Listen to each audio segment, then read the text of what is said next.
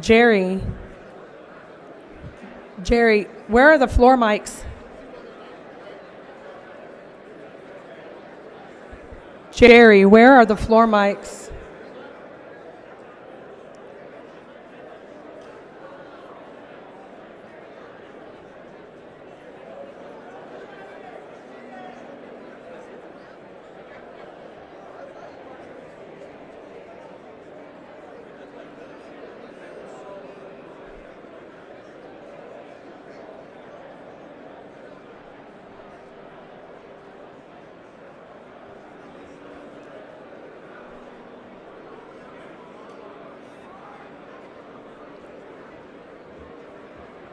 Hello? We'll be able to put the floor mics out when the aisles are cleared. Thank you.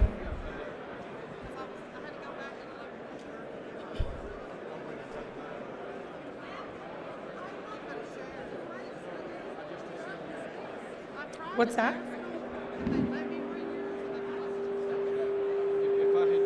Okay. All right, he told me. Thank you. All right, good morning, Libertarians.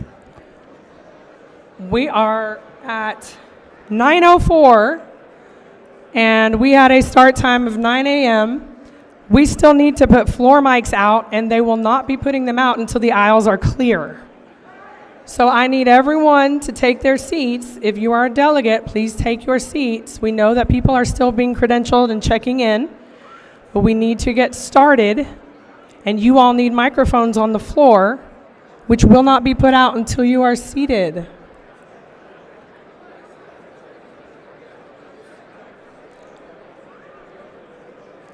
Please make an effort to clear the aisles so that we can get the mics put out for you.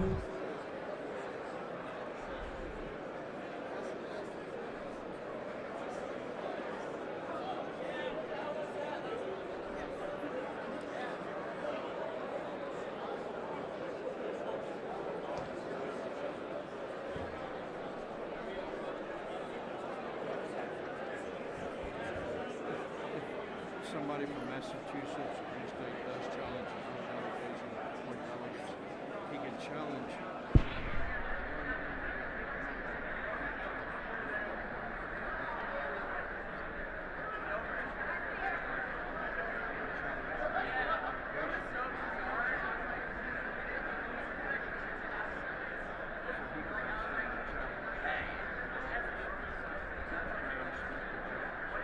So he can do one or all.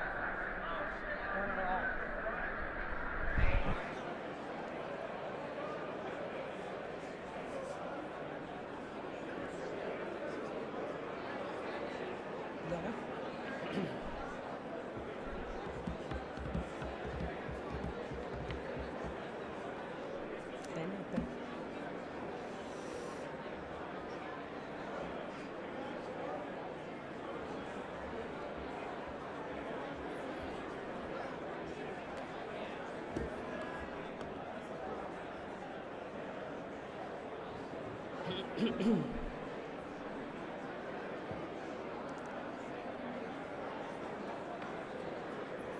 We're getting there, folks. Thank you for clearing the aisles.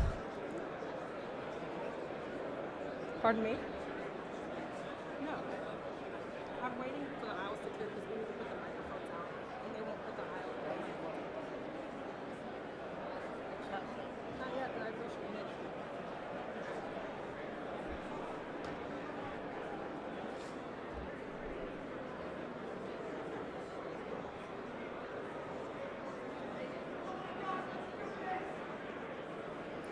Yeah, we'll do this as soon as people get out of the aisles and we can get microphones for the delegates.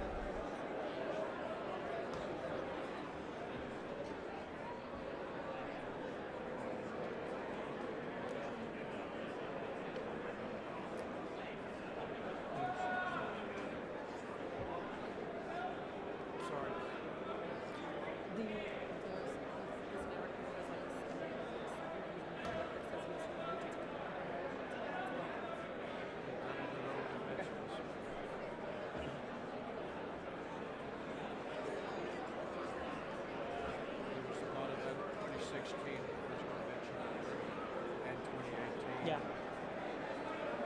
All right.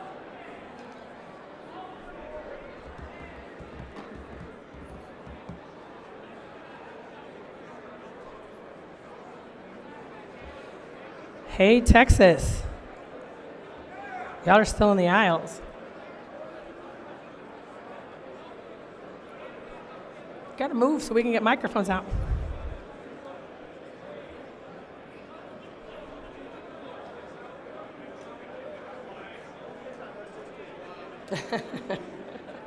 I can do that.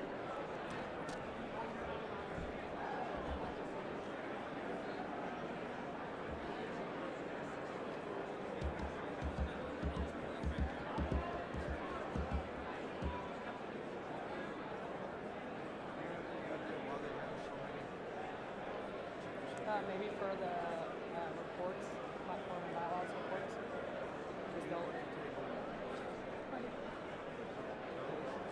Maybe. John, do you suspect that that back there is the tower?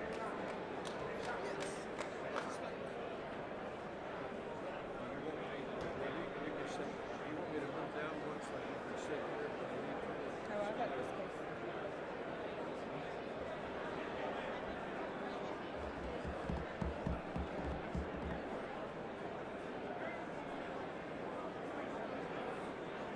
I see it as our larger delegations that are still trying to get in their seats. Please accommodate those folks as they make their way into their places. Thank you, everyone who is already seated and ready to go.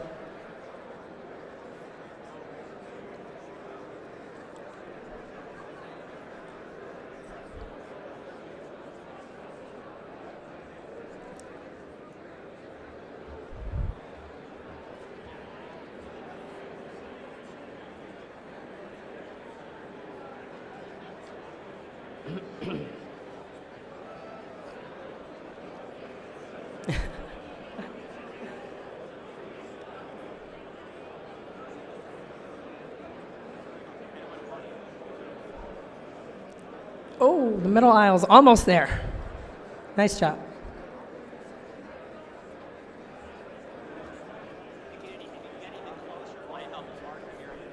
Thank you.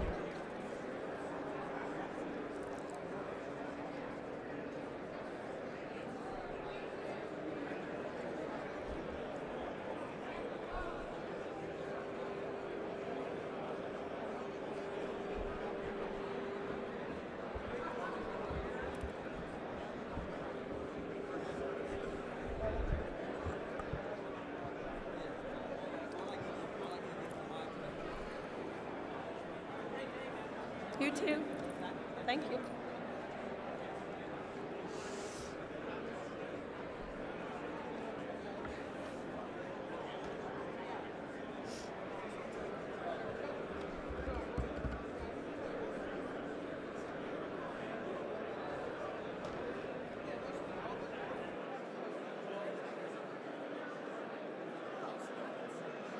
Thank you.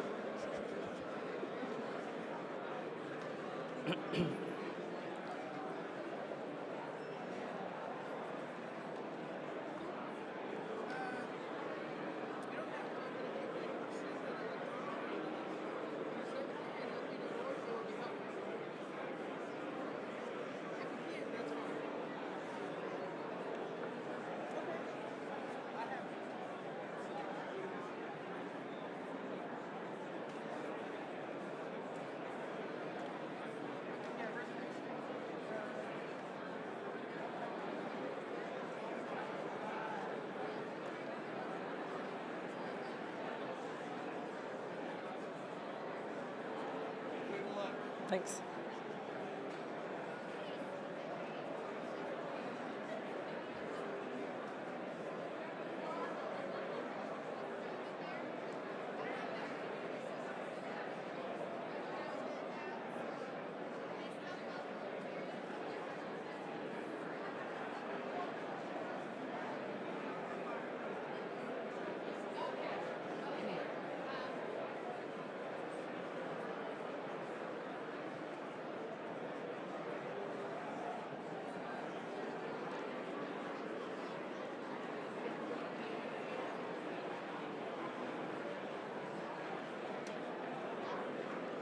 Jim Turney, if you're in the room, can you please come see me? And Robert Kraus, if you can hear me, please come see me.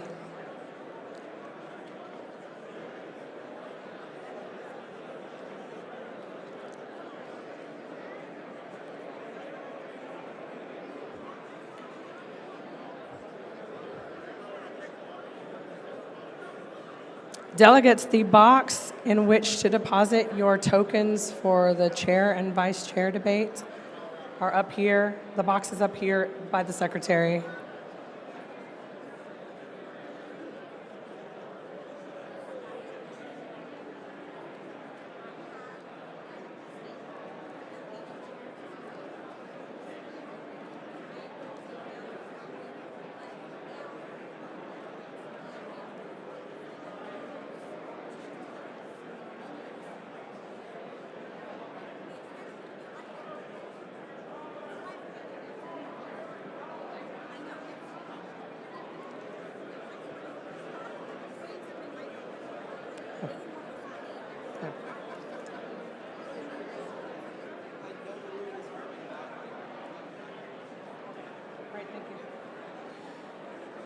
Jerry, can we get my volume up?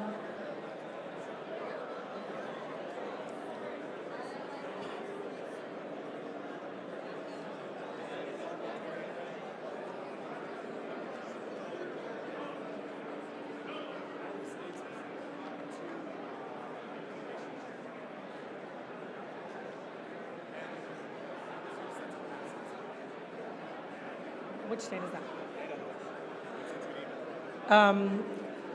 Did you ever talk to the Credentials Committee about it?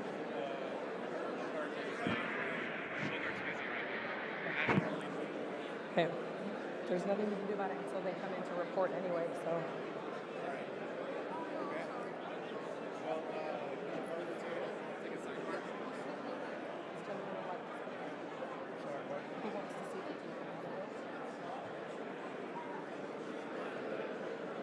Jim Turney, I just saw you. Please come to the podium.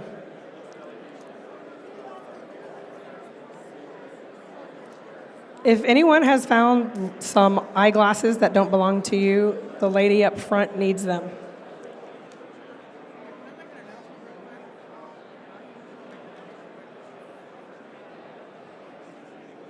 If you are running for an officer's position or LNC at large, I have forms to collect signatures of delegates.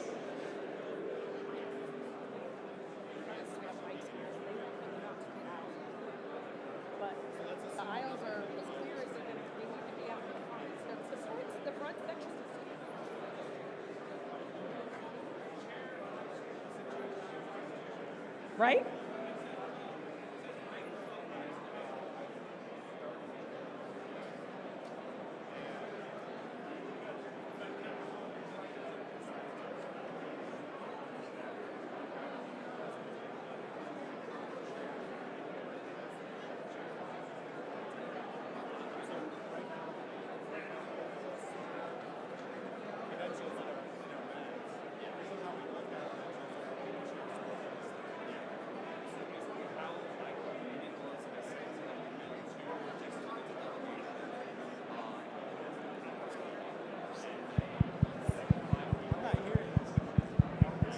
Check, check, check, check, check. I'm only hearing it from the front. Check, check, check, check, check.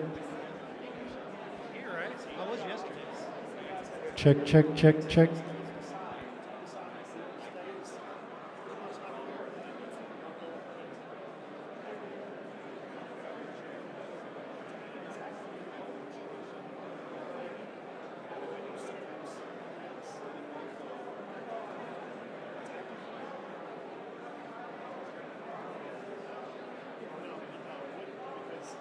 Oh, because we cut twice.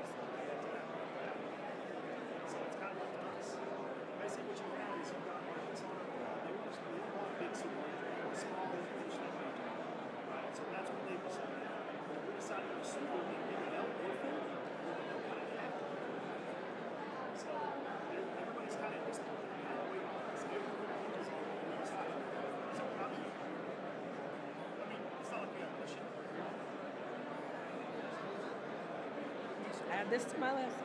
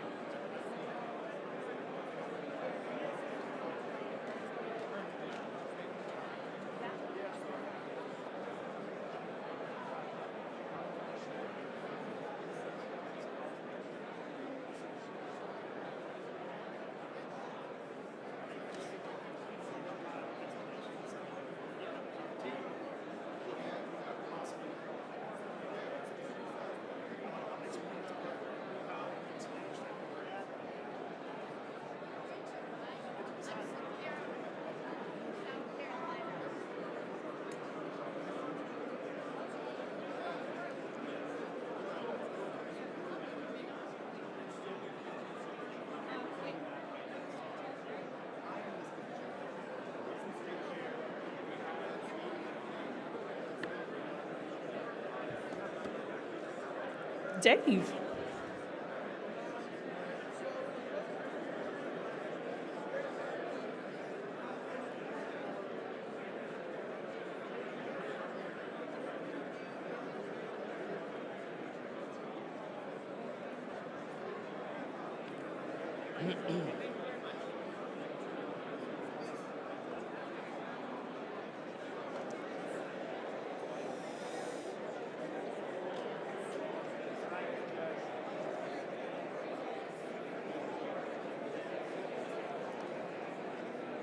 All right, we're about to get started. We just need to get the floor mics out.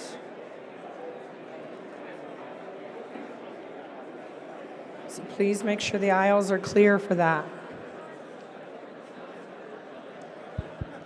The floor mics are out in the aisles. We put out the floor mics. I can't hear. We put out the floor mics. They're in the aisles. Where are they located? I can't see them for these lights. Are they halfway down? Yes, there's one in the center and there's one aisle left and aisle right. Okay. Thank you. The microphone's already turned on. They just need to go up to them and talk. Say that again. All right, everybody. We're ready to get started. Some people are still making their way in, but we need the room silent so that I can hear the people who are trying to communicate. We have the floor mics out now.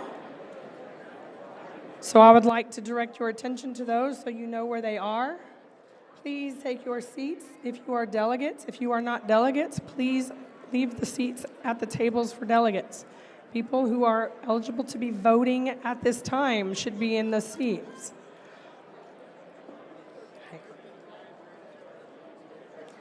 The floor mics are located at least on the center aisle, about a third of the way down from the front. The man in the hat over there on the to my left is standing by one. Can you turn my mic up, please, Jerry? Working on it.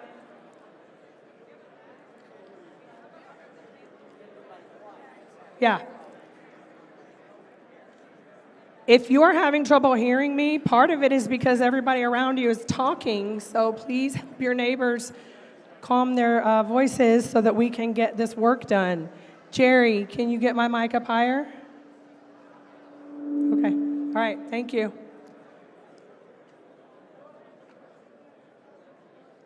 Oh, there we go. Okay. The microphone to my right on the aisle over there. Can someone raise your hand and show me where the microphone is over there? All right. Thank you, gentlemen. All right, so we have 3 floor mics. That one to my left will be 1, the center one is 2, and the one to my right will be 3. We're going to try this again. We are 22 minutes from our original start time. Welcome, everyone, delegates, Libertarian Party members, guests, members of the press, anyone else who wandered in. Thank you for being here. I know this travel-wise was a difficult trip to make, and I appreciate every one of you making the effort. We've got important stuff to do here over the next 3 days, and I know everybody is super excited about it. Hopefully you've had some fun so far, and hopefully your stress level will be reduced very soon. At this time, we need to move on to the credentials report. Is the credentials committee ready?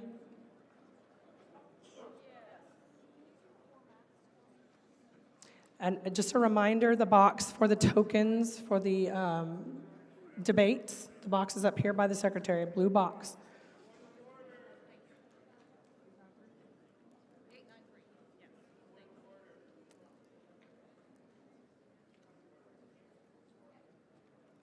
Who is this? Who's that? The microphone over there I don't believe is on. Test, test. There we go. Madam Chair, point of order. State your name. Dave Benner, Tennessee delegate. Wait, I can't hear that mic. When you go to the mic to speak, when you are recognized, please state your name. What else do you need? You need their state? Your name and the state you represent when you go to the mic, please. Try speaking again and see if it's loud enough. Yes, Madam Chair. This is better? Can Test, it go test, higher? Testing, testing. For some reason, it's not very loud to me, but go ahead. What is your point of order? Yes, Madam Chair. Point of order. The use of voting cards contravenes our rules. In order to use the voting cards themselves, we'd have to adopt a standing rule of order that doesn't currently exist. And this is in Roner in 4516. And I will also say I believe the relevant committees, including the Credentials and Convention Committee, were alerted to this ahead of time. All right, we have a point of order stating that the voting cards are not allowed because we do not have a standing rule of order to use them, which would require an adoption by 2/3 vote. I would say that if we wanted to use them temporarily, that we could just vote on it. Thank you. Madam Chair, are you ruling that they are in order or not? I just wanted to say that there, About the cards? yes, Uh-huh. we were handing them out not as voting cards, but as delegation management tools for the chairs, and I've made that clear to everyone. Okay, so I'm being told by the Credentials Committee who handed them out that they were not issued as voting cards, they were issued as delegate management tools. So, on we go with the credentials report. That was Tennessee, correct? Yes, ma'am. I appeal the ruling of the chair, by the way. Ms. Harlos, is your mic working? We need the mic over there to my left working. None of the floor mics are working right now. We need all of the mics on. He appealed the ruling of the chair!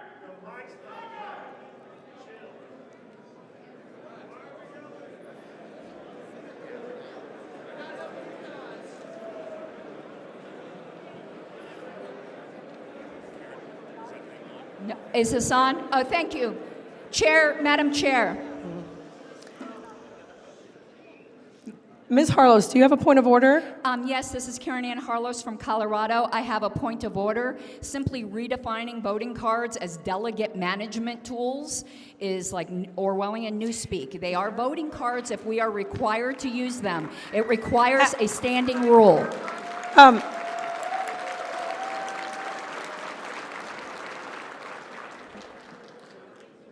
There has been no requirement, as far as I am aware, that anyone has to use a voting card. Then I have a point of parliamentary inquiry, Madam Chair. Ms. Harlos. What are they supposed to be used for then? Are they to fan ourselves? Are they to bring home? I have no idea what these are for. Well, you can ask your delegation chair and see how they would like them to be My delegation used. chair asked me to come here, Madam Chair. There's not clear instructions. Then don't use them. Thank you, Madam Chair.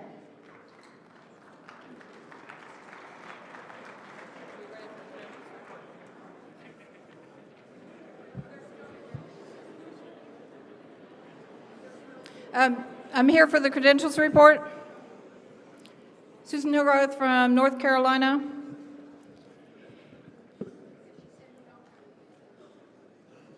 like to thank the Credentials Committee for their hard work, and I know those of you who checked in yesterday and today saw how hard they were working.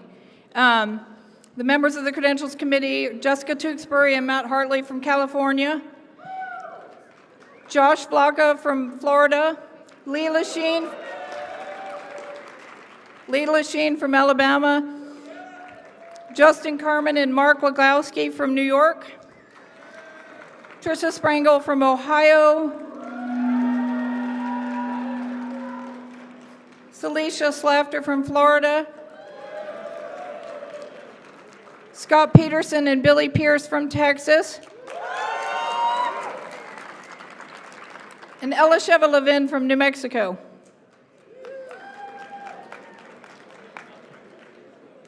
The Credentials Committee received from the Libertarian Party's 51 affiliates the names of 1,032 delegates and 491 alternates. The total number of possible allocated,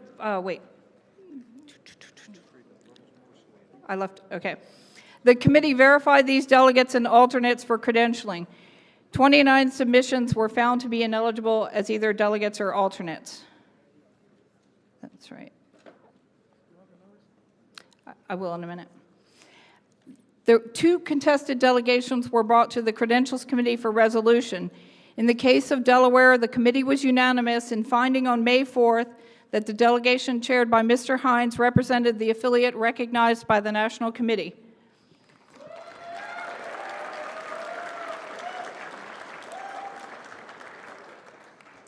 In the case of Massachusetts, the committee was divided between the delegation chaired by Mr. Cordio and the delegation chaired by Mr. Graham. A vote was taken on May 4th with 5 votes for the delegation chaired by Mr. Cordio and 3 abstentions. Therefore, we have credentialed the delegates of the Libertarian Association of Massachusetts chaired by Mr. Cordio.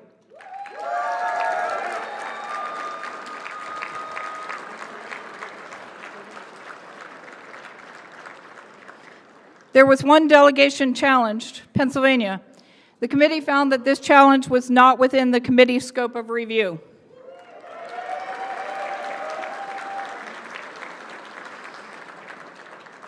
As of 9:15 a.m., there are 893 delegates registered in attendance and entitled to vote. These are listed on the report provided to the secretary. This is when I need your numbers. The quorum is... The quorum is 893. No. The total is 893. The quorum is 447. 447 for quorum. Majority is 358. A simple majority is 358. 2/3 is 596. 2/3 is 596. 7/8 is 782. And 7/8 is 782. On behalf of the Credentials Committee, I move that the submitted roll of delegates be the official roll of the voting members of the convention. I do believe there's a minority report. Pardon me, Madam Chair. Oh, please. So, Madam Chair.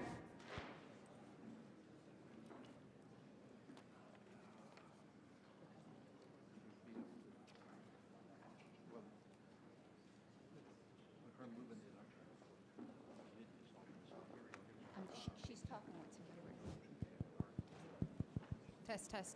Test. Center mic off. okay. Madam Chair, point of information. Does it still not work? Okay. No. The mic in the middle still does not work. At this time, there has been a motion to adopt the credentials report. Madam Chair, I am point of aware that there is a information. minority report, and at this time, I'm asking if there is any objection to hearing the minority report. Objection. Objection. So do we just vote? Do we just vote? Do we vote? Okay. Ms. Harlows? Well, I do object to hearing a minority report, but I had a point of information prior to that. A request for information? Yes, a request Okay. for information, Madam Chair. What would be a majority of the entire membership? Mr. Wilford? I didn't write the numbers down. The entire membership numbers to give a majority. I would need that number. Do you have the entire membership? Check. Still, can anybody hear the center mic? Can we hear the center mic? I don't know.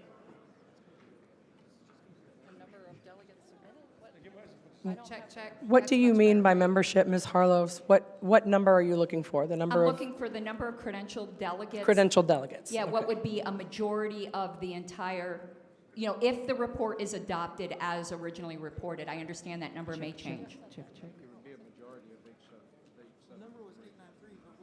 It was 893? 358 is what I'm That- told. I thought we credentialed 1,032, Yes, I'm giving you. but then a majority would be 500 and something. Okay, so there's miscommunication here. You want to know of all of the delegates who have been credentialed, not necessarily the ones who have checked in and are here. The want the ones number that of are all being of them that were- presented by the Credentials Committee that we will be voting on, a majority of those that will be considered credentialed if we adopt the Credentials Committee report. Madam Chair, point of order. There's a motion on the floor, and she shouldn't be making this argument right now. It's not an argument. I made the point of information prior to that motion, and I wasn't recognized. Chip, chip, chip, chip.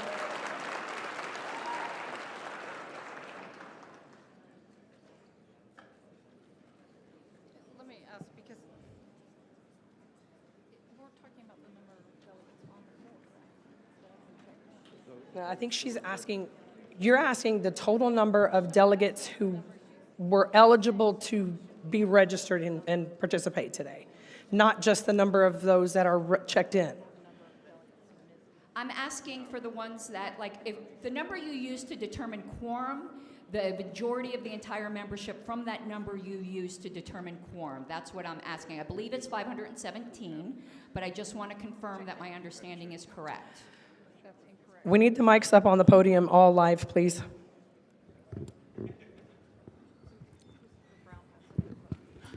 Testing, okay. All right, I have been given a number of delegates of 893.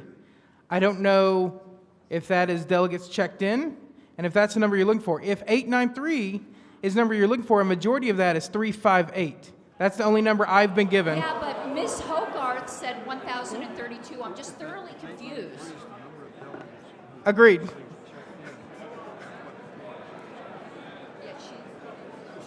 Yes, that is correct. That is correct. I mean, the majority is 358. 893 delegates checked in, considered registered.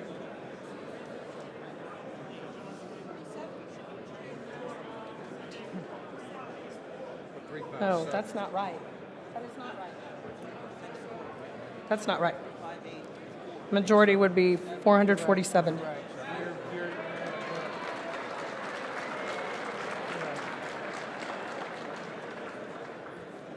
All right, so we need to do those again. 893 delegates registered, majority 447. Yes.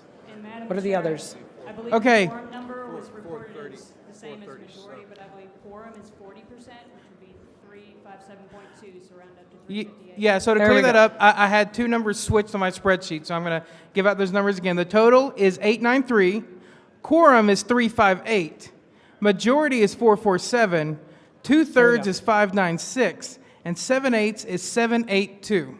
Point of information. Request for information. We have a motion on the floor, which is to adopt the credentials report.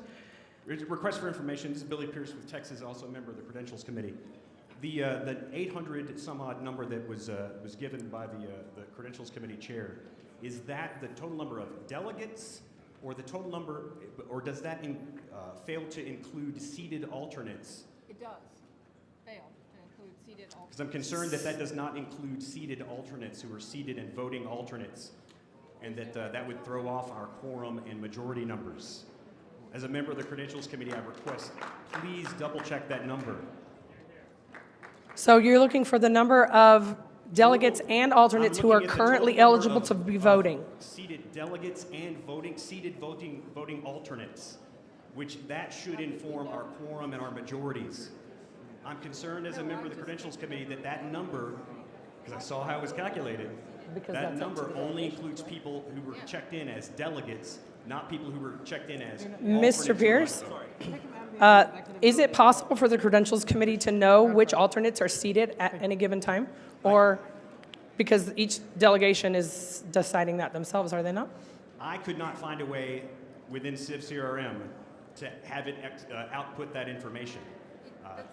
But that's a problem that we haven't solved. But there are seated voting alternates who are not counted in that number. And that throws off all of our numbers, all majorities, everything. There's only one way to do Okay, Mr. Starr, do you believe you have an answer for this? I'd like to reference. I need order in this room, please, so that we can get clarification on this matter. The floor mics, and your mic is not on, is it, Mr. Starr?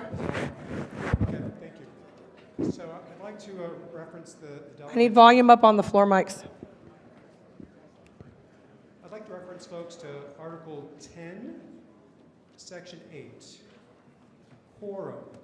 A quorum shall consist of 40% of the total number of delegates registered in attendance at the convention. So the 893 people are the ones that are registered in attendance at this time. So 40% of that number would be quorum. Alternates? No, it does not say that. It does not say seated alternates. It is only delegates. It does say delegates. For purposes of quorum, it's 40% of the delegates, because we have no way of knowing how many alternates there are on the floor at any given time. Because some can vote, some cannot vote. It's restricted to delegates for purposes of quorum. I'd like to make a point of order. Where is that coming from? I'd like to make a point of order. Microphone 1. Holly Ward, Virginia. I know for a fact that we've sat many of our alternates now as delegates to fill in behind delegates that are not here, that are not counted. Do not have these supposed delegation management cards. Do they exist? Would the Washington delegation like some? Yes, please. Excellent. We can make that happen. Parliamentary inquiry. He's got you. Parliamentary inquiry. May I address that just as a technical thing? Hang on, she's got an answer for that. Hello. I'll address that. I have them. They're in the credentials room under lock and key. I'm not in the credentials room. So I'm happy to speak to every chair and issue them because they are delegate management tools. And I specifically, that wasn't a technicality or bullshit thing. I chose that because I want them to be used by the chairs to follow their delegation and be able to see what's happening on the floor easily, especially those of you with large delegations, and be able to check in and out alternates and delegates as they're coming and going from the floor. So if you don't have them, you can do that anyway. It will just make it easier. But I will make them available. Find me in the credentials room if I ever get back there. Yeah, I'm happy to speak to any chair.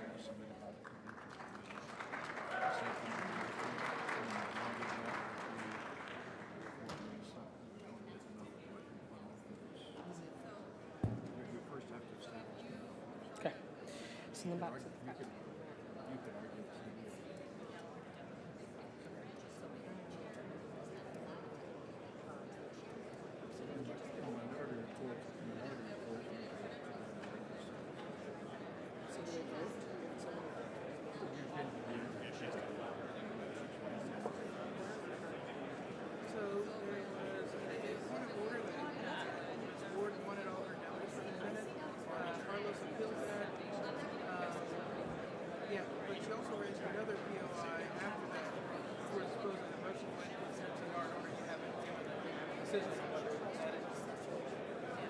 Yes, that it is.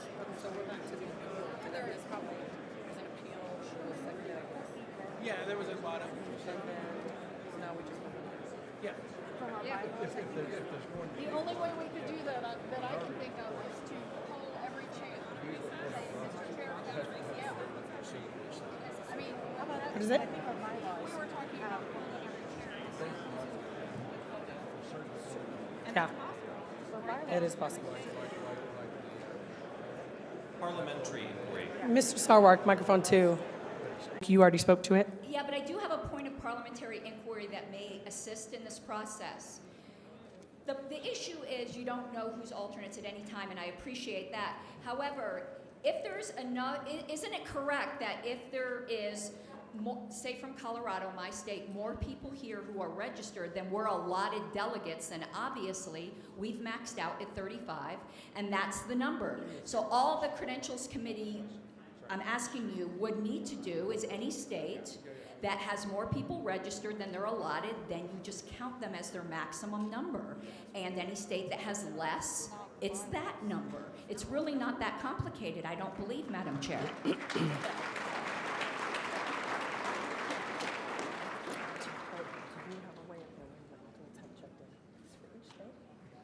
we have a number. Yes, we do. And I don't have my laptop with me, but we can also just pull the chairs. Yes. So I think the best way to do that, Ms. Harlos, if we were going to do it, would be to poll the chairs so that they could say whether or not they were in that situation. Okay. Madam Chair, call the question, please. Whoever that is has not been recognized. Microphone 2. We are still in the middle of an appeal. Microphone 2. We are still in the middle of an appeal.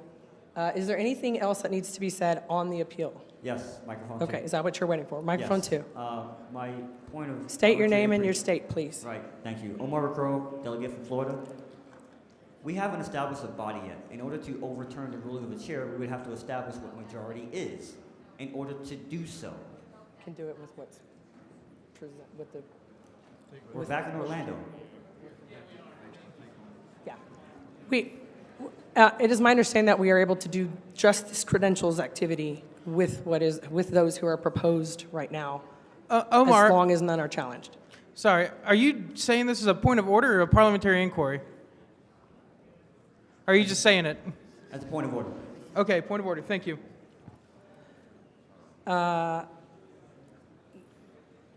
We can do this. Thank you. Based on the report that's being proposed. I understand, Madam Chair. Thank you. Anything further on this appeal? Point of parliamentary inquiry, Jose Castaneda from... Where's that coming from? Number 3. Okay. My point of parliamentary inquiry is the vote we're about to have. If you can explain voting no accomplishes this. I will do that. Voting yes accomplishes this. I will do that. Thank you. Thank you. Anyone else wishing to speak on the appeal? Just to recap. Here, Madam Chair. Virginia stated that they wanted their alternates counted in this. I said that was not a point well taken because the bylaws do not account for delegates at this time. Therefore, we would go with what the report says. The people who are in the report are the ones who are eligible to vote on this right now. We get through this appeal, then we can continue with the actual business of the credentials report. And if changes need to be made at that time, we can proceed that way. Is there anyone else wishing to speak on the appeal? What will happen when we vote? When we vote, the question is, shall the chair's ruling be sustained? If you vote yes, you are upholding my ruling. If you vote no, you are wanting to overturn. It requires a majority to overturn. Madam Chairman. Yes, microphone 2. Thank you. Mark Tunievich, South Dakota delegation, engaging in debate on the... Thank you. So I rise I rise in favor of supporting the ruling of the chair for this reason. I'll give you a simple example from our delegation. So we're a small delegation. We're credentialed at 4 people. Let's say, I get sick, I go down, we've got alternates, my alternate is seated. We still only get 4 votes. The fundamental purpose of this appeal is false on its face. It has no value, and we should appeal her ruling, and we should support her ruling and move on. Thank you. Thank you. Microphone 3. Darrell Perry, delegate from Maine.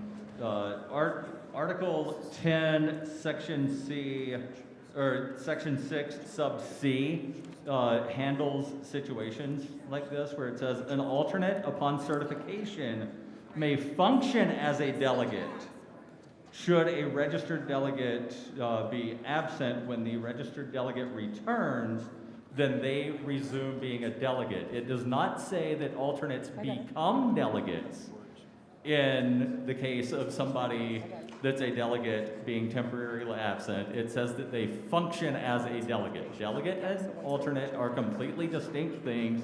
I support the ruling of the chair. Thank you. Is there any further discussion on the appeal? I seek recognition, Madam Chair. On this appeal? Correct. Okay. I'm Pietro Salvatore Geraci from New York, and I move to Please, call I'm up, sorry, for the secretary's benefit, please state your name again, slowly. Sorry, Pietro, P-I-E-T-R-O-S, Geraci, G-E-R-A-C-I, delegate from New York, and I move to call the question on this appeal. Thank you, Mr. Geraci. Madam Chair, I have a request for information so I understand what I'm voting on. Thank Okay. you.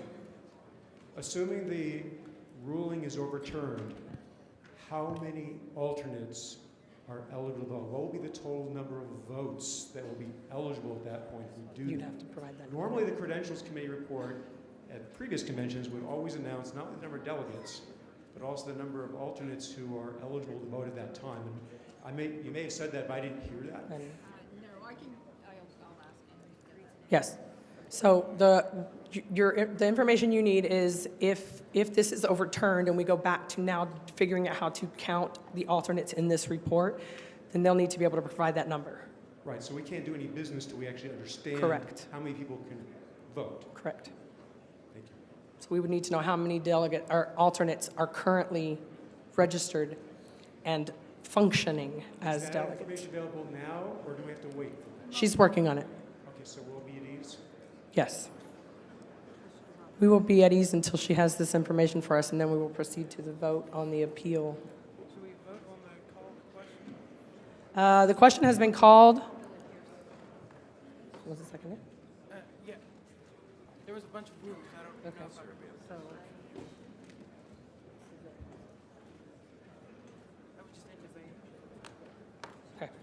The question has been called. Is there any objection to calling the question?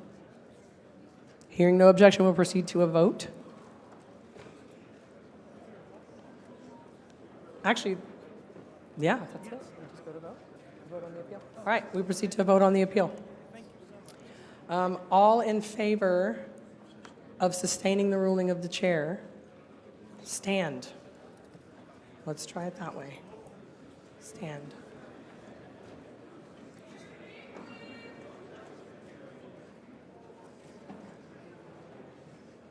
All right. All opposed?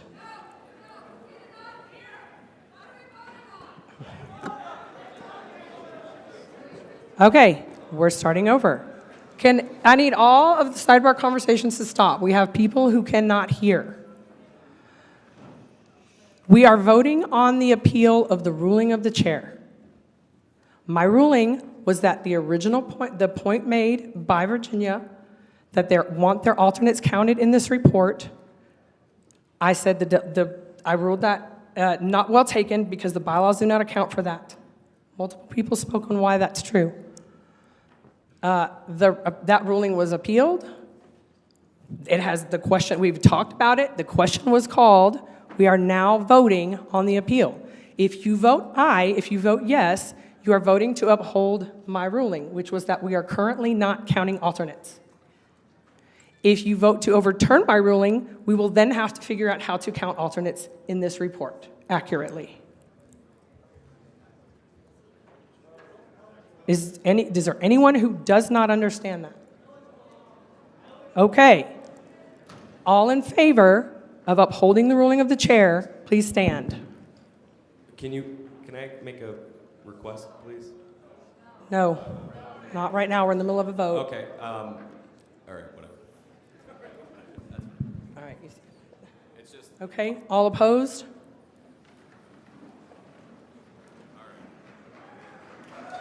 Okay, so we will now figure out how to get alternates. Yes, so we are going to have to poll each delegation. And then each delegation the delegation captains will report to us how many people they currently have seated voting. Madam Chair. Yes, probably. All right, let's try to please be at ease, but also quiet because people are going to need to be communicating with each other on the floor, and they cannot do that effectively if everyone is speaking unnecessarily right now. Point of personal privilege? Yes, microphone 1.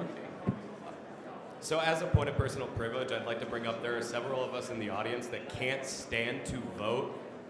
And if everyone is standing around us, you cannot see our That is vote. a very good point. I would just like to bring that up for future reference. Thank you. I understand that there's some complications there, but there are Yes. some of us in the crowd that are Yes, and there may be times when we have to do it standing or counted or whatever, but I do appreciate that. Thank you. I will try to be mindful. Microphone 2, point of information. Microphone 2. Daniel Fishman, delegate from Maryland. I was wondering if we could get a rough estimate on how long Credentials thinks this would take. And I'm willing for within an hour. Hold on, please. Ms. Harlos, we are not in the middle of a vote. The vote is over right now. Each delegation is counting how many people they have voting and reporting it to us. Microphone 3, point of order. Mr. Fishman, can you repeat what you said? My question is, I'm wondering if credentialing or somebody could give us a rough estimate on how long it will take to perform this calculation, and then if we could stand at ease till that time. Okay. How much time do you think we need? Microphone 3, point of order. We'll call it 5 minutes. Okay, so we're at ease for 5 Yes, minutes? we will be at ease for 5 minutes while the delegations report in. Point of order. I hear a point of order. Microphone 3, point of order. Microphone 3. This is Robert Imhoff. Speak up, please. This is Robert Imhoff from the Idaho delegation. Huh? There's a vote in progress. However, the Idaho delegation has seated 2 chairs and it's still unresolved. We don't know who to give you the votes from. Are there 2 separate delegations? No. So would both of those chairs be reporting the same number? We don't know yet.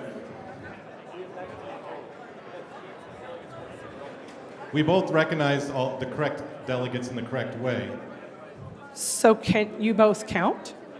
Yes, but who officially gives you that? We're going to be here all weekend. You can debating both bring who them up is together. going to give you the votes. You can bring them together. How about that? I'm sorry, what? You can bring them together. If you anticipate them being the same, what difference does that make? I don't know. You tell us. You tell us one way or the other. Are the numbers going to be different depending on who brings them up? We don't know yet. We know on this vote they won't make a difference, but they may make a difference in future Hang on a votes. second. Say for a delegate leaves the floor and then somebody has to recognize an alternate. What would we do if you're split on recognizing that alternate?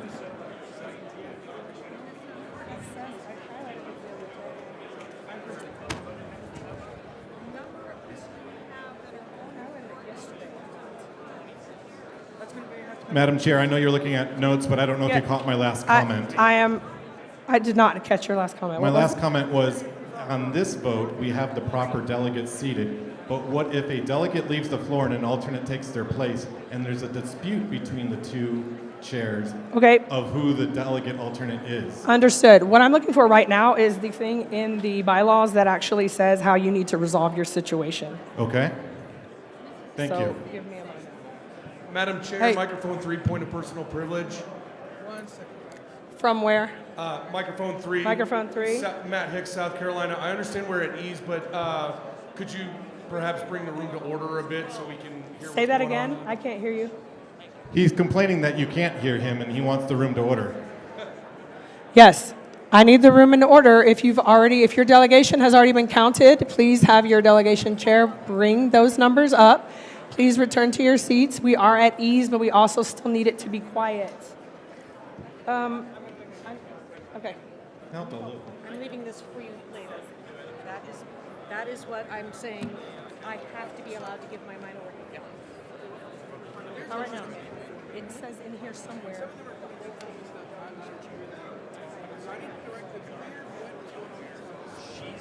Do you know what the credentialing chair? She's taking the numbers from the state. Well, they're voting. Real quick, I want to make an announcement. There's been some confusion. Some of the state delegation chairs have been coming to me to give me numbers. I am not taking numbers. This line is to go to the Credentials Committee Chair, Ms. Hogarth, up here. So don't bring me numbers. That's not going to help us determine anything.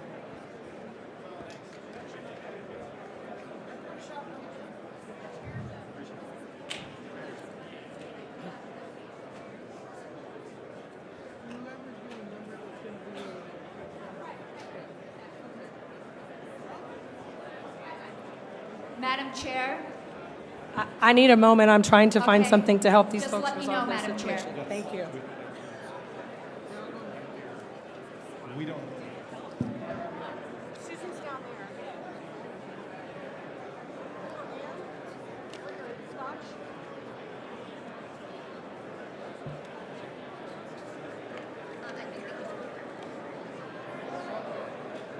Idaho. Hang on one second. Yes. I'm going to ask that you all refer to, in our bylaws, the Convention Special Rules of Order, Yes. Rule number 3, Yes. Section 1. Okay. And come back to me when you've taken care of that, please. Rule 3, Section 1. Yes.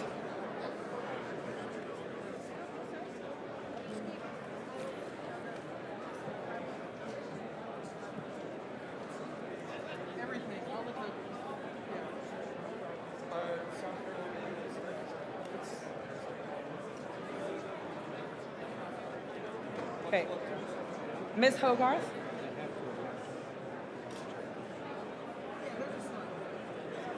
Ms. Hogarth?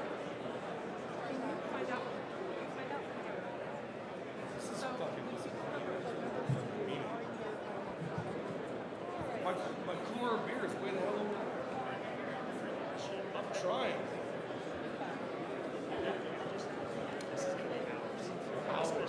Madam Chair, Ms. Harlos, microphone 1. thank you, Karen Ann Harlos, Colorado. I'm going to ask again for quiet in the room.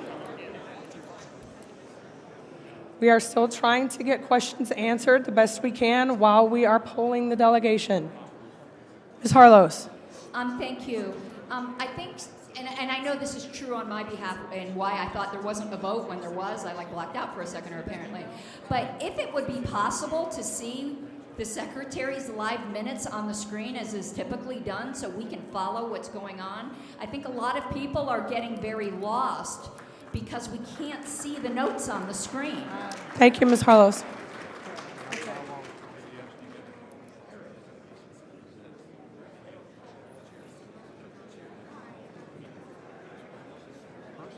I'm not good at that. I'm sorry. I know that. She put us on. Where do I find allocated delegates per state? I have an email. It's also on the app, I think. In the. Don't have the app. Okay, I have an email then.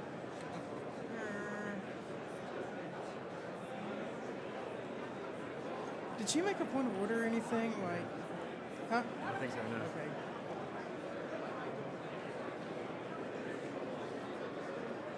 Have attachment.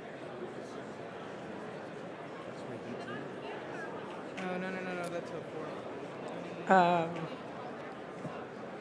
Yes, please. Delegate allocation table. Can I get you to email that to me? Yes. Actually, here's what I'm gonna do. Download it for me. You can do credentials committee at, Open this email. Right. Okay, I think that there has been at least one miscommunication, and I want to be as clear as possible. And if you're a chair who has made this error, you need to come back up and clarify. Is everyone listening? This is important. So as a chair, you should know what your state's delegate allocation is. That is the maximum number of voting people you can have on the floor, whatever their title is. That's the maximum number of votes your delegation has. And when I ask you, when you come up to this list, how many people you have present and eligible to vote, I want to know how many people you have present and eligible to vote at that. I'm sorry, Aaron?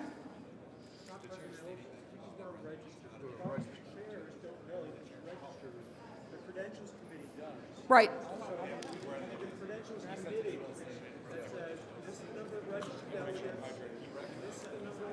Okay. What I need to know from chairs is how many people you have present as delegates and alternates up to the amount that that are registered here and have been credentialed. We're polling the chairs. That's what I've been asked to do. Point of personal privilege? I'm sorry, I'm not chairing this meeting. So I just wanted to clarify. I don't need to know your entire number of people sitting here. When you're a chair and you come up to tell me your number, I need to know how many people you have present and eligible to vote up to your allocation. That includes the fact that they have been credentialed.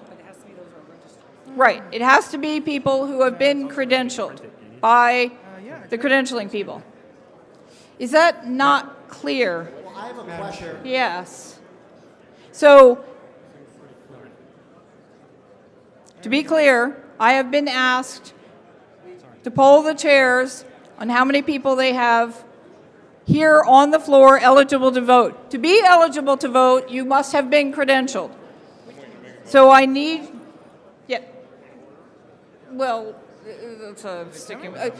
Oh, it wouldn't snapshot all the way. Okay. The chairs need to know who in their delegation is present, credentialed, and either a delegate or an alternate who is taking the place of a delegate. That's the number I need. Madam Chair. Mr. Starr? My apologies for this, but you're not going to get to the result you want through the process that you're going through, and here's why. I need order in the room so that I can hear. The purpose of this exercise right now is to establish how many people are eligible to vote for each delegation this time, correct? Correct. There's no way that the chairs can know who is registered as an alternate and who's not yet in the room. The only way to get to the answer here is that the Credentials Committee needs to amend the report to show this is the number of registered delegates we have, and this is the number of alternates we have who are registered to vote. The total of those two numbers should not exceed the number of allocated delegates. So asking each chair for how many people are present here doesn't get you the answer you want. When I posed the question for the polling, it wasn't how many are present, it was how many are here seated to vote, eligible to vote. But they don't know that. There's no way you can know because you have people who are outside the room. People who are credentialed as alternates who are outside the room wouldn't be included in your count. You would be undercounting the number of people who are actually eligible. So you're using the word here to mean in this room seated right now? Yeah, so I mean, I'm saying the number of people seated in the room is not the number you're looking for. Right. You're looking for the number of registered folks. Okay, thank you. Madam Chair. I think they understand what you're saying. Madam Chair. Microphone 3. Mr. Secretary? Yes, I would just like to make a quick announcement. I've caught a I need everyone's attention, please. The Secretary has an announcement. I would like to get everyone's attention. I've caught a couple people and stopped them. When you are turning in your tokens, take them out of envelopes. Do not paperclip them together. Binding tokens together can invalidate them. So make sure you put them in as a stack is fine, but not in an envelope. Madam Chair, microphone 3. Yes. I rise to a question of privilege. The room is getting warm. Would you ask, or could you have somebody ask the hotel to make sure the climate control is set for the warming day? Thank you. Is there a member of the Convention Oversight Committee who has a contact with the hotel that we can get to adjust the temperature in here? It is warm. Point of order. Also lots of hot air. From I don't know the microphone number. 1? Microphone 3. Microphone 3. Zach Kellier, alternate from Idaho, serving currently as a delegate by written permission. The rights of the delegation of Idaho are currently being violated. There a supermajority, at least 7 out of 9, potentially 8 out of 9 of our delegates want Matt Losby to be our delegation chair. And our affiliate chair, Robert Imhoff, has declared that he is the delegation chair in contravention to that, even though there was a meeting with notice this previous Monday to that effect, and we are all present and willing to continue to affirm the results of that Monday meeting. But the secretary here has affirmed that Robert Imhoff is indeed the delegation chair and not the rightful chair, Matt Losty. So I'm first of all having a hard time understanding why that cannot be resolved within your delegation. Have a meeting right now. Have a meeting right now and elect your delegation chair. Thank you, Madam Chair.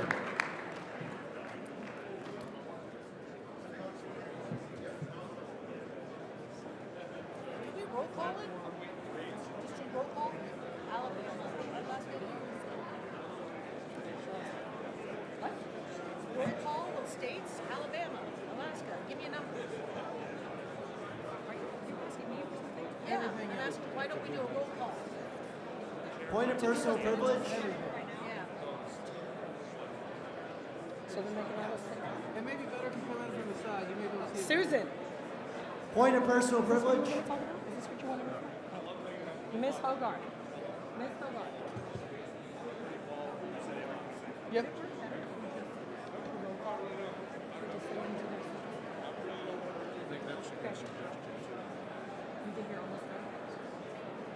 You have occasional good ideas. Okay. She says she's in the Okay, thank you.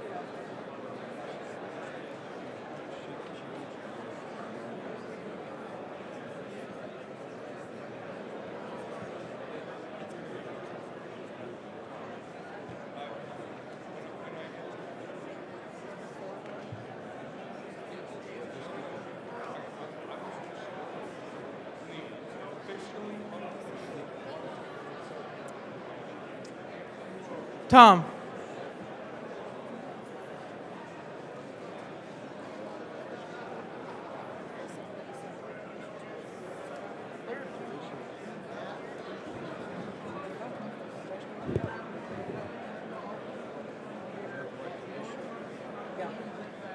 You know.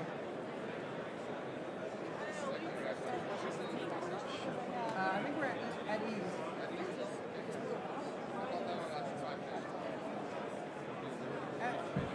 I have a request. Whenever we come out. Okay. All right, we are getting close to being done with this polling. Looks like we also have a line of people turning in tokens. Yes. Is that what's happening? Okay. I have a request, please. Thank you. For the gentleman requesting that the air be cranked up, the hotel has been notified. Hopefully you will start to get some relief soon. All right, we are still working through this polling process. Thank you for getting back to your seats quickly. The sooner everybody is back, we can continue. I have a request. Where is it coming from? Could we see a list of the people that Where are is running? where is this request coming from? Microphone 3. Also, Idaho. Microphone 3. Hang on a second. Idaho. Is somebody sitting for Idaho right now? Can somebody move Idaho's thing there? Thank you. Or scooch it like 1 or 2 seats that way or somewhere else because I cannot see that microphone. Thank you. Microphone 3. Hi, I'm Kara Clift, chair of the Alaska delegation, the Last Frontier. And we would like to see a list of the people that are running for chair and the people that are running for vice chair before we turn in our tokens. What was the question? I'm sorry. There's Just a list of people who are running for chair and vice chair, but we haven't done nominations. Wait, we haven't taken nominations for those yet, so you just have to fill it out with who you want to see. When will we know who has been nominated? Nominations for LNC elections are tomorrow morning. Okay, thank you. Uh-huh. Microphone 2, Mr. Mulman. Madam Chair. All right, I need order in the room again. We still have people asking questions so that we can proceed with business. Madam Chair, while we're sorting all this out, I just had a question. By the way, Ken Mulman from Kentucky. Real quick question. When are we turning in, what's the deadline for the platform tokens, and have we found a place to put them yet? The platform tokens are due when? All right. Blue box? Yeah, all the tokens go in the blue box.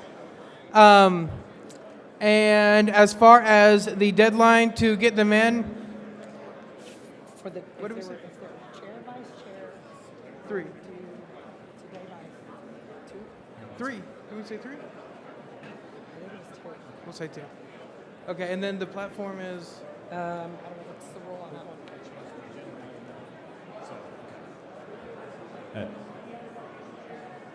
Madam Chair.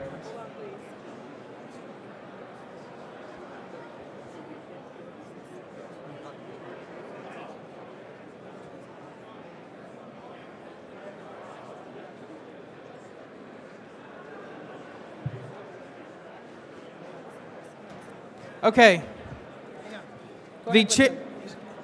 We're getting information on the platform right now. The chair and vice chair tokens need to be in today by 2 to be eligible for the debate so we can get them sorted and counted. Okay, so just to reiterate what I just heard in a very loud booming voice that everyone can hear. The platform tokens should be turned in next to you, Mr. Wolford, right in the blue box right up front here. So if you have platform tokens, people should be getting in line to turn those in right now. Yes. While we're doing this other stuff. The chair and vice chair tokens need to be turned in the same blue box, is that correct? Correct. By 2 p.m. today, is that correct? Yes. Okay, and then is that's all the tokens, right? That's Yes. everything. Okay, thank you. Microphone 1. And just to provide follow-up information, the rules say the platform tokens are due 1 hour prior Thank you. to the start of the platform Thank you. report. Yes. Thank you. To clarify that previous question, the platform tokens are due 1 hour prior to the platform report. Which microphone 1? Elijah Gizzarelli, delegate from Rhode Island. I would have a point of personal privilege here that I would ask the chair of the Credentials Committee to run all the numbers reported by the state chairs against the number of allotted delegates to that state in order to avoid any confusion moving forward so we can get Yes. through this. Thank you. Yes, she's aware of that, and that's the expectation. Thank you. Madam Chair, microphone 3, Matt Hicks, South Carolina. Could you please, point of order, could you please bring the room to order so that we can hear these discussions happening? All right. Thank you. It looks like we are done with polling of the delegation, so everybody go ahead and get back to order. The line up here is now for turning in tokens. Again, the tokens for the debate participants for chair and vice chair are due by 2 p.m. today. The box is up here on the dais. Microphone 1. Madam Chair, Nolan Pelletier, delegate from New Hampshire. A point of personal privilege. I still need quiet in this room. I can't hear Mr. Pelletier. I am trying to hear microphone 1. Is there any way to get the floor mics up higher? Thank you for quieting down. Check 1, 1, 2. Much appreciated. Point of personal privilege. New Hampshire does not have enough tables for their delegates. We're just sitting in. We didn't even have enough chairs. We remedied the chair situation, but having another table would be great. Thank you. I missed the very last part of what you just said. You trailed off a We little. didn't have enough chairs or tables. We took care of the chairs, but having another table to conduct business would be most helpful. Thank you. Okay.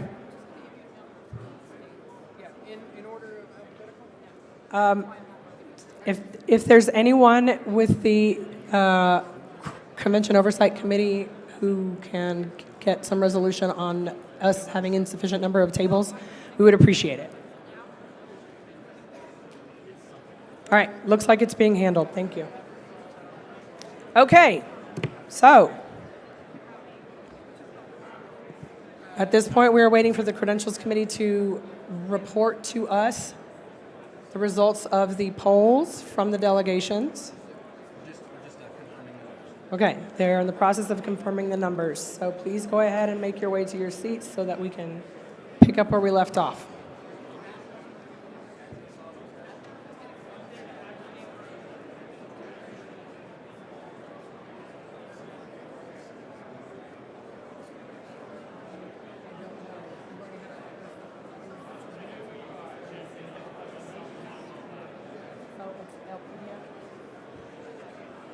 Okay. For those asking about who the candidates are for chair and vice chair and other officers, apparently the ones that are known are listed on the LPDA page.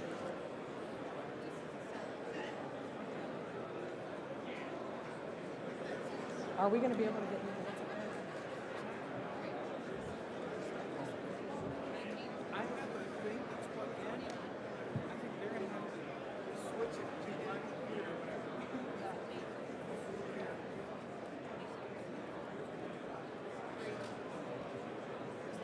I mean, we're not, we could.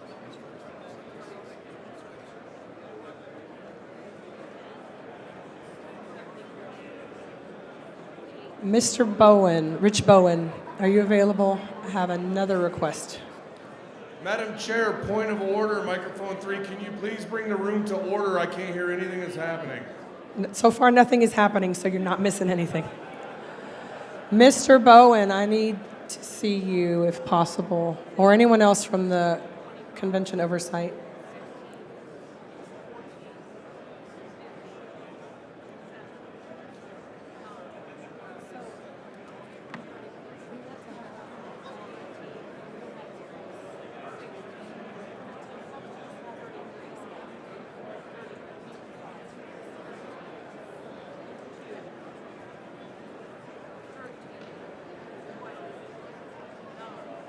The Credentials Committee is verifying the numbers that they just got from polling the delegations.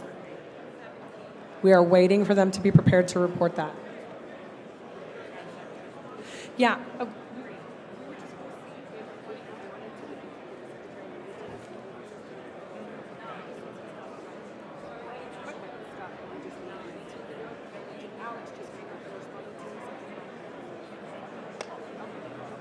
Yeah, and I don't know what that's technically.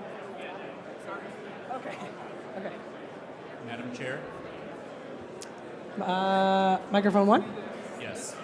Yes. Madam Chair, this is Tyler Danke from... All right. We have someone wishing to be recognized at microphone 1. Can I please have order in the room? I realize that we are waiting. Thank you for your patience. If you can be patient and quiet, that would be super.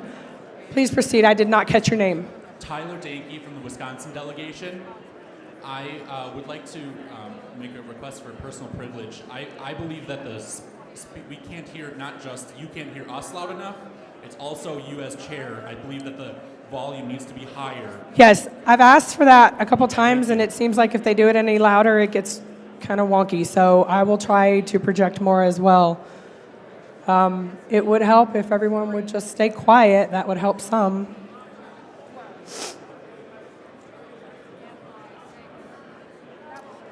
Microphone 2.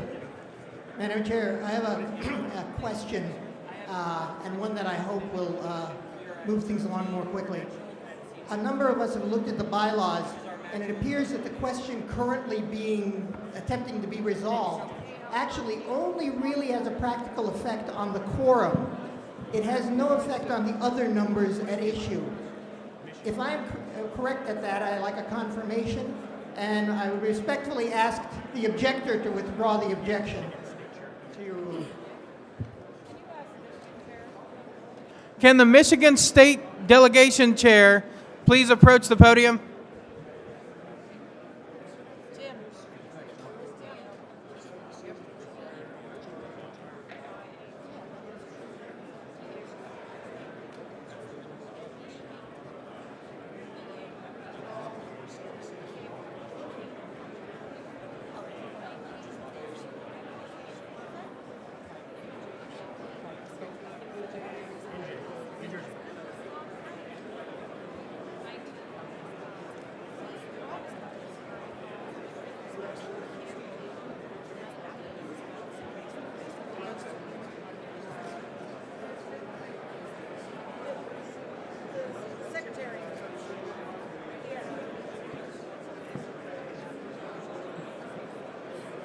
Who? That was Holly Ward. Microphone 2.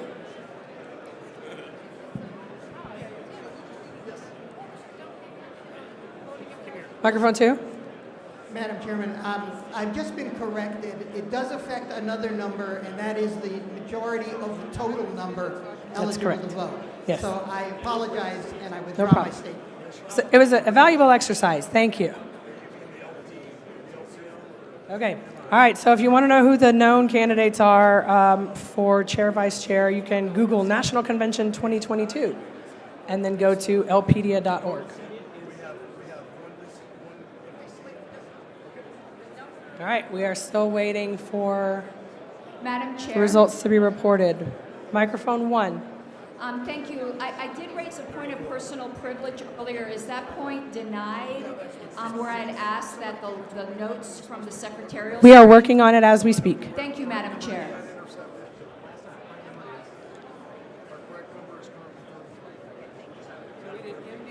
There are 2 members of the Convention Oversight Committee trying to sort that out.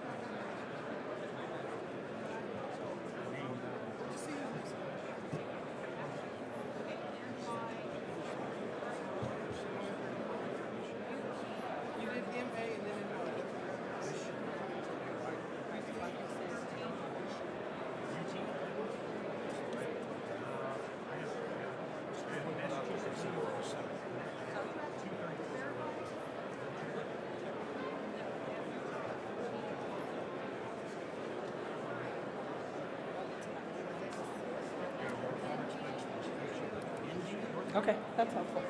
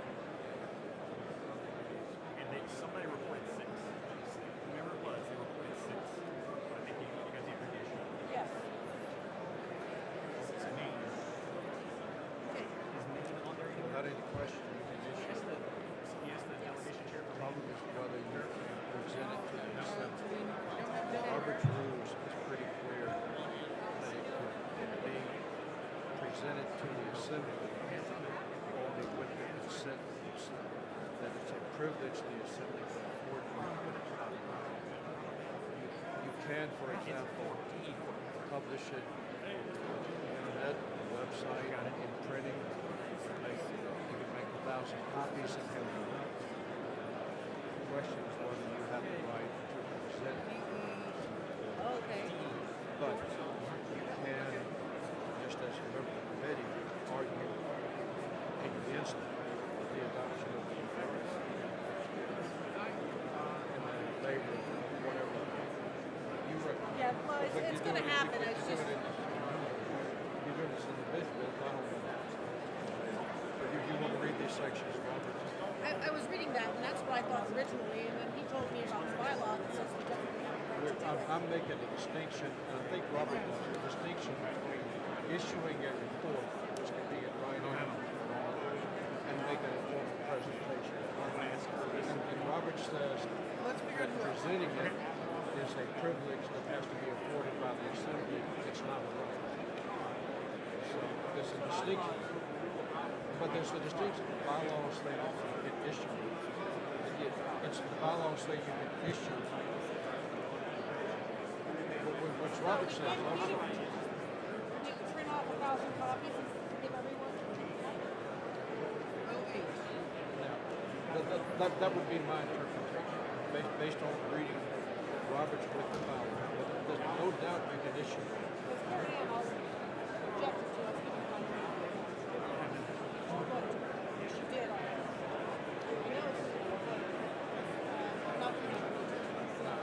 Personally, I would prefer that be heard, but the rules are pretty clear. That is how I read it too. That it's a privilege to the Assembly. Yeah, I see the distinction. Issuing and presenting are two different things. I don't know. We'll argue about it a little bit.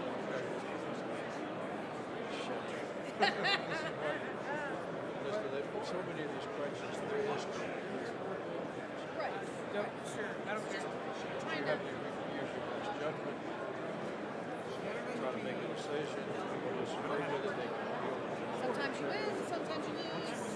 And when you appeal for the decision of the chair, more often than not, the Assembly gets it. Here's the chair. But whatever the Assembly says.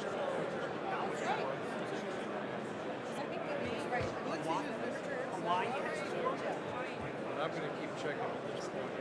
Delaware has I've got a lot of respect for Alicia Madison. Alaska has 4. Everybody here knows Alicia Madison, and she told me when I came in, she said, Richard, I'm officially registered as Alicia herself. So that's the news. On my count, we're still missing 2 delegations.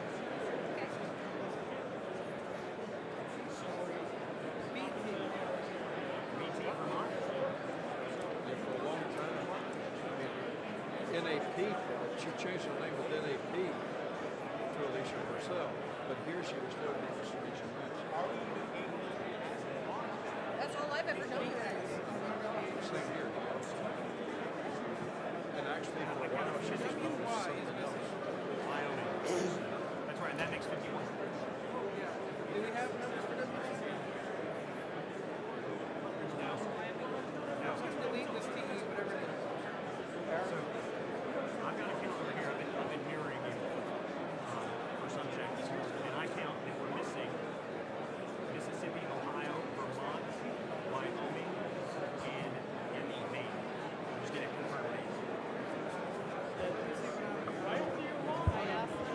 Well, let's see if we match it. Mississippi, Ohio, Vermont, Wyoming. I've got Mississippi, Ohio, Vermont, Wyoming, and probably Maine. That's major. Yeah, just to confirm it. Yeah. Right. Is it in writing? Can we get the delegation chairs for Maine, Mississippi, Ohio, Vermont, Wyoming? Right. Once again, we need the delegation chairs for Maine, Mississippi, Ohio, Vermont, and Wyoming. The secretary needs to see you.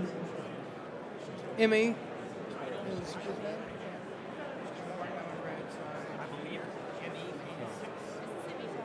Mississippi, how many voting people do you have? 6. Mississippi, 6. Thank you. That checks. Good. Those were the minority. Vermont. How many? Seated. Seated.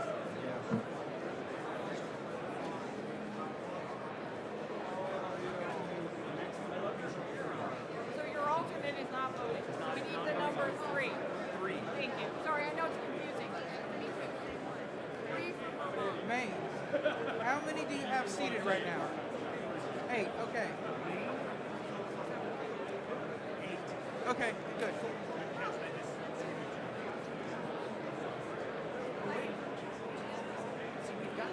Yeah, we did. We deleted that. We're missing Wyoming and Ohio. You're doing the Lord's work. My beer's empty and crushed. Oh.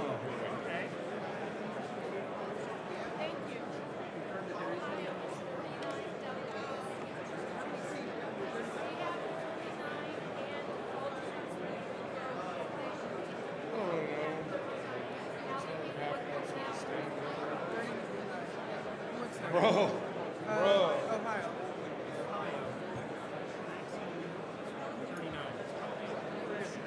no, I'm just. Okay, we're gonna take a few extra I'm not. seconds to get this I'm right. not. I'm not. I'm not. I have all of them listed. How many total nominations? 51. What's your total number? Sub 997.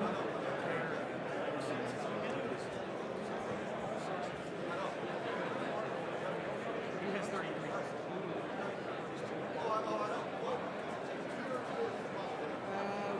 MI.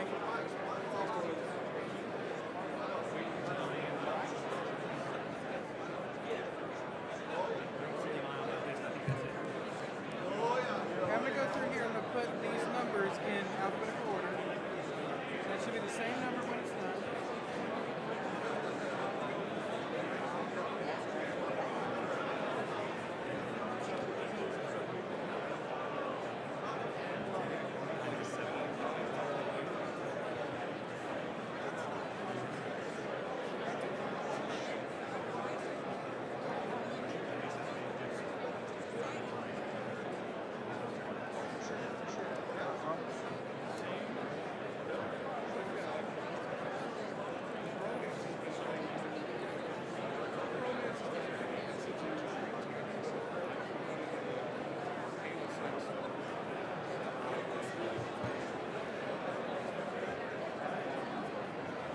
Madam Chair, point of information.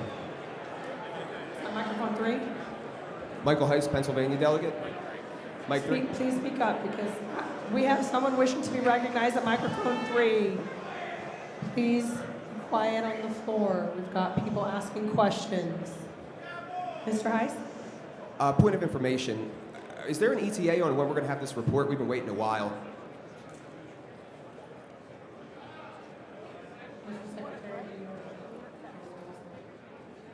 A lot of business. Very soon. Very soon. Everyone has reported. We're just clarifying a couple things. Thank you, Madam Chair.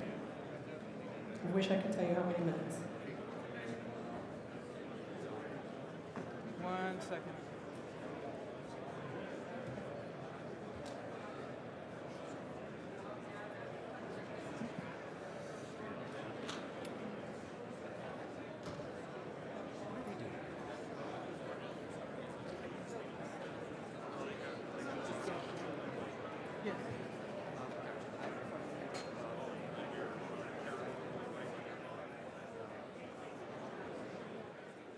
Keep sending some girl up here to talk to me as if I would get distracted from what I'm about to do. No bloke is shut up. All right. Uh-oh. Here we go. All right. Let's have order in the room. This moment we've all been Let me waiting for. get this so I can display it. If we can get my screen up on the projectors. Okay.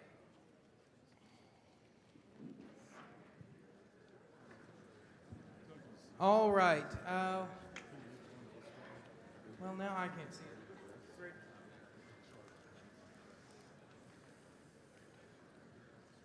We're going to try something else.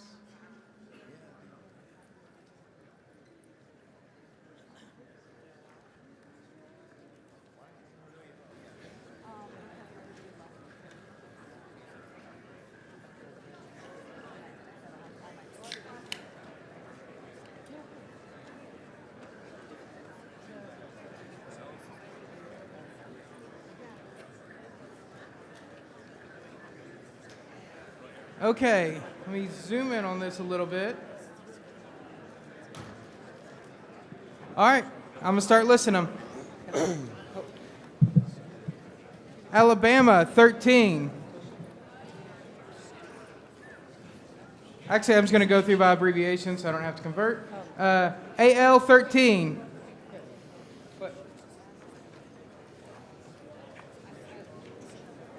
So we're not gonna do that?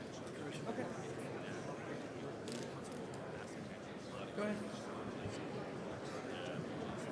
Okay, based on the numbers that they ran from the polling, Ms. Hogarth has an amended report she would like to present.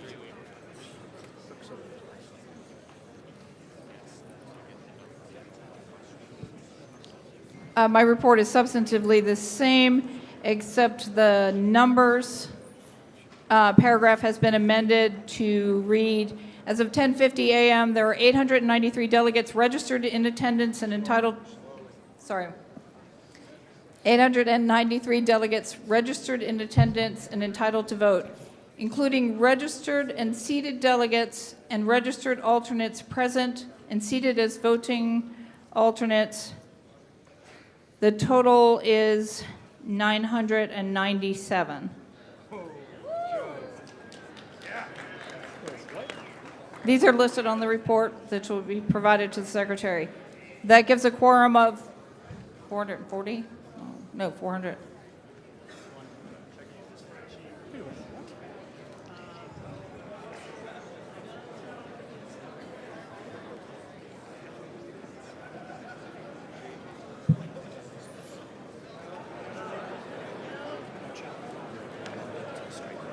Yeah. You're welcome.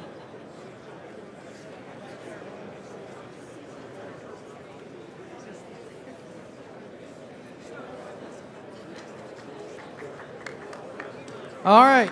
Oh, just wait. Total 997. Quorum 399. Majority 499. 2/3 665. All right. I'm going to go again. Total 997. Quorum 399. Majority 499. 2/3 665. 7/8 873.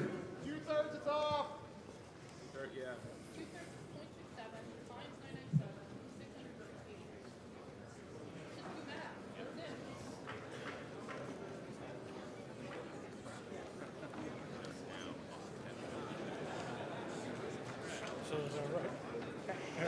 Is that right? All right. No. Did you move your report? You moved your report?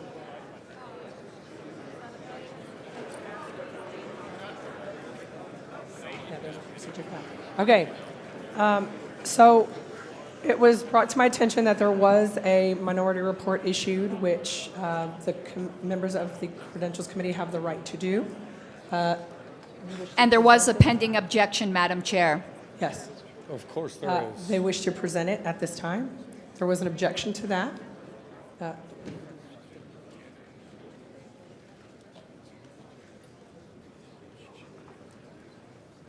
It requires a majority vote to go ahead and proceed with hearing the report.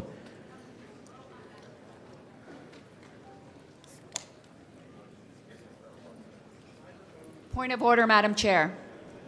Ms. Harlows? There is not an automatic right to a minority report for the Credentials Committee in our standing rules or in our bylaws, so it defaults to Roberts, in which the convention has to vote whether or not they wish to hear the minority report. Exactly what I'm doing. Thank you, Madam Chair. They do have the right to issue a report. They have the right to issue it. Whether or not they report it or deliver it is what we're working on right now. Okay. So, there has been an objection to hearing the minority report. So we will vote on whether or not to hear the minority report. All in favor of hearing the minority report, raise your hand.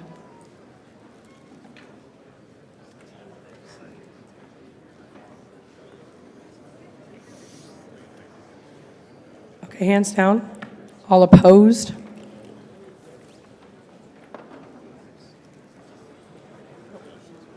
It fails.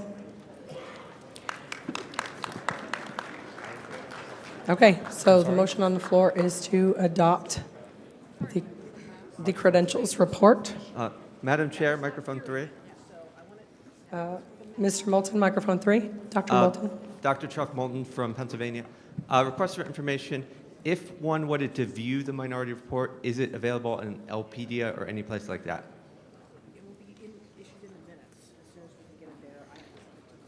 Okay.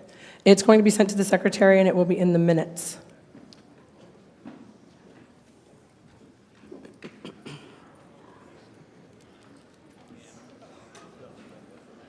All right, so we have a motion on the floor to adopt the credentials report. As Madam Chair, just microphone 3. provided.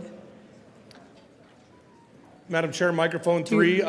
Gravy King, also known by my government name as Matt Hold on, Hicks. please. Hold on, please. Was there a second to adopt the motion, the credentials report? Second. Okay, never mind. My apologies. It doesn't need when it came from the committee. Thank you. Was there any objection to adopting the credentials report? Objection, Madam Chair. Madam Okay. Chair, microphone 3. Microphone 3. Yes, ma'am. Once again, I am the Gravy King, also known by my government name as Matt Hicks from the South Carolina delegation. I move that we amend the credentials report to strike the entire Pennsylvania delegation. And thank you very much. I stand to speak in favor of, assuming that it gets seconded. That sounds like a second more than once. All right, we have a motion to amend the credentials report by striking the entire Pennsylvania delegation. It has been seconded. Is there any objection to that? Of course. Shocking. All right. Oh no, I'm burying this bullshit. This is debatable. Mr. Hicks, would you like to speak to your motion? Yes, Madam Chair, thank you. You can refer to me as either Gravy King or Mr. Hicks, whichever you like. The reason that I move we strike the entire Pennsylvania delegation is because the manner in which the Pennsylvania delegation was seated was in direct contravention to Pennsylvania state law and the bylaws of the Pennsylvania State Party. Your boos mean nothing. I've seen what makes you cheer. Thank you for that one, Mr. Sarwar. I'm asking that everyone show respect to whoever has the floor so that you will get the same when it's your turn. And further, Madam Chair, any actions that this body undertakes with the Pennsylvania delegation seated are now on, at best, tenuous and shaky legal ground. Thank you very much.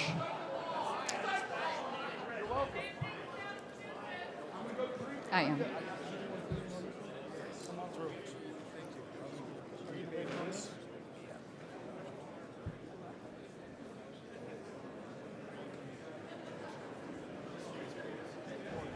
Yes. Is there anyone? Excuse me, Madam Chair. Are you wishing to speak on this motion? Yes, please. Okay. This is completely specious. I move the previous question. Second. Second. Others want to debate. Pardon me? I object to it. I need your name and state. Yeah, so. Andrew Bukovich from Mr. Colorado. Mr. Starr, were you in line? And I am in line. I but was were in you line in line first. before him? Okay. All right, so the question has been called, seconded. Is there objection to calling the question? Yeah, I'd like to debate this. We will proceed to a vote on calling the question. It requires 2/3. All in favor of calling the question, raise your hand. All opposed? Okay, question has been called. We will proceed to a vote on the amendment. All in favor of the motion to amend the credentials report to strike the entire Pennsylvania delegation, raise your hand. Opposed? It fails.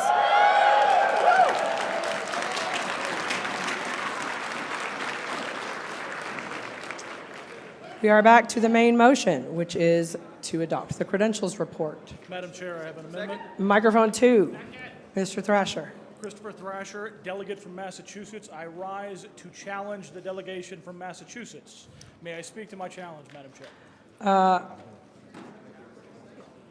Mr. Madam Chair, Thrasher, point of order. we're going to need you to phrase that in the form of a motion that explains what you want to do. Yes, ma'am. I move to amend the credentials report to strike the delegation from Massachusetts and replace it with the other delegation that was presented to the Credentials Committee. Point of order, Madam Chair. Mr. Thrasher, in order for me to understand what you're asking, you are moving to amend the credentials report by striking what the Credentials Committee has presented from Massachusetts and replacing it with a list they already have? I'm replacing it with a list that the Credentials Committee did receive from the Libertarian Association of Massachusetts.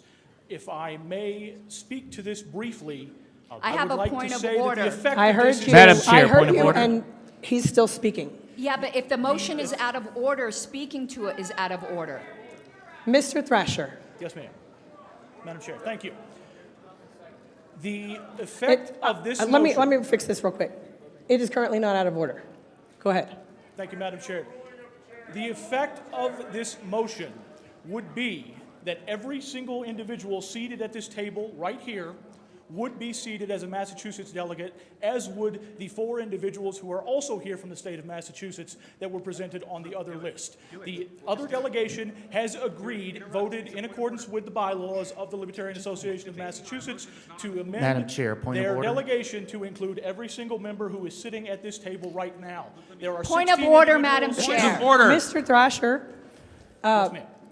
does the Credentials Committee have the list? Point of you order, said Madam your Chair. Point of motion- order. Point of order. I am clarifying what the motion is. The member from Massachusetts said is engaging in debate in a motion that has not been posed to the floor. Point of Mr. order. We have Thrasher, points does of the order. Credentials They are Committee interruptible. have the list. Your motion stated it was a list that they had. I appeal from the ruling of the chair. Okay. Okay. Second. So, yeah, exactly.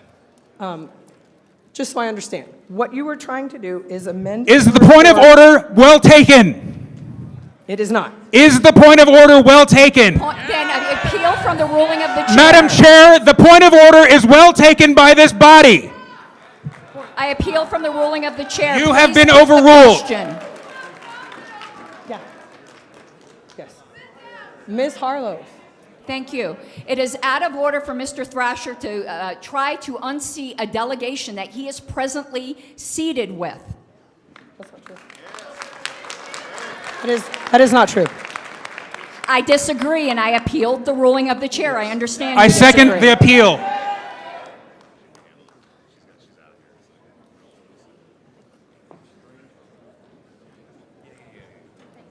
Ms. Harlow, are you able to cite what makes it out of order?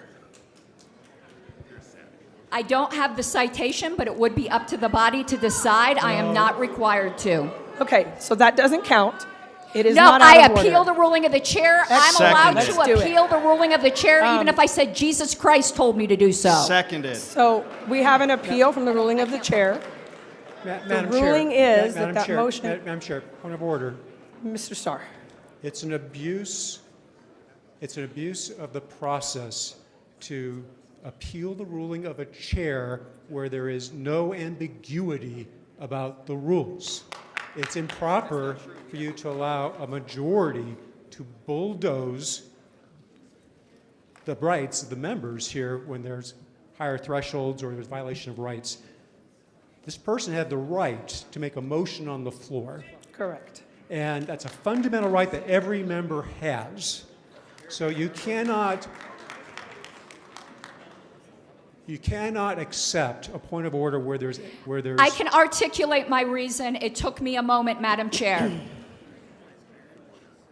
Okay, thank you. When a delegation is being challenged, they're not allowed to vote on their own challenge, meaning he's saying he's not an actual delegate. If he's not an actual delegate, he cannot make a motion. No. So, Madam Chair, Mr. Starr. Nobody is a member yet. No. We haven't finished credentialing. There is no business that can be done. That is correct. Any person on this floor at this point can make a motion who is... That is absolutely incorrect. The person, Challenge the speaker- delegations the cannot do person any who made the business on their motion- own challenge. The person who made the motion is on the list of delegates today. He Correct. has the ability to make a I motion. call the question on my appeal. Second. Okay. So we will move to a vote on the appeal. Good. Thank you. What? Yes. So the question is, will the chair's ruling be upheld or sustained? The chair's ruling was that Mr. Thrasher's motion is not out of order. Point of order. Mr. Secretary. A appeal from the ruling of the chair is debatable, and while I have absolutely no problem with us calling the question, yelling call the question is an out of order way to do it. Thank you. Yes. Madam Chair, microphone 3. Microphone 3. Michael Kilsky from Arizona. I would like to save us all a little bit of time by simply making the motion that Mr. Thrasher made as my motion. Thank you. Madam Chair, it's very important that we not. So Mr. Thrasher would need to withdraw his motion first. You withdraw it, so I will withdraw the motion for the purpose of this business, yes. Thank you. Thank you. Okay, can you please state it at the Yes, microphone? apologies. I will withdraw my motion. Thank you, Mr. Thrasher. Mr. Kielski, did you catch? Okay, never mind. I will second that motion. All right, so we have a motion to amend the credentials report to strike the Massachusetts delegation that is Real quick, who's the new person making the motion? Michael Kielski. What state? State? Arizona. Michael Kilsky from Arizona.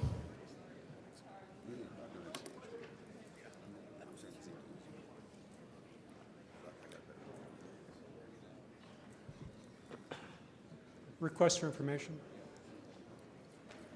Okay, let me finish stating what the motion is at this point. The amendment, the motion is to amend the credentials report, striking the Massachusetts delegation as it was reported and replacing it with the people here. Mr. Kielski. Yes, we're going to need to know specifically who. Yes. The motion is to to amend the credentials report to strike the presently seated Massachusetts delegation and replace it with a delegation that includes the presently seated Massachusetts delegation plus 4 others. There are 6 of us here, sir. 6? 6 of us. I'm sorry, I misunderstood. There were 6 others that are also will be added to that. Are they? There is a list that has been presented. I don't have it. Madam Chair? You need the list. Madam Chair, I can read you those names. Hold on, please. It would be better if they were brought to us in writing. Absolutely. Madam Chair? Where's that coming from? Microphone 1. Thank you, Madam Chair. Joseph Eklund from Wisconsin. I would like to call the question. Second. Madam Chair, point of personal privilege. Where's that from? Microphone 1. Mark Montoni from Colorado. Can we please have a reading of the exact motion that we are working on? Yes. We are waiting for a list of names that will be part of that. Yeah. And the calling of the question is appreciated, but we are not quite sure what the motion is yet until it's I think recorded. I have an So. answer. Let me get it up.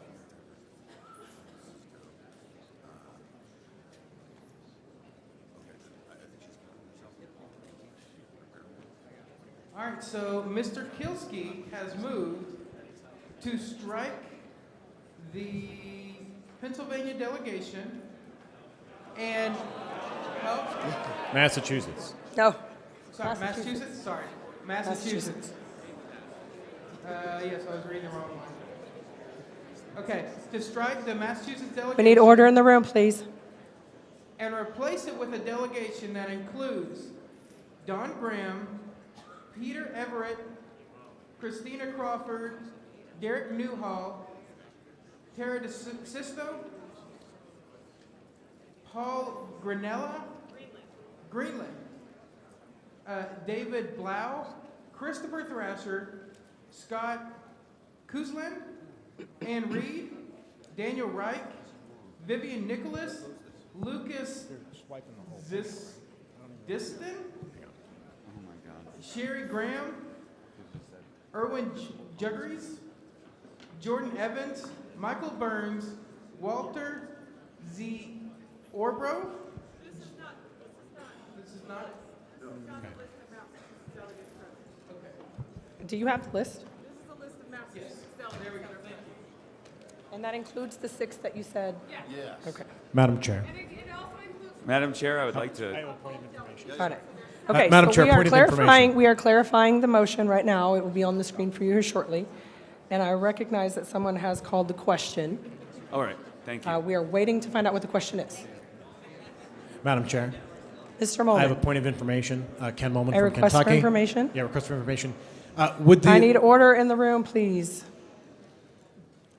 If I understand the motion correctly, we're taking and adding 6 people to this delegation, but I have been informed that I believe they only have 4 open slots.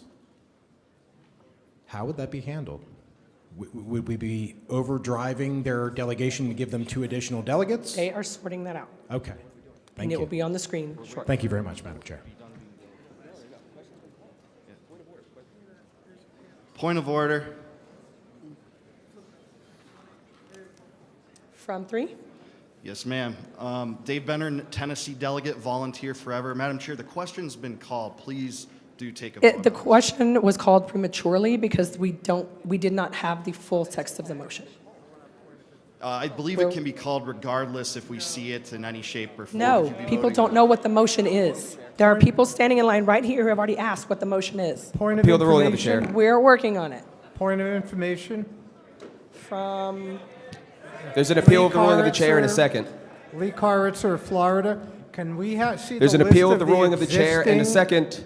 Can we see, point of information. Is the appeal of the can we ruling of the see- chair well taken?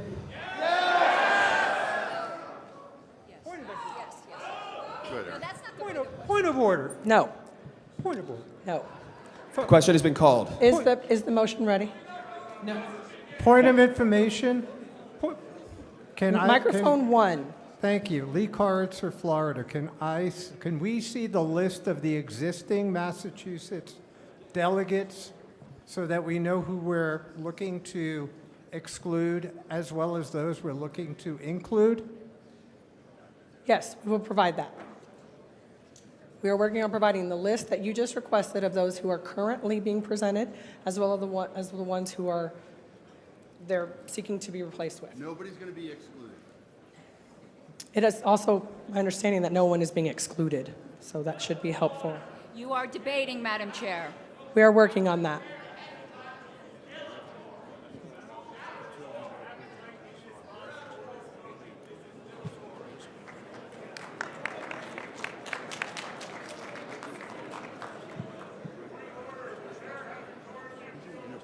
Point. Point. Okay. The motion in question is to, basically merge them.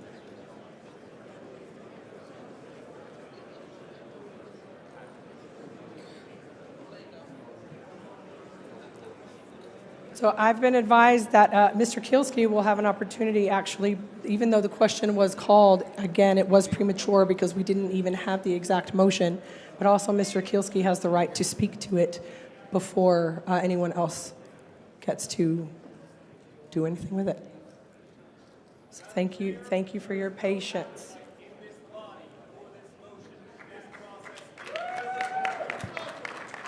So, you know, What?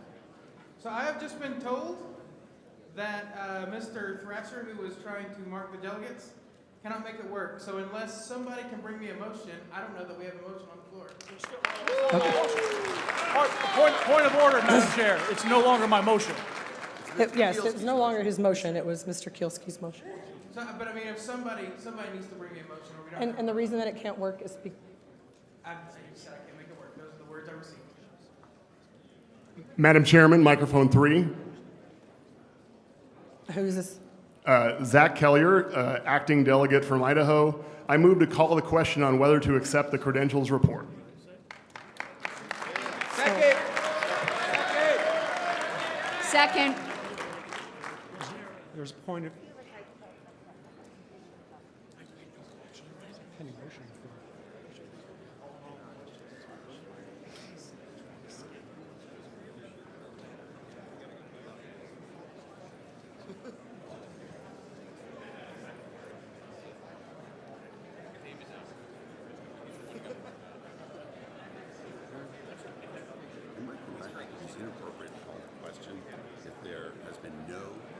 Okay, so at this point, the secretary confirms that we do not have a proper motion. Real quick, So- who called the question? That's why it takes What's that? two-thirds Who vote called the to- question? Who called the Name and question? Close the debate. Who was it? Sorry. It was Dave Benner from Tennessee, Mr. Secretary, No, it I wasn't. believe.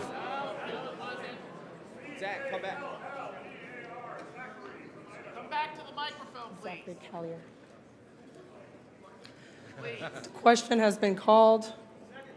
The question is to adopt the credentials report. Is there any objection to adopting the credentials report? Hearing no objection, the credentials report is adopted. All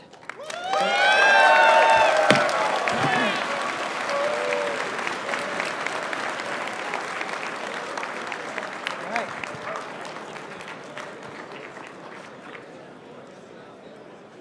So we now have a delegation.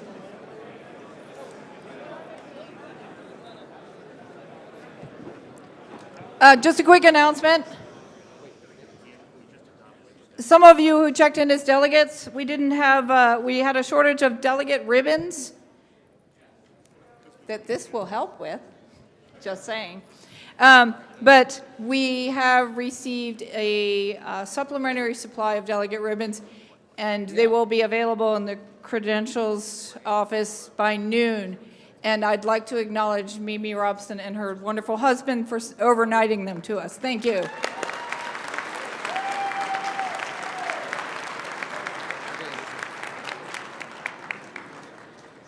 All right. Next order of business is the adoption of the agenda. Madam Chair. Was that two? Microphone 2. Andrew Bukovich from Colorado. I move to suspend the rules and replace the chair with the correct chair, Ken Molman, according to our bylaws.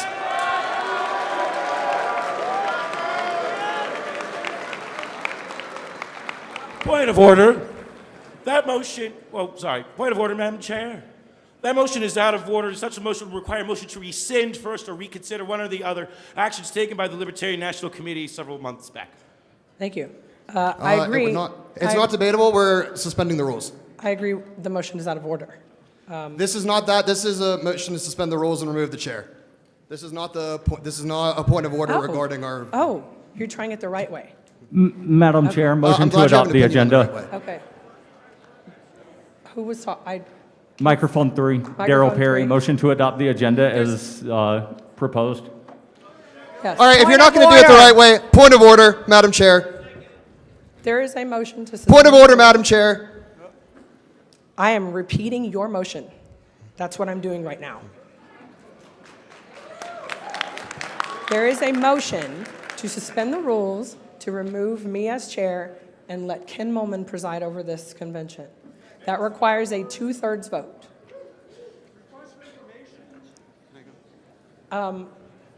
It was seconded.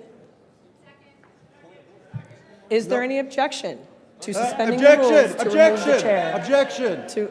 I Okay. talked to Ken Molman in person. He said he's not interested in being chair instead of Whitney. He said it also on Zoom. He just wants to stick with Kentucky. He clearly didn't want to be chair, or else he would be it right now. Point of order. A point of order vote is a majority, not 2/3. Point of order. This is a motion to suspend the rules. It is not debatable. That is correct. Mr. Molman. Hi.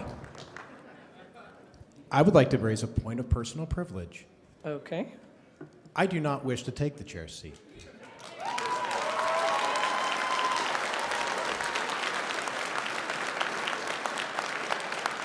If I can take just a moment. We have been fighting internally and focused on the wrong enemy. The people who spent hundreds or probably thousands of dollars to be here are not the enemy. Ms. Bilyeu is actually legitimately a better presiding officer than I am. Straight up. I haven't presided over a convention really in like 7 years, so I'm a little rusty. You may disagree with Ms. Bilyeu's rulings. You may disagree with some of her actions that she's taken. But as you have seen, she has just heard the motion that she does not want to hear. I'm pretty sure anyway, unless she's really trying to get the gavel out. Which she is free to do, because I am the vice chair, and if she needs my assistance, I am here to help. But I would like to ask everyone, we have an important mission here. Our country is going bankrupt. Our civil rights are being taken every day. Privacy is, we've had privacy problems for the last 2 decades. Please, let's focus on the business that we need to get accomplished. And yes, there are going to be debates. And yes, I know what's coming, some of the next motions. And let's talk through those and pass them in an orderly fashion. I do believe Ms. Bilyeu will hear those because I've worked with Ms. Bilyeu. And like many people in this hall, she is my friend. And I know that she will do the right thing. So I would ask you to please not make me do this. Thank you.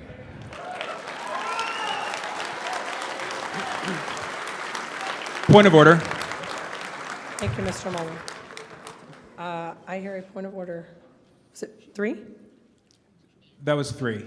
Yes. This is a motion to suspend the rules. It is not debatable. That was not an appropriate point of personal privilege.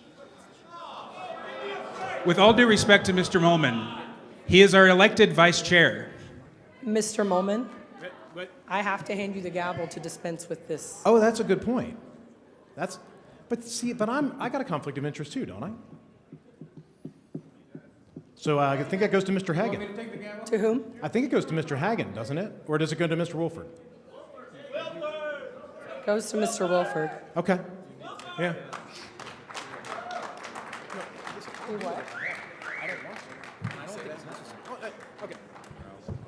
All right. I've been asked if I will do it. I will do it if you make me do it. Like, that's my job. But I don't think it's necessary. That's the word. It was your job to become chair the moment you resigned.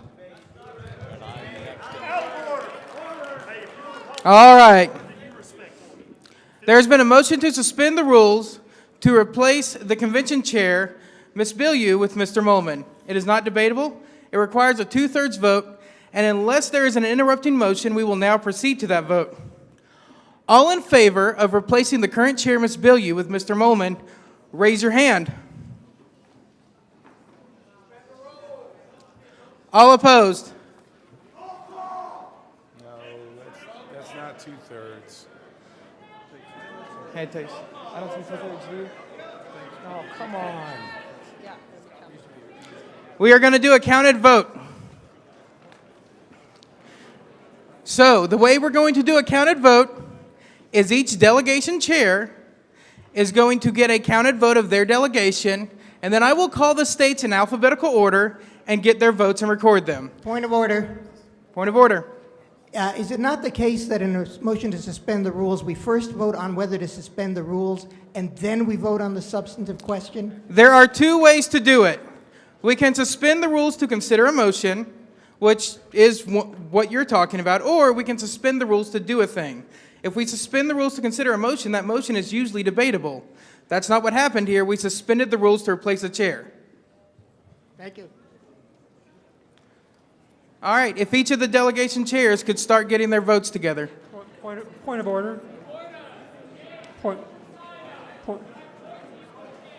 Point of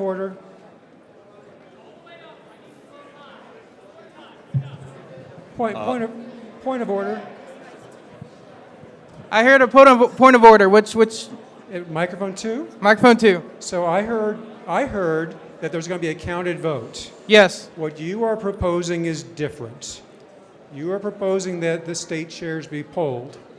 To do a counted vote, we should all stand, and basically you'll count the yeses, and to make sure that we know people are voting, are eligible to vote, they should have with them their placard, so you can see that. You do not have to have a placard to vote. That is not necessary. Not to vote, but to make sure that you're eligible to vote. That's for each delegation chair to decide. It's not a delegation chair. I'm saying you're doing a counted vote. You have people stand. You count off one by one, just like we've done counted votes many times in the past. That's what a counted vote is. We all count, not by delegation. All right. There's been a point of order as to the process in which we are taking a counted vote, and it is well taken. So we are going to use a different process to do a counted vote. Point of personal privilege. Point of personal privilege. Microphone 1. Yes. Jason Barton from Michigan. Again, there are several people in audience that cannot stand for vote counting. So count. Yes. This is the second time this has come up pre-voting. But hey, we're not gonna go back and forth between the microphones. First thing, yes, and I believe I asked for a raise of hands. If I didn't, I apologize, but that was my intention. Understood. Thank you. Okay. That said, we are now going to. Can I have a point of order? You can have a point of order. It's me here. Oh, yes. Microphone 2. Mimi Robson, Chair of California. So I just want to be clear. Are we doing this by delegation or regular counted vote? Because since I gave my number, I now have 3 more people that have signed in. So we are not doing it by delegation. A point of order has been raised that was well received. So we are using a different process. Okay. So I don't need to change my delegation number at this moment.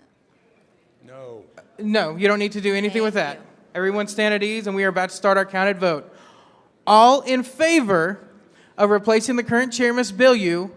So let me talk about process first. We are going to raise hands here in a second, and I am going to go to the end, and I am going to point at somebody, and that person is going to say 1, and I'm going to point at the next person, and they're going to put their hand down. I'm going to point at the next person, and they're going to say 2 and put their hand down. Hold on. And order!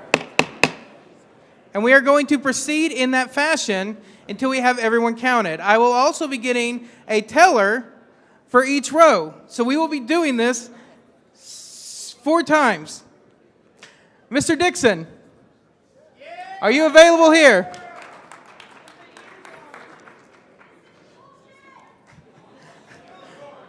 Miss Robinson. Miss Mimi Robinson, are you available to count? Robeson, I'm sorry. Are you available to count? Can you do this column? Can we get a volunteer? Point of order. I hear a point of order. Yes. This is Scotty Bowman from Michigan. It's actually, well, it's a point of information first and a point of order. Let's put it this way. Has the agenda for today been approved? And if it has been approved, then does the agenda include this part of the process? No agenda has been approved, and as this is a suspension of the rules, it wouldn't matter if it had. Thank you. Okay, Ms. Hogarth, can you get the far one? Inquiry. And Point of inquiry. can you get this one? Mr. Dixon?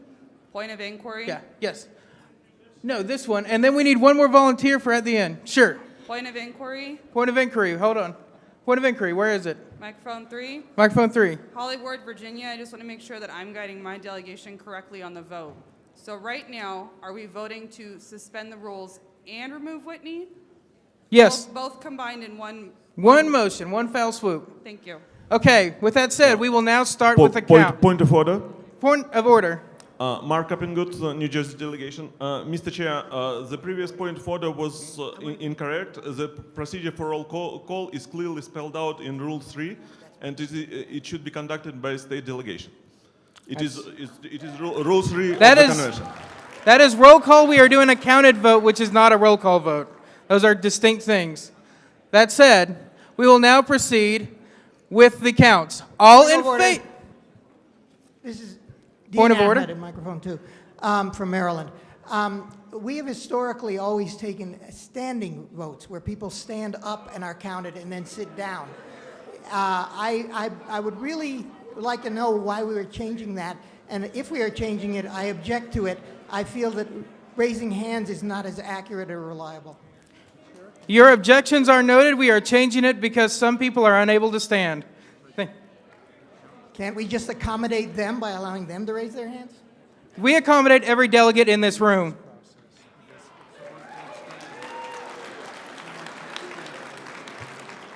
So we will now proceed with a vote. All in favor of removing Ms. Bilyeu and replacing her by Mr. Molman, raise your hand. Suspending the rules. Point of privilege. Not at this time. Personal privilege is not interrupting. Please continue. Point of order. Point of order. Bob Townsend, Texas. There is no one recording the minutes, so we don't know who, want some record of this, please. I got it. I'm doing it all. Please continue.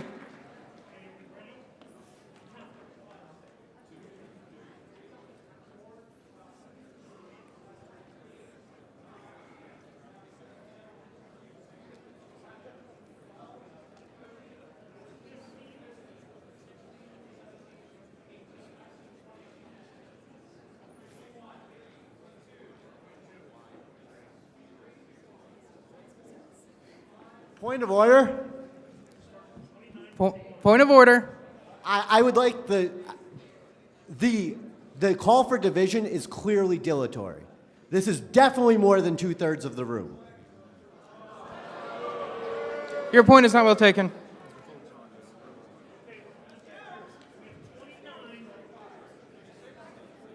Next one I see here. Okay, so we still have 29.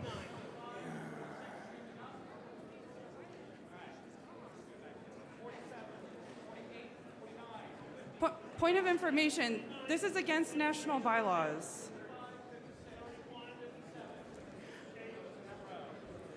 Point of information. I'll recognize, I think, a point of order. Point of order. Yes. So I'm reading the national bylaws. Rule 2, voting procedure and motions. I'm sorry, Rule 3, polling procedure. In cases where a roll call is required, polling shall be by state. This has been addressed, and I'll address it again. I'll be super clear. We are not taking a roll call vote. That would require everybody to give who they are and what they're voting. We're doing a counted vote, which is a distinctly different vote. Thank you. Point of order, microphone 3. Microphone 3, point of order. This is Sharice Norton from the Oklahoma Libertarian Party. I'm looking at Article 6 of the bylaws that states, Article 6.3 states the chair shall preside at all conventions and all meetings of the National Committee. This is not a suspension of the rules. It would require an amendment of the bylaws. No. Those are the convention rules of order. Is that what you're looking at? I am looking at the bylaws. Article 6 officers, Section 3.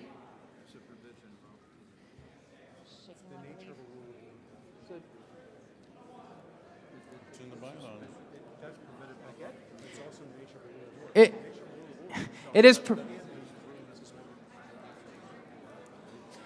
Okay, that rule is in the. I'm coming from the parliamentary here. That rule is in the nature of a rule of order and is suspendable. Thank you. Microphone 3, point of order, or information, I'm not sure. June Jennings, California. I understand the need to accommodate those who can't stand, but I have grave doubts about getting an accurate vote on hand raising and suspect we may just be facing another challenge. Is the chair willing to consider another way to accommodate the people who can't stand so that we can get an accurate count the first time? Like ask them? Okay. We don't have that many. So here's what we're going to do, because this point has come up 3 times. We are currently raising hands for a vote, and I'm sure people's arms are getting very tired, so if we could please dispense with these, we could get this vote done. However, if somebody feels their vote wasn't counted, please bring that up. If nobody in this room feels their vote isn't being counted, let's move on with the count.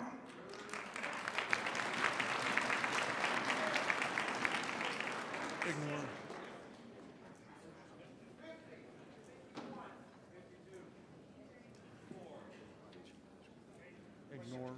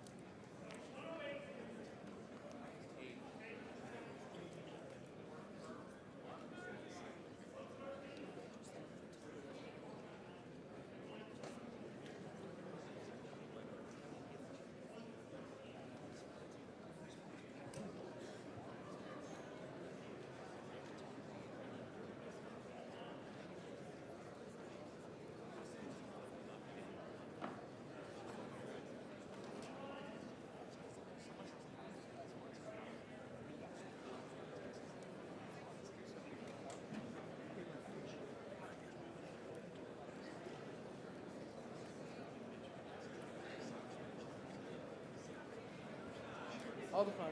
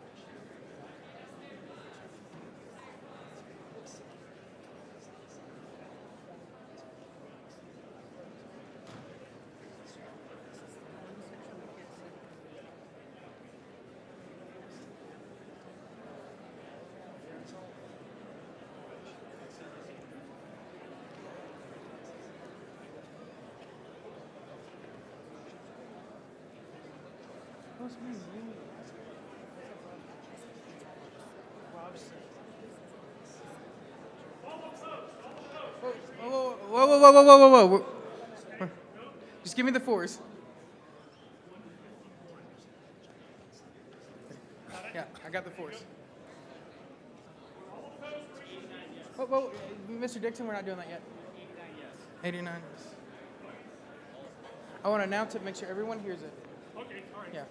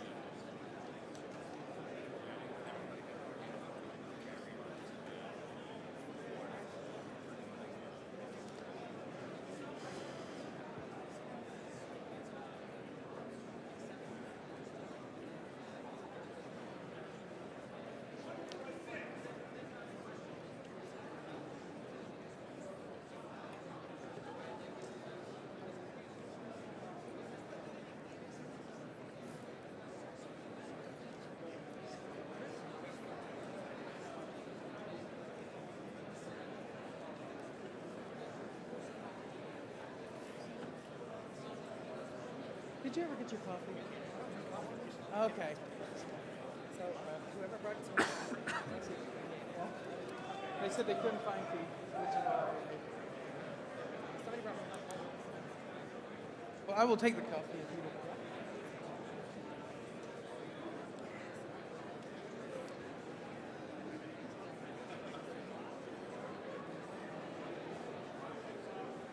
Please clear the middle aisle. We have someone coming through.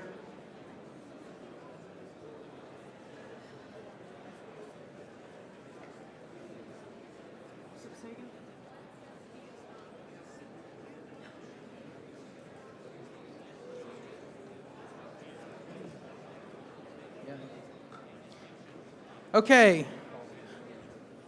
Yeah. Everybody opposed, raise your hands.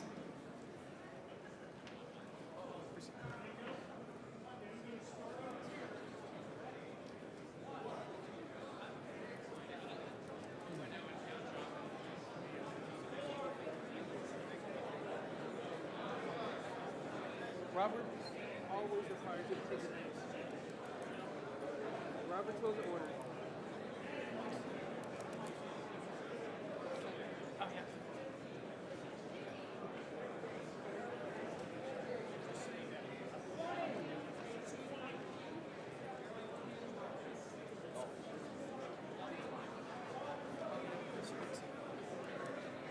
Let's get in with Mr. Dixon when he comes to report.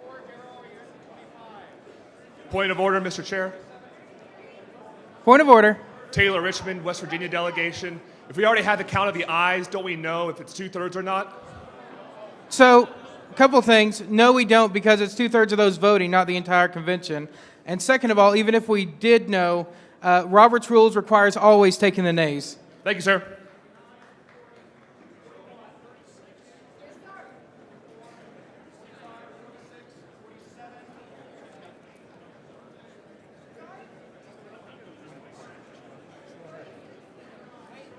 Which microphone? 37. Microphone 3, point of order. Microphone 3. Joe Bookman, delegate from Utah. There were 2 of my delegates in our delegation who were not counted in the prior count. They left their hands up. Nobody ever came by. Could you have them come to the front? Yes, thank you.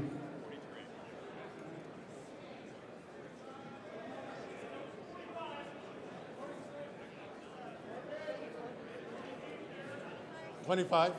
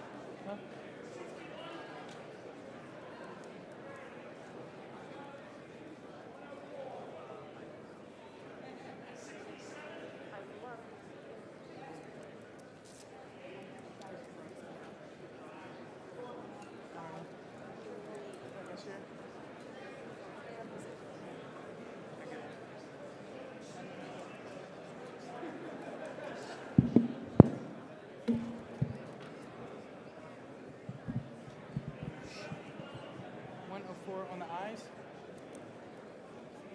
Or the nays, sorry.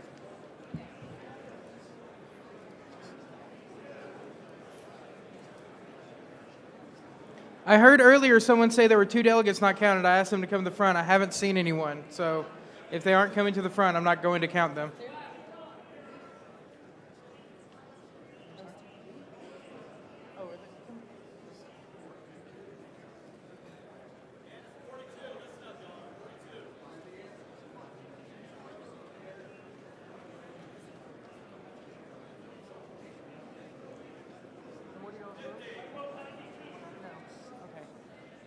Wait, they're taking the nays now. They're taking the nays now. That's currently going on. Yeah, okay.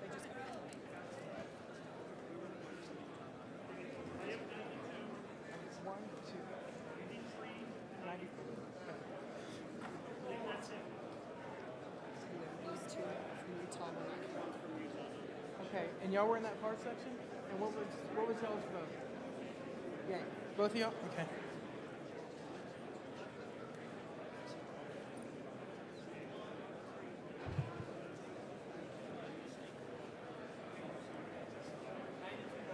On the far end?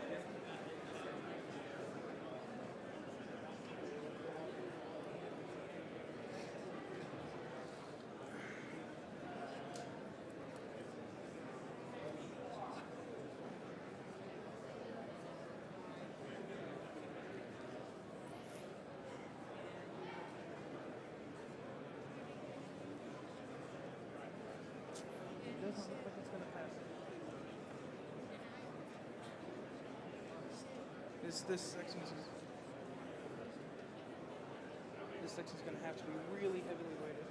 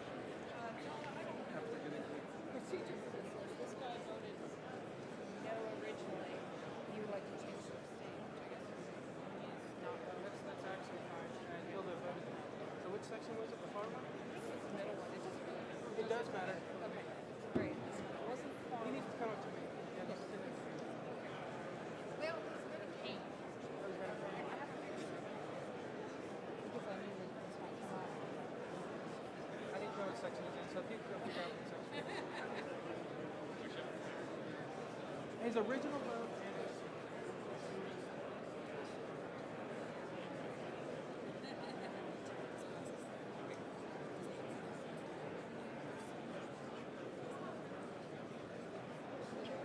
He was.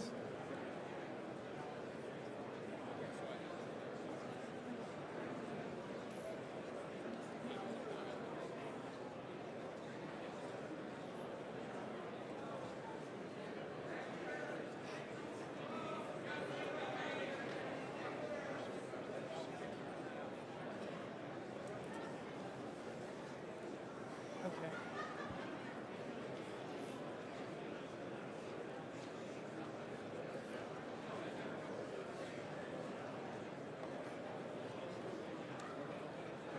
All the fun.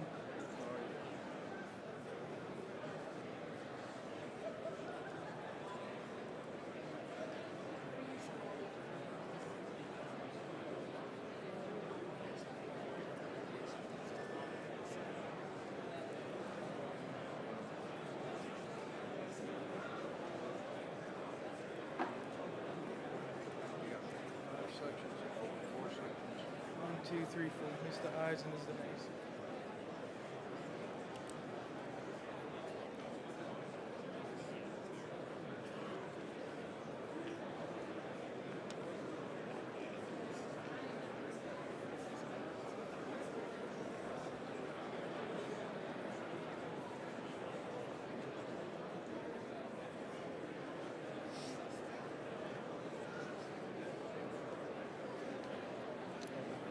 All right, we have the results.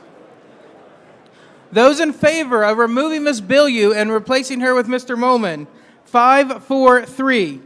Those opposed, 3-8-9. Motion fails. Madam Chair. Madam Chair, microphone 3. Madam Chair, point of personal privilege.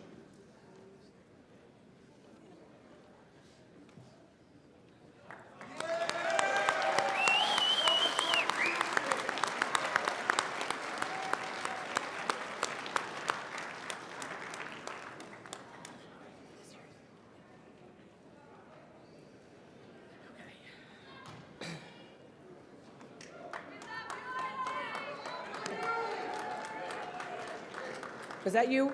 That was With me. Personal privilege? Over here at microphone 1, I One? think. Okay. Mark Montoni from Colorado. Madam Chair, we have a scheduled lunch at 12 o'clock, and We do. that's about 11 minutes away.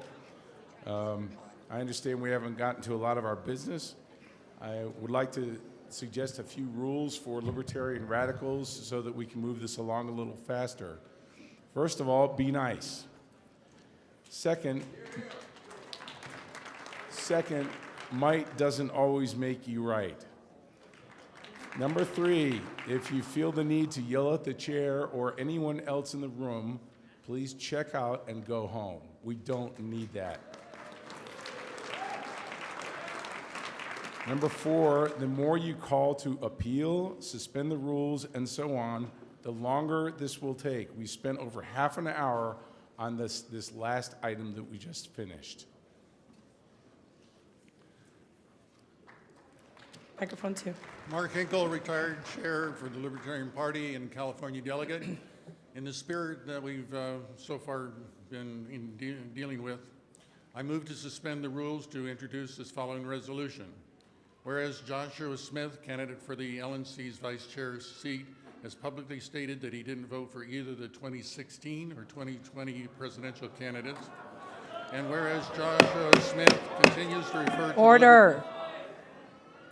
And whereas Joshua Smith continues to refer to the Libertarian Party as a joke, and whereas Joshua Smith on the Chrissy Mayer podcast referred to the 2020 LP presidential candidate by saying, and I quote, Madam Chair, point of order. She's shit. This is out of order. And I didn't vote for her.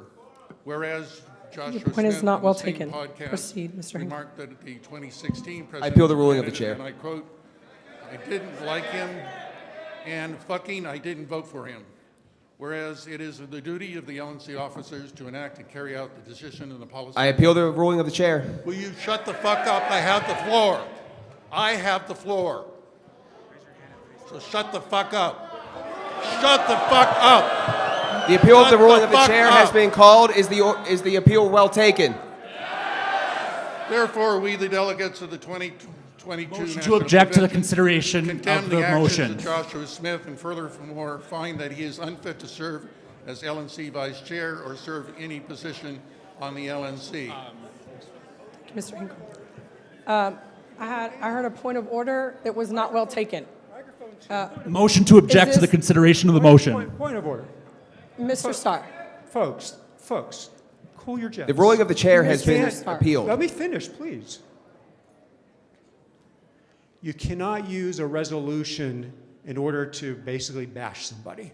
That's a decorum violation. So it's out of order for that reason. Otherwise, I could come up with resolutions all day talking about how I dislike Nick Sarwark for some other reason. It's just not appropriate to do that. So this is out of order, and it should not be considered. Thank you. And by the way, let's be kind to each other. I'm kind of critical for both sides here on this. We've got one side attacking the other side, another side attacking the other side. Let's just stop doing that. We are all allies here.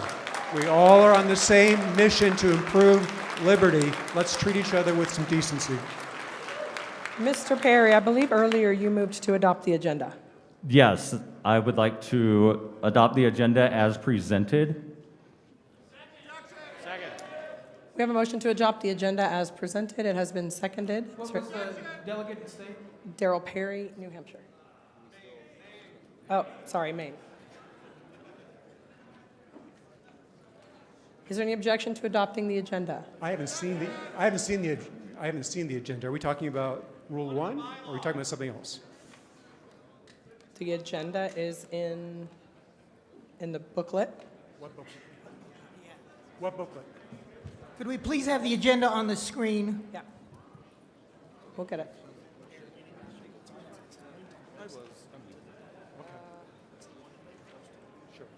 Let's at least look at it. The agenda is also in the app version of the, it's also available to everyone's phones as well.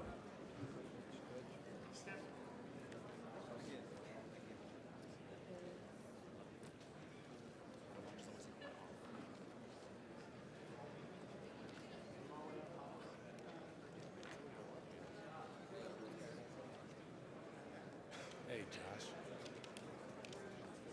It is on the back of the fourth leaf in your book. Okay. Thank you. It's on the back of the fourth leaf of the booklet that was distributed. It is the proposed business agenda. It is separate from the event schedule. Thank you.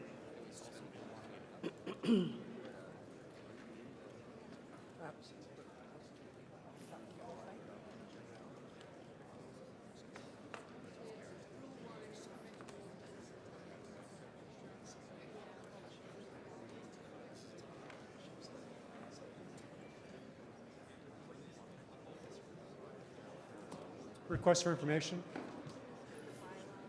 Mr. Starr? Yeah, are the times that are shown there basically estimated times of how long each should take, or are these limits on each item? So the times in the minutes, where it says 20 minutes, 10 minutes, those were the proposed times for each item. So The times of day is when we have, well, for the lunches and the breaks, we had hard stops. okay, so for example, the treasurer's report is 20 minutes? Correct. So if he wanted to speak for 25 minutes, we need a suspension of the rules? Correct. Thank you.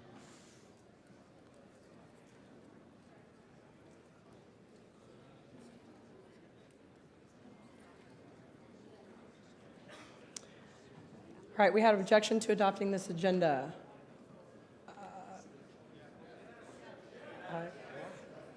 Objection. Yeah, we heard that. Who's speaking? Roger Roots from Montana. I also second the objection. Okay, so, Point of order. yes?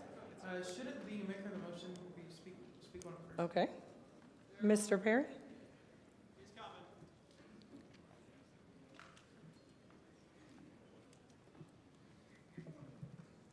Yes, there's been an agenda that was proposed by the Convention Oversight Committee, I'm assuming with input from the LNC.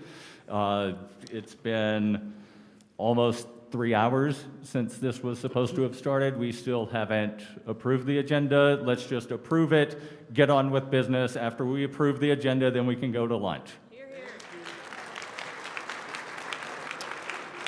Anyone else wishing to be recognized to talk about the agenda? Yeah, Eric Microphone Van two. Single from Texas, thank you. I'd like to call pending questions. Let's vote on this thing. Thank you. All right, the question has been called. And is there any objection to calling the question? Not debatable. So we will vote on adopting the agenda. Oh, on calling the question, it requires 2/3. All right, all in favor of calling the question, raise your hand. All opposed? Passes. So, Yes, it does. the question has been called. We will now vote to adopt the agenda. No. All in favor? Raise your hand. Point of order, Madam Chair. I call for division. On All the calling of the opposed? question. On the calling of the question. No.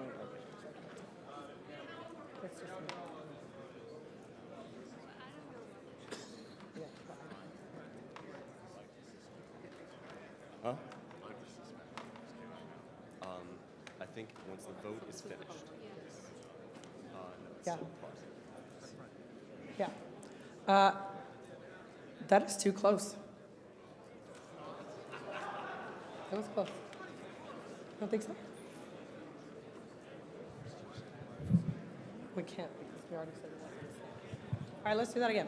All in favor of adopting the agenda as proposed, raise your hand. Opposed? The agenda. Adopting the agenda. These are the no's for adopting the agenda. Okay, so it fails. Okay, so we are back to the agenda. Madam Chair, point of parliamentary inquiry. Yes? Donovan Pankey from Texas. Just wanted to note that given that the order of business is specified in the national bylaws, since we have not adopted as is, that is it the case that we can amend to change the times for each agenda item, but not the order unless it's under suspension. Correct. Okay. Correct. No, I don't. I move a suspension of the rules to adopt an alternative agenda that has been sent to the secretary to display on his screen. I second that.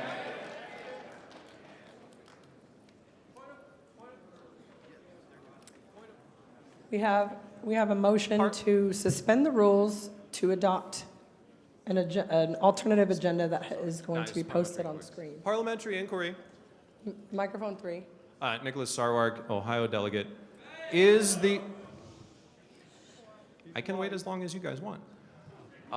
Is the motion to suspend the rules to consider the agenda, or is the motion to suspend the rules and adopt in its entirety this alternate agenda that the secretary will be displaying? It is to suspend the rules and adopt in its entirety the alternate agenda sent to the secretary. So not amendable and not debatable, is that correct? Correct. Thank you, Madam Chair.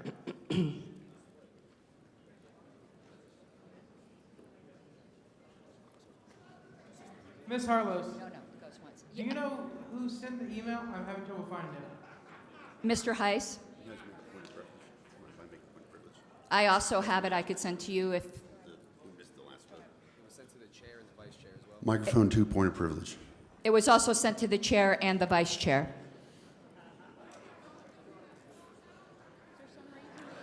Microphone 2. Dan Fishman, delegate from Maryland, where we have a wonderful group of people who are all trying to work together in spite of some different political versions. We missed the last vote because it went so fast. I would ask the chair to consider maybe a 30 seconds of, does everybody understand what we're voting on, and then allow us to vote, because we were confused over the last vote. Thank you, Madam We Chair. actually did it twice, too. I may be slow. We're in the middle of the room, but thank Got you. it, thank you. I'm not seeing it, as you can see in my email displayed on screen. If you could send it again. Yes, I will sir. get on screen. A point of information, microphone 2. Microphone 2. Starchild, alternate seated from California. I was wondering if yourself or some neutral person could succinctly summarize the differences between the agenda that we would currently have versus the one that is being proposed to be adopted via suspension of the rules? You asked for myself or a neutral party. I certainly can't, and I don't know if there is a neutral party who can. Ms. I mean, I would ask for the maker of the motion, but under the Michael Heiss circumstances, from maybe it would be Pennsylvania. I better can answer to that have. question. It just came through, Ms. Harlos. It was just like. Point of privilege. Microphone 3. Nicholas Sarwark, delegate from Ohio. I believe that it would be a lot easier for the body to understand what they are voting on were we to allow people to go to their ticketed lunch and take this up after.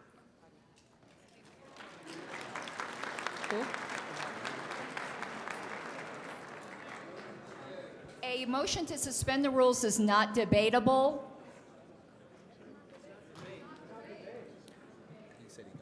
We're not debating, we're waiting for the agenda, the proposed, or the alternative Mr. agenda. to be Sarwark was posted. making a debate point about moving to go to lunch. Ms. Harlos, you're the one who made the motion. You're the one who made the motion, right? Is this agenda that is on screen the agenda? Yes. Yes, sir, that is correct. Okay, thank you. Can we see them side by side? Madam Chair, point of information.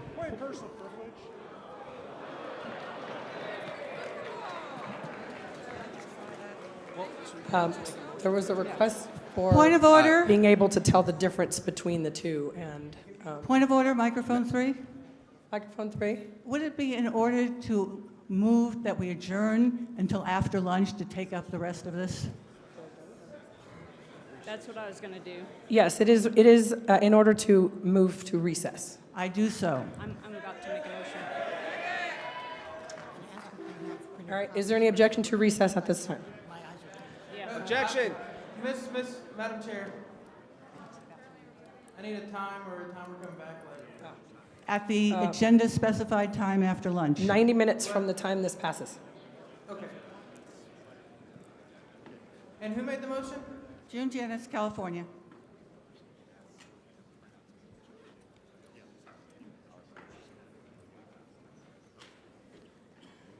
And with a request that this be provided to delegates to review during lunch, because many of us have not seen it.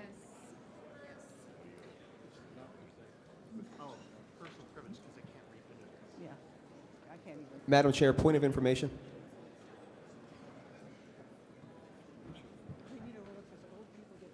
We have a motion to recess for 90 minutes for lunch break, and it is not debatable.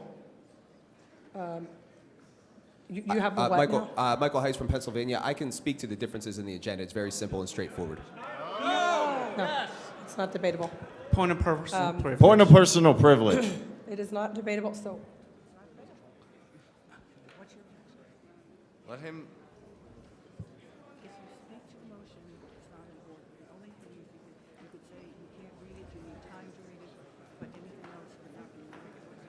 Yeah, I get that. That's the issue. So people can find out what their votes are. If they get it all, it's not the case. I guess I would have to, if you want to request for information, someone asked for information earlier about the difference between the two agendas. Mr. Heiss, are you saying that you can provide that information? Can you restate that? I'm sorry. Someone had asked earlier of what the difference was in these agendas, Yes. and you're saying that you can provide that. So the agenda on the right. Yes, all that is true. I will say that since you were the one who created the agenda, Yep. you would not be considered a neutral party, and the requester asked for a neutral party. Madam, point of personal privilege. Washington State. We have a motion to recess. And at this point, we will vote to recess. People will review the agendas. And we can do point of that after personal lunch. privilege. Who is asking for? Right here, Microphone 3. Yes, ma'am. Is it in order for the differences of the agendas to be printed over the lunch break so that the delegation body has something in front of them to review? Some of us cannot read the screens at the size of font that's on there. Can I answer that? Mr. Secretary? I have here a printer and a couple reams of paper. I do not have the ability to print thousands of copies of this. Point of inquiry? Point of information, Mr. Secretary? I believe they're also in the app. Microphone 3. Do you have enough paper that you could print one for each delegation and have the delegation chair take two? All right, two for each delegation and have the chair handle it from there? I could probably print 51 copies of each if that's required.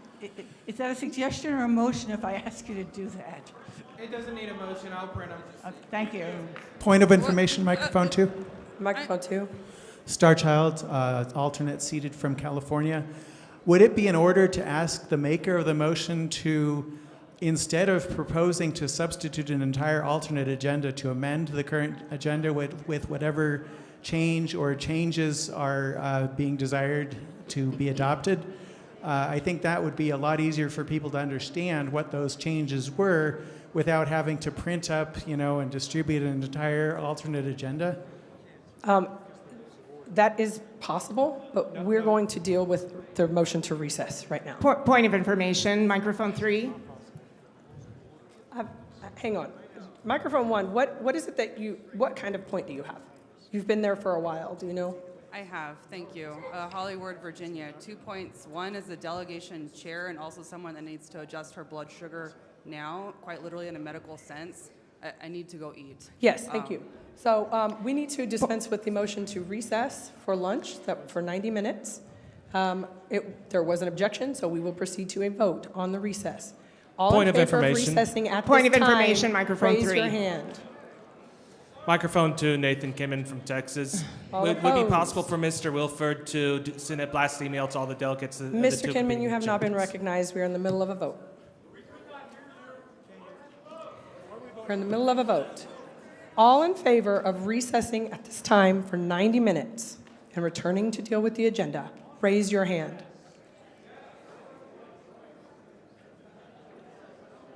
All opposed, raise your hand.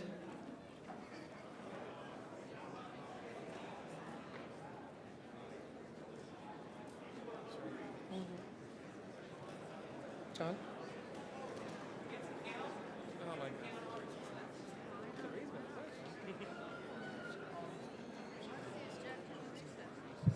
Yeah, it is.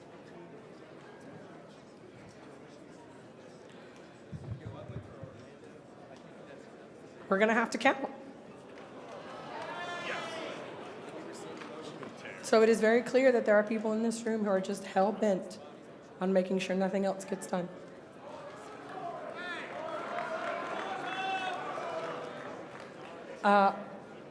We're going to have to count. Parliamentary inquiry. Microphone 3.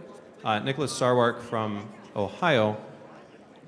May I ask the chair to consult the parliamentarian as to what the chair's prerogatives are with regard to providing a recess for people who have raised a point of privilege and a need to eat for medical reasons, and whether or not the chair can dispense with the counting vote. We can walk out and force a quorum call, too. Madam Chair? If we're going to be assholes and dilatory, let's go ahead and do it all the way, hold guys. On. Order. Let's do it all the way. Let's Mr. just walk Hale. out, go to lunch. Mr. Hale. Madam Chair? Mr. Hale. Mr. Sarwark, will you please repeat? There was a distraction up here. I apologize, and I'm willing to wait so I can be heard. I would like to ask the chair to consult with the parliamentarian as to what the prerogatives are of the chair as the presiding officer to respond to a point of privilege related to a medical condition and blood sugar that many attendees have and the need to go to lunch. What are the prerogatives of the chair for the comfort and the well-being of the body.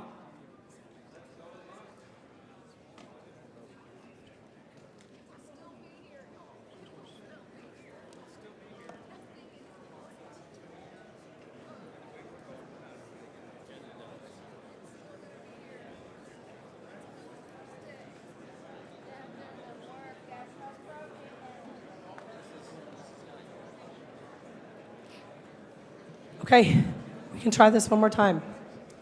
All in favor of recessing for lunch right now for 90 minutes, raise your hand.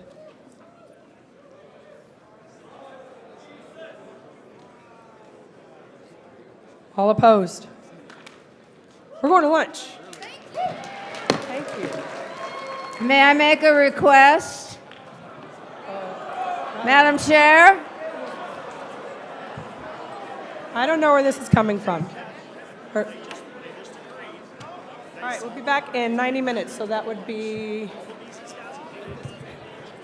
Huh? 2:02. 2:02. No, that's not right. 2:32.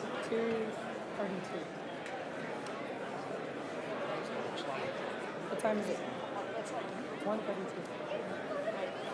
1:32. 1:32, we return from recess.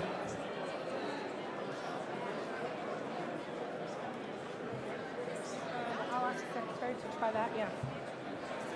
Okay. Okay, thank you. I'll ask. You're asking? Okay, just to be clear, we return at 1:42.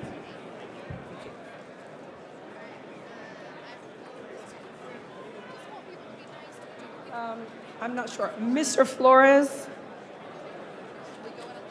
Mr. Flores, is it possible to have the question has been raised, if it's possible to have the alternative agenda also in the app for people to see, should they choose that way? We will also see if we can have them back up on the screens when we return.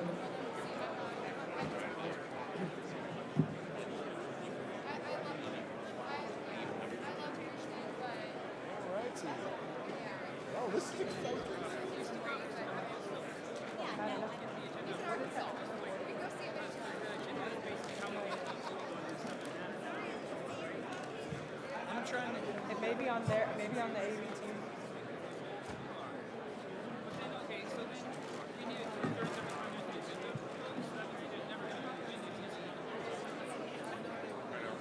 Well, maybe that's why we bought our package.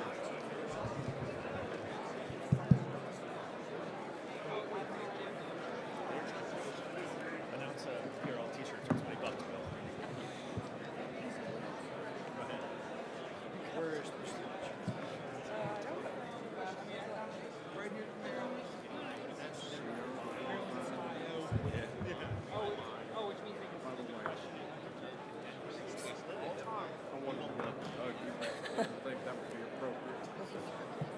Later. Where's lunch? Although maybe I should have to show what confidence I have. Josh. Yo, Josh. You know where?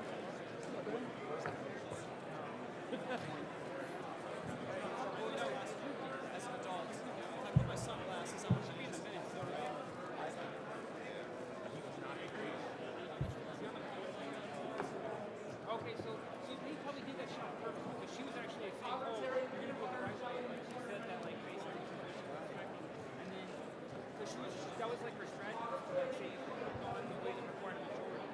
Yeah. Is Mr. High still in the room? Actually, Miss Harlow. Miss Harlow.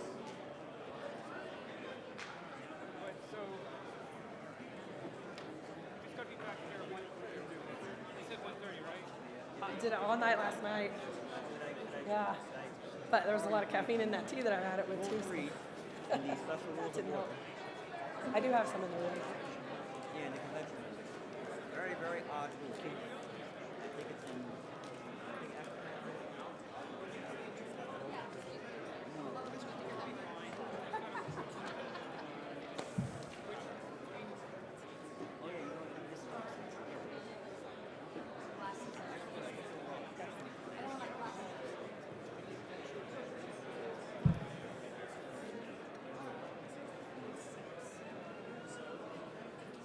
Well, we're trying to get the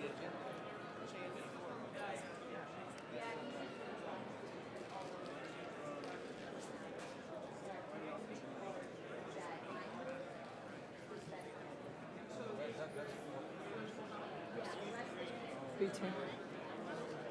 Thank you. I like your hat.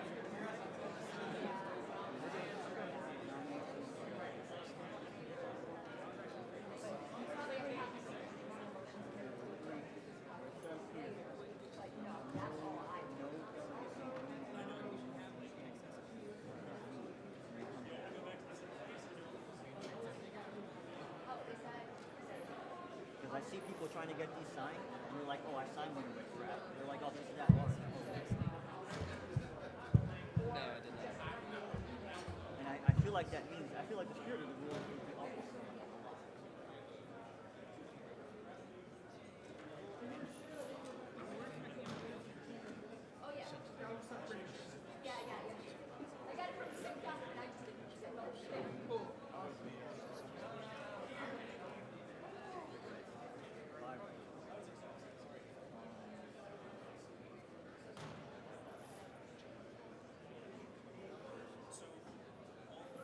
How's it going? Trying my best.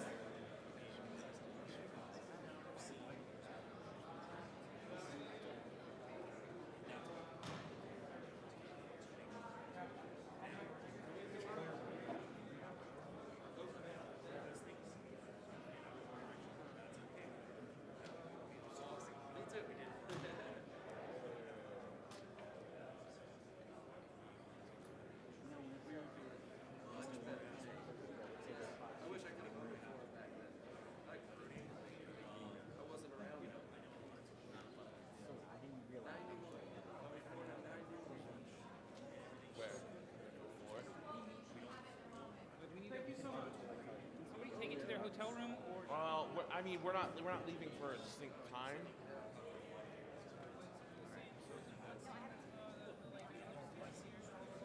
I was here in 2020 and no one stole anything. I know, but I know.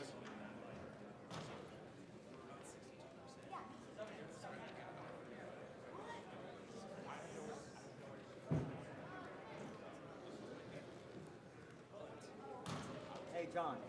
Outstanding, brother. Thank you. Outstanding, brother. You took command. That's the way you do it. You just said, listen, this is what this is how it works. This is, suspension of the rules that take up in one motion. Yes. Yeah, I'm hanging around. It says no delegate may join in nominating more than one candidate per seat. At large election. Yeah, so that's how I would rule it, and I'll tell you why. When you talk about, yeah, it's the same thing. 7 minutes. You don't mind? Yeah, yeah. Which makes it. People are asking me to sign on something. I haven't signed my own. I have 17 signatures here, just clean delegates. Yeah. So you can sign one for each seat. Okay. That means I can still sign others. Hey, Dr. Lark. Not a problem. He did do an excellent job. All right.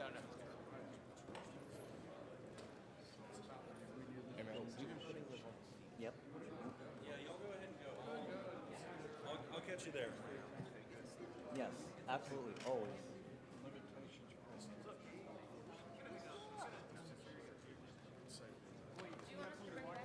John, you want to know? This is in my back pocket. I think I'm just gonna like maybe. Yeah. I'll stick this over there. I need to get mine going. Do you mind signing mine? Yeah, for secretary? Yeah. Absolutely, brother. No, we're staying. I gotta guard this with my life. Funny thing.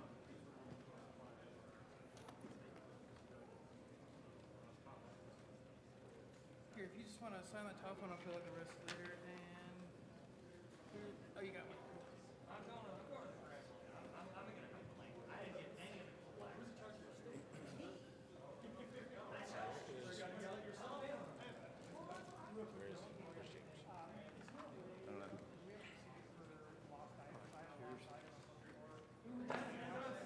Okay, cool. You got it. Might be a minute. When more than one person is elected to an office, that's the board of directors, which is what we She just looked to be dragging behind the other Yeah, man.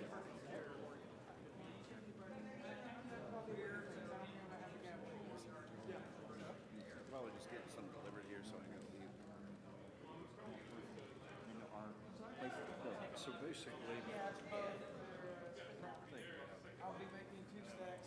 And it's gonna be up to the secretary to double check that you didn't nominate more than 5 people, I guess. Actually, let me put it on that table so that Yeah. these papers If don't someone, I guess if someone objects and says, Say no, yeah, exactly. yeah. That's what it I would want take. to, I want to see the signatures, and we'll be here all day long. Yeah. Thank you very much. Okay, so. Yeah, I'll just gonna keep an eye on it. So from our vantage point, up to 5, let's say someone has a 6 out there. If we take an objection from the chair, I see anybody now allow nominee to see if one person is there more than 5 times. Well, honestly, the reason I put 17 is if you get more than 15 signatures, likely, even if 1 or 2 gets thrown out. You know, Unlikely they get thrown out. I've got state troops. but I'm saying, like if somebody did find a signature on ballot, you No, know, it's a good idea.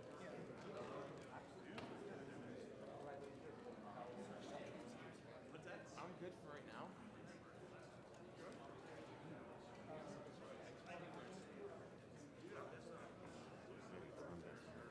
Yep. Agreed.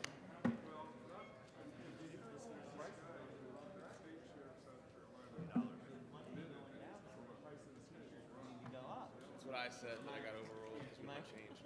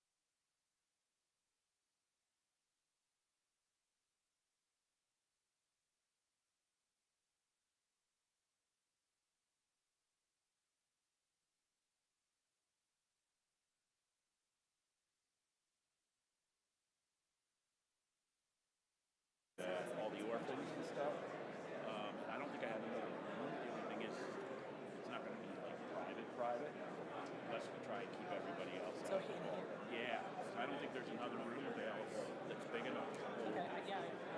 If I'm working on it, but like people are telling me like 350 people maybe. So Okay. I just want to let you know, right. and I will get that list to you before the end of the session, so you can announce where we're going. Perfect, thank you. And don't forget the water. I'll do that. Yeah, he's taken care of right now. Thank you. Hey. Oh, yes, of course. I have not forgotten about you. I'm just going to sit down and talk to you about it. Because I have some more questions. I haven't forgotten. Thank you. Hey. We just discovered there's like several boxes of bylaws committee reports and platform committee reports in the commission's room.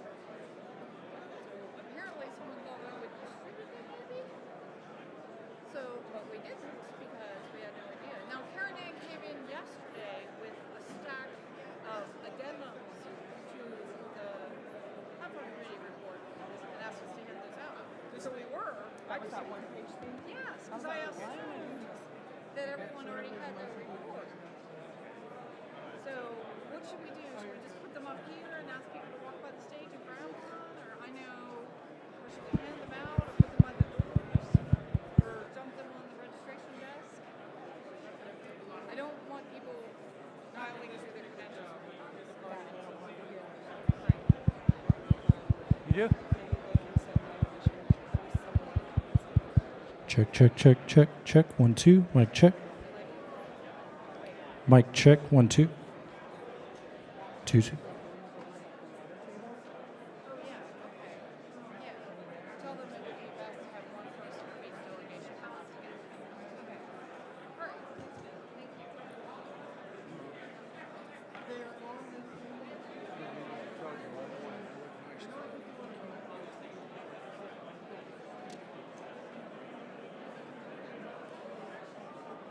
I am so tired.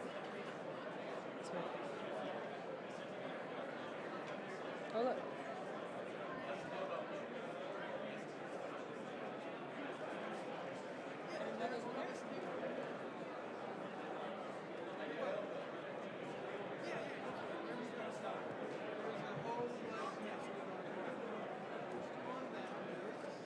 So what's that? Their proposed agenda? Thank you. Is it 2 or 3 pages? Is it 2 or 3 pages? Just 2? Two. This one's the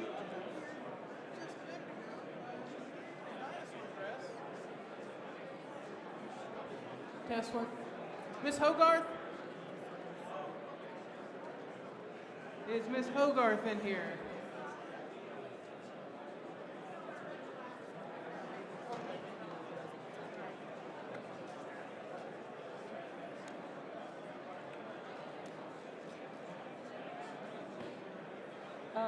There are copies of the agendas down there.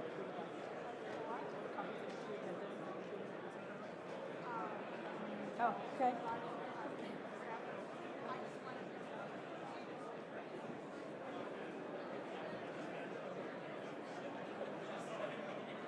Thank you. So, John, these copies are one per state? One set per state of the agenda? I think people have been taking them, so I don't know if they're Okay.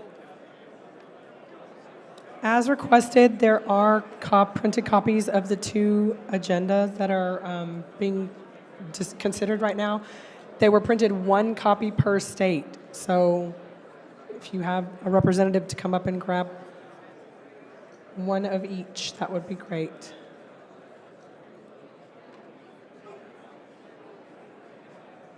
Also, they're in the app, I believe. Is wonky? Okay. That's like beyond my... Thank you, thank you.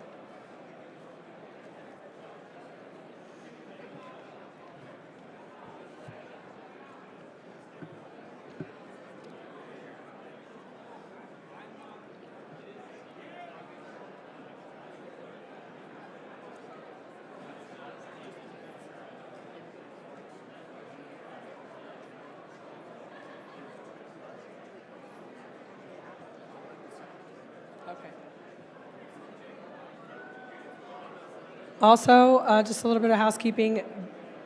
They are supposed to be replenishing the water supply on either side of the room. We've already put in that request, so hopefully that will happen soon.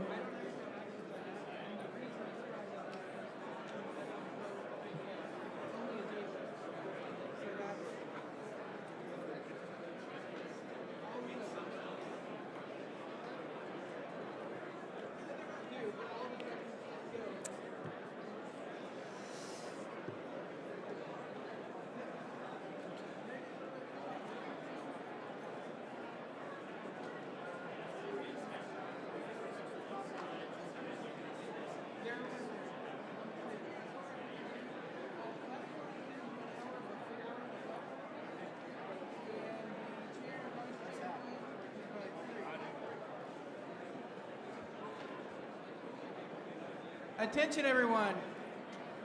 I have an announcement to make. The chair and vice chair tokens are due by 3, which is in an hour and a half. So if you have not turned those in, I would get them in quickly. Was it 3 that we decided? It was 3.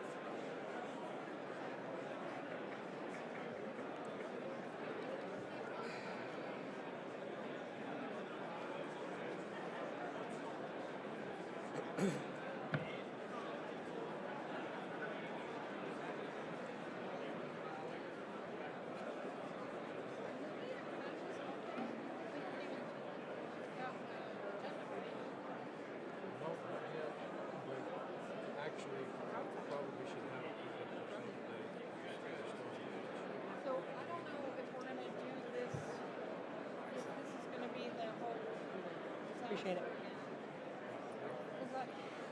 I can give an update with the delegates and alternates.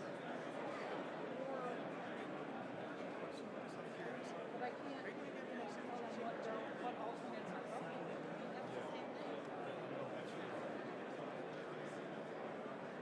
That's the same thing. I kind of like to see that get Texas up. It's Mr. Leading. Just take California.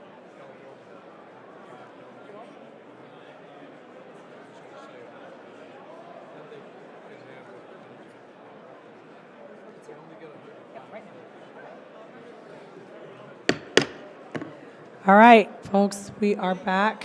1:42 was our time to return. There were clocks on the screens earlier. I don't know what those were for. We should all be coming back to order now.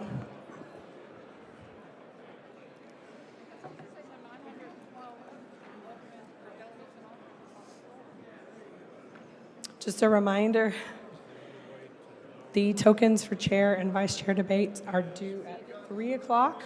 3 o'clock in the blue box up here on the stage.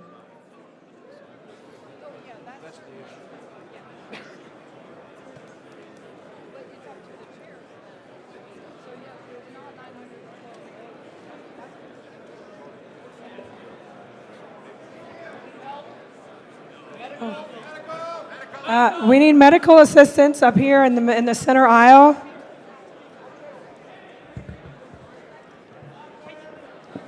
If there is a doctor in the house, we need attention on the center aisle. Please keep the area clear so that medical help can get there.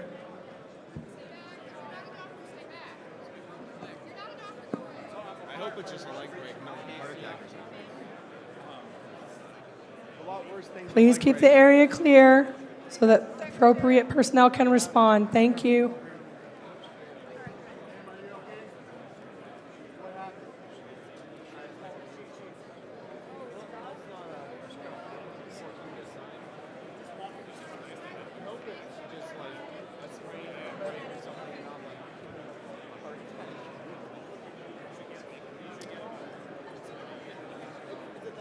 We will be at ease pending a medical emergency. Thank you for your patience. He's there. He's there.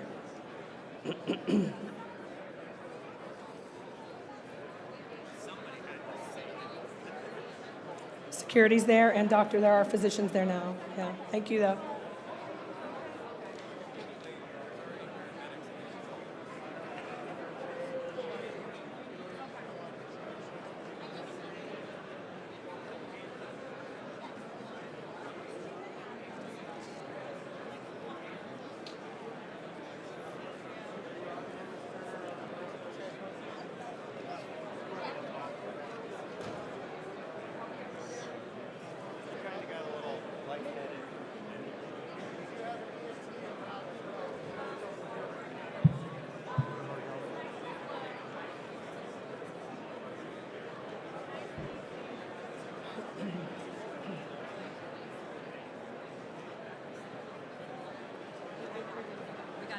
But anyway.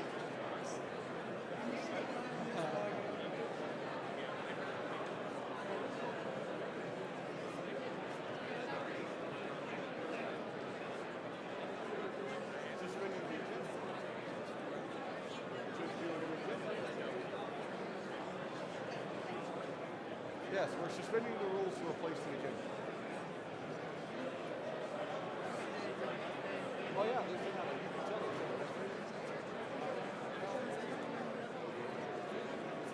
No, I don't think so. I think it will. We'll talk about both of these. You know, it's not good politics.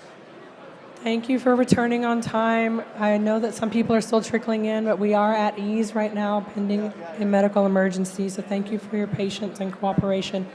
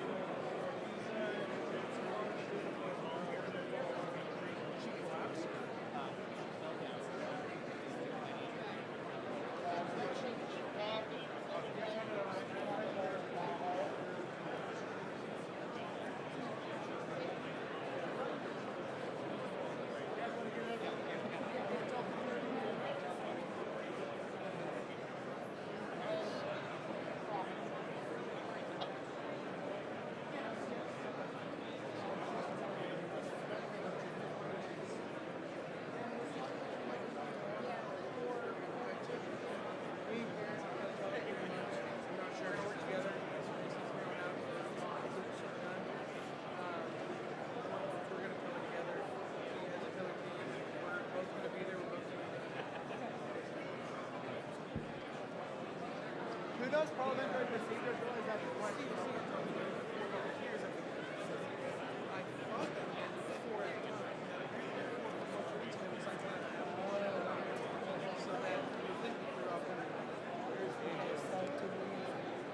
In that blue box.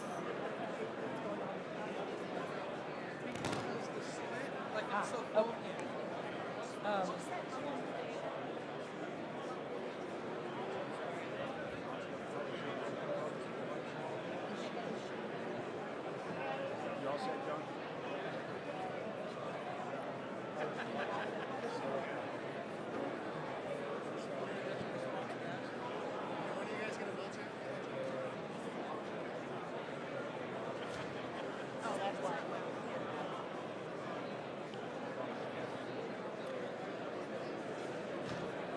Can we please keep the center aisle clear? Anyone who's not necessary there? Okay, thank you. Yes, please keep the center aisle clear. We will be having a wheelchair coming through.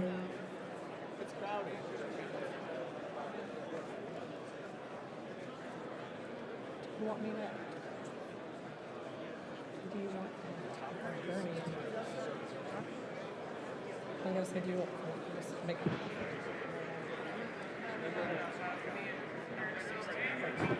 Please clear the aisles for emergency personnel.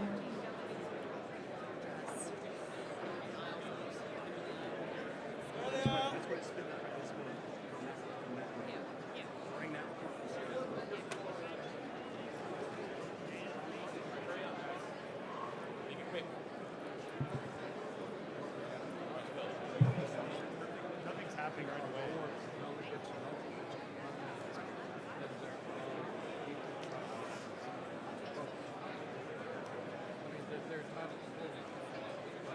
At one time. Right, at one time, yes. And that's. But if that delegation, I guess. Pretty much like everyone's contacted me. Everyone's yeah, allocated versus. I want to know how long. Like, I don't want to be guessing.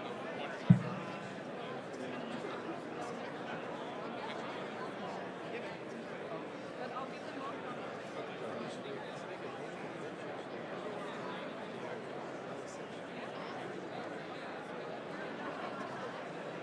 The challenge there is that it's in the rule of whether you can someone to delegate or whether you just seat it as a voting alternate is inconsistent. Well, and that's because states have different bylaws. And just depending on who they do the credential, it's inconsistent with applies. So that's all.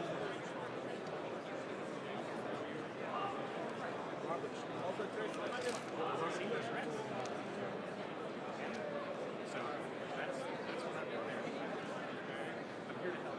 Sometimes I'm a Gen Xer too, but I'm a millennial and takes my so I may not see it Huh? because there's so much going on. Probably this, I don't even hear phone right off. So this is 916 to 915.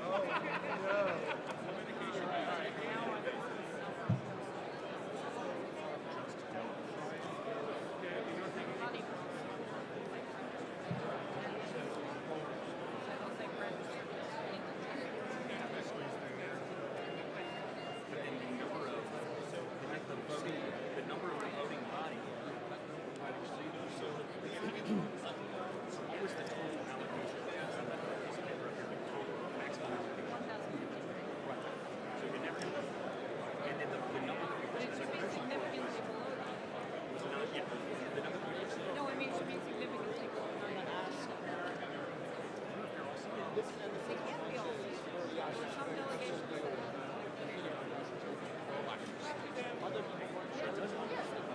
No, it is limit state by state. So there's not 915 votes. There's charges over there that Also, that be a point of parliamentary inquiry or point of information? I think parliamentary inquiry, right? Okay. Oh, yeah. Blue box right there. Well, I'm more saying, if this agenda is happened, what would the rules say If you happened? go to the credentials office Adopted, what rules say and happened? ask for. Again, the tokens for chair, vice chair debate are due by 3 p.m. Blue box right up here by the secretary on the stage.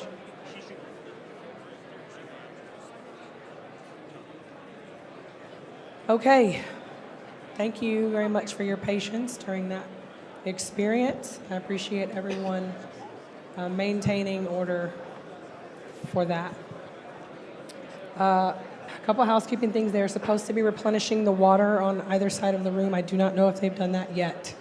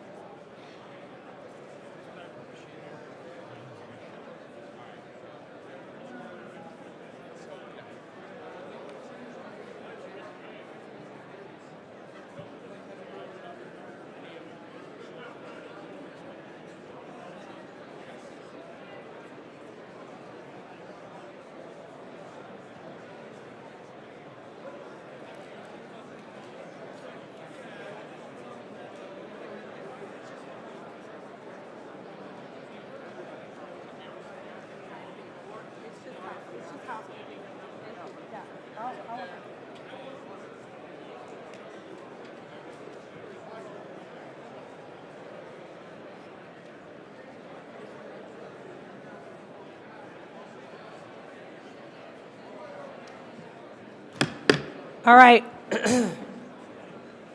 We are still getting notices from people, particularly in the back of the room, who are having trouble hearing, so please do keep the noise level down or off when not necessary. There should be water coming soon if it's not already. I think that's the only housekeeping to do at this time. Do you want to tell them about reports? You're about to do, do you need to do something? No, about When the we come back, do you committee. need to do any report? Yeah. Okay. I just wanted to know. You ready? Yeah. And then you can tell them. Just a credentials update. As of 1:30, we have 915 delegates and alternates registered. Wait, where's Billy? Okay, sorry. I erased something from my phone, I think. Did we ever get the breakdown? Okay. Just sort. Count the one card in the row. Sorry, while I'm getting the specific number, the Platform Committee report, the Bylaws Committee report, and I believe the Financial report are available for delegation chairs to pick, well, for anyone, but it's probably best if delegation chairs pick up enough for your delegations at the water station. There are more in the credentials room. If we run out, let us know, and we'll go get more boxes of them. People may not want paper copies.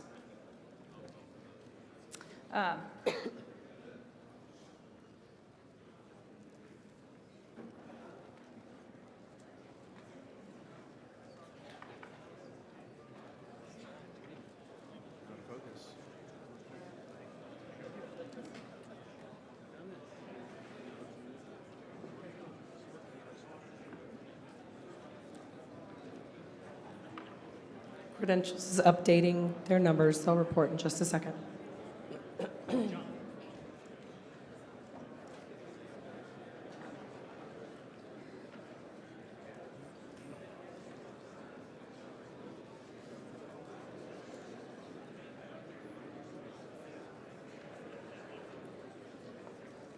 I can't hear you.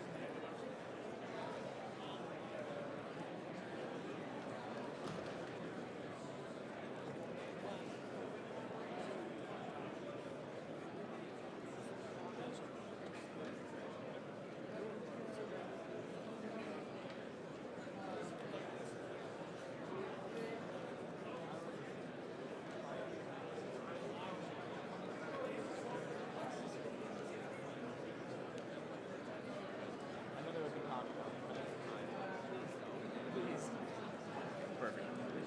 I'm going to ask for information to confirm that we will and make sure, hey, even though we just came back from lunch, we're going to be there. Thank you, because people aren't sure when they read this, so I'm going to confirm that to everyone. I have no idea.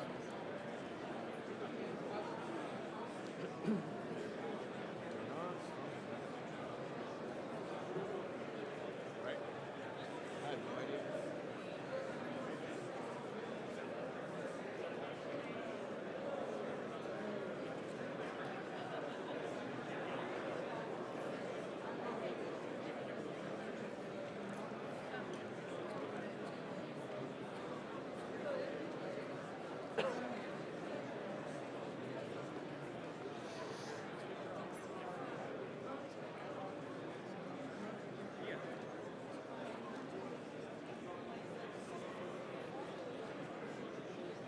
Also, in case you need paper copies of the two agendas that are being considered We have them up here. Not enough for everyone, but one per state, I believe, is what was printed.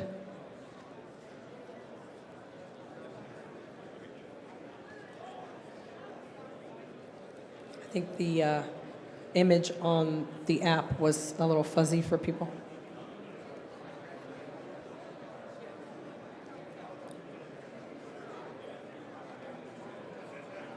How's it going?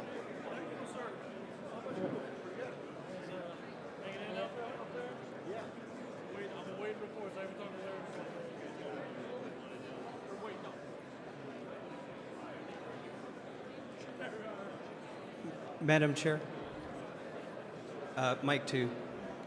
Hey, Eric Van Siegel. Microphone 2. All right, let's go ahead and try to come back to order. We have people starting to ask questions.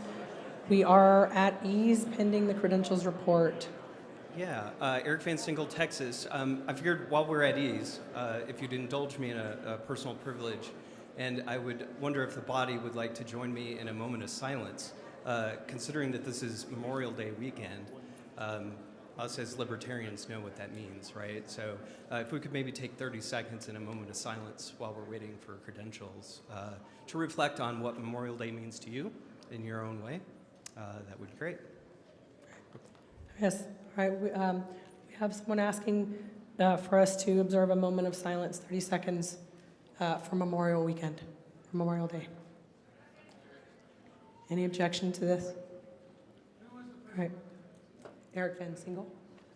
All right. A moment of silence. Thank you.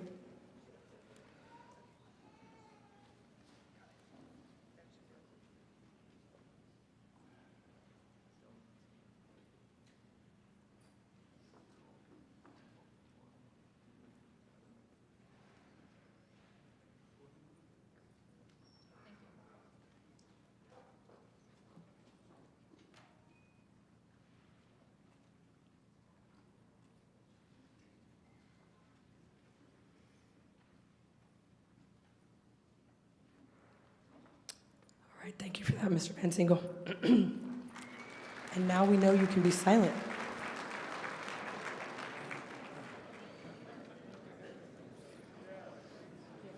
Yeah.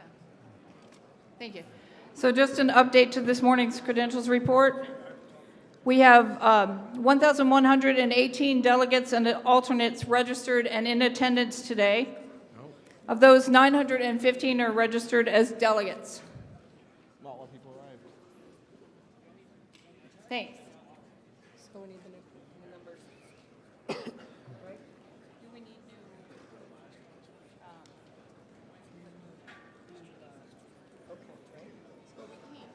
Can someone put my screen up on the projector? I'm not going to be addressing the numbers. I'll be addressing agenda.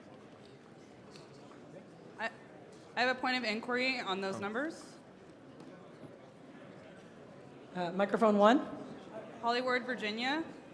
This morning it was 997, and now we just said that there are 915. Do I have that correct? This morning, the 997 was delegates and alternates. And in fact, that was actually the delegates. That was the process where we asked the chairs how many alternates they had assigned voting status to. So typically, we just report the number of delegates in attendance, and numbers are based on that. But this morning, the body asked for the number of, so the 1,118 number is the total number of delegates and alternates that have registered, been credentialed, showed up, and checked in. I understand that. So, but if we're saying our total from this morning is 997 and now it's 915. Correct. I mean, that's not correct. So that's not what we're saying. The number of votes possible is going to be higher than 997. So if we want to poll every chair again and do the count like that, that's a floor management issue, and I'm not sure. So, but I thought 997 after we did the state or the delegate chair Yes. count. I thought that was what the 997 The was. 997 Okay, was I'm sorry. the total. Now the total is this. Okay, The okay. 915 was just Okay. delegates. The chairs, unconfuse me on your confusion. Yes, the 997 I was, have no again, confusion. delegates and alternates, and now it's 1,118. So if it's 1,118, does that not change the quorum and majority numbers? Yes, but not in the way you're supposed to. Not- It does. But that's more, so the problem is the number 1,118 is not the number of possible votes we have on the floor. Let's be very clear about this. So there's 1,118 delegates and alternates registered and in attendance here right now. So some states have not filled delegations with their delegates, and their alternates all have found voting spots within their delegation. Some states have more alternates than they need, which is the purpose of alternates, and those alternates will not vote. So we can't say that we have 1,118 votes Point of order. on the floor at the moment. But then we're Yeah. saying there's 950. I'm just trying to understand what quorum is and how Virginia is Right, represented. right. Point of information. Point of order. I can't, sorry. Mr. Starr. Point of information. Point of order. So the credentials report is supposed to. Can you speak up, please? I'm looking at Roberts and section 59, paragraph 23. 23? So, yeah. So it talks about how the Credentials Committee needs to give the total number of convention members entitled to vote and the number of registered voters. So we need to have a number of those entitled to vote. We know that it can't be more than 1,053 because that's the allocation for all states combined. It's going to be a number lower than 1,053 because some states have fewer than their max. Right. So we really need to understand the number of those who are entitled to vote. I'm wondering if perhaps the Credentials Committee could provide that to us. Yeah. We cannot. Again, Yes. do what we did this morning. Related point of information. So, Mr. Starr, the process to determine that would be what we did this morning. No. So- No, it should not. No, it should The not. Credentials Committee has the information for Okay. each state. The Credentials Committee should be able to report the number of people who are delegates in each state in theory and the number of alternates in each state that are entitled to vote. That's not the case. So in Point- any one state, Why not? They're checked in, right? they're checked in as a delegate or an alternate. And the That's chair determines on the floor which alternates vote. No. Madam It does, what matters Point is of the total information. number. So the number of alternates you can add is limited to the total allocation. Yes, So you've got your delegates, yes, you got alternates over and above delegates, yes, not to exceed a cap yes. for each state.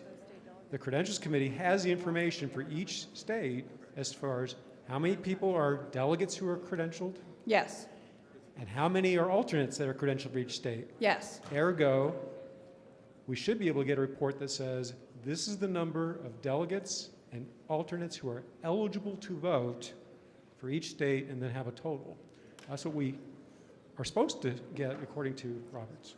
I see, Yes. I see, Yes. is Andy still on the floor? Because that is a report that, well, I'm not, Excuse me, if I may be permitted, I can tell you exactly how to do this, having served on the Credentials Committee and done it. I apologize for the technical stuff. Create a spreadsheet. For each state, put the number of registered delegates, the number of registered alternates, and the maximum permitted votes.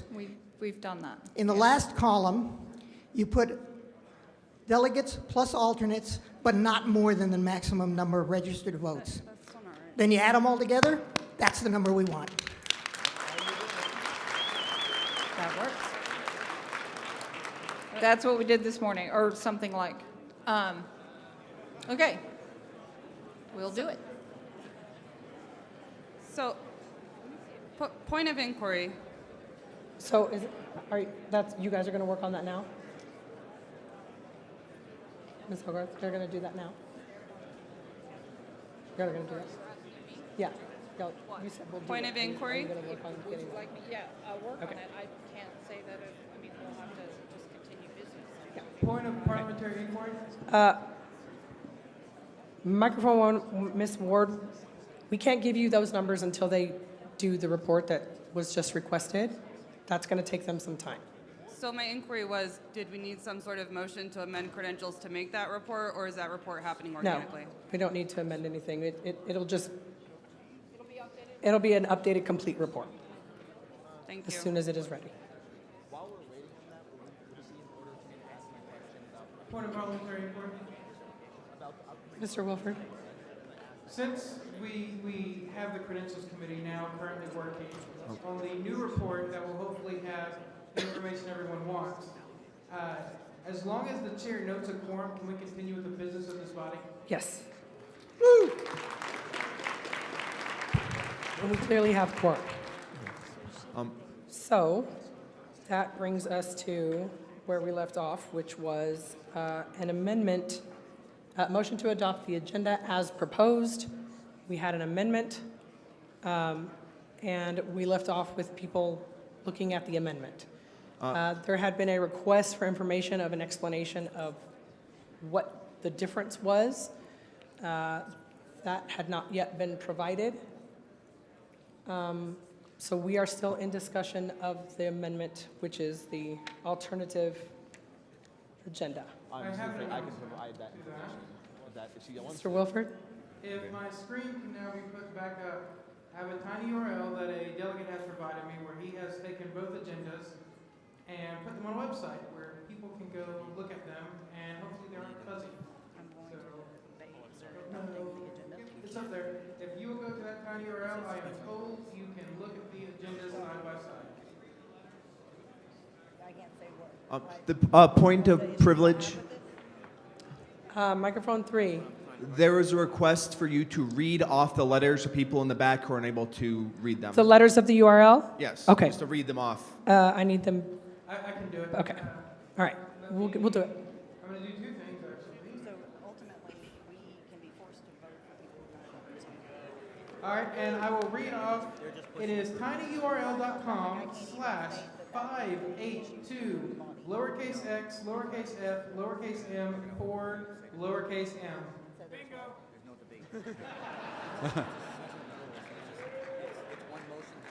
Madam Chair? Madam Chair, request for information? Oh. Is that microphone 1? Yeah, well, yeah, I think I had you on this one, Ted. Two related requests for information, Madam Chair. First, I wanted to get confirmation that the motion that we're under is a motion to suspend, which is not debatable. Is Correct. that, am I correct on that? That is true. Okay, That is and correct. the second request for information is because of the comparison of the two agendas, the one that we're attempting to amend via suspension has an order that changes the order of what happened this morning and where we're at now. I would like to get clarification as to whether or not, if this motion is passed under suspension, that whether or not we are going to continue right after lunch or whether or not we will continue after the agenda item of adopting the agenda. It would be ridiculous to go backwards. So it's my understanding that if this motion passes, we will be starting from at the agenda item that is after the lunch period on the new agenda. We would be starting from where we are, which is adoption of the agenda, and continuing from there. The lunch Okay. recess would just be out of place at this point. Okay, thank you. That's Okay. what we wanted clarity. Okay. Okay, request for information? Mr. Brown? Yes, Ted Brown from Texas. I'm kind of confused, Madam Chair. So did we originally pass the original agenda and then someone moved to suspend the rules to make a new agenda? Is that what happened? We did not pass the original agenda. I could have sworn we did. No. What was the vote on that then? Because I did not hear the vote on that.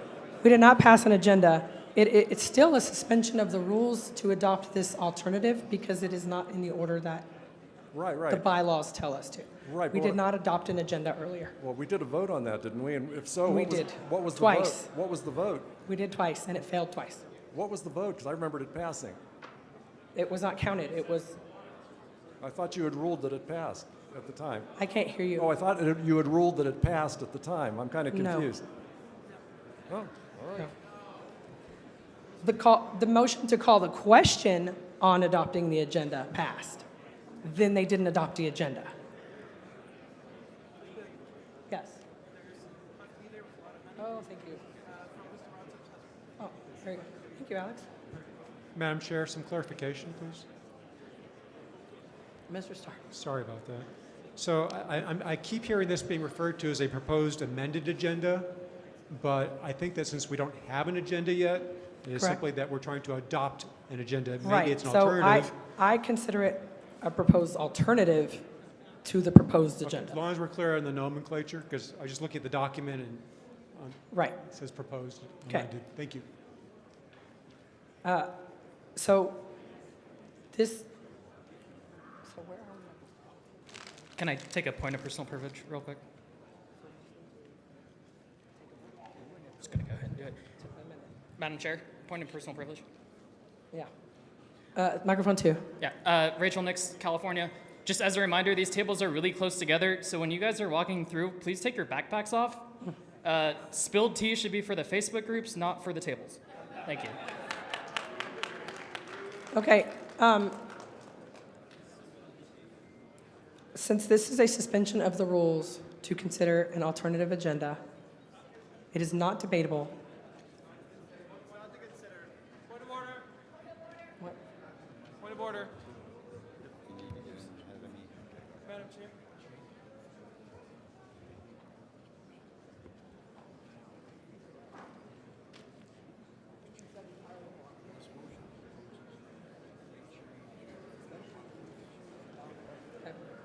What? I have it recorded that this was a suspension of the rules to adopt an alternative agenda, not to consider it. Thank you. Therefore, it is not debatable. Correct. Okay.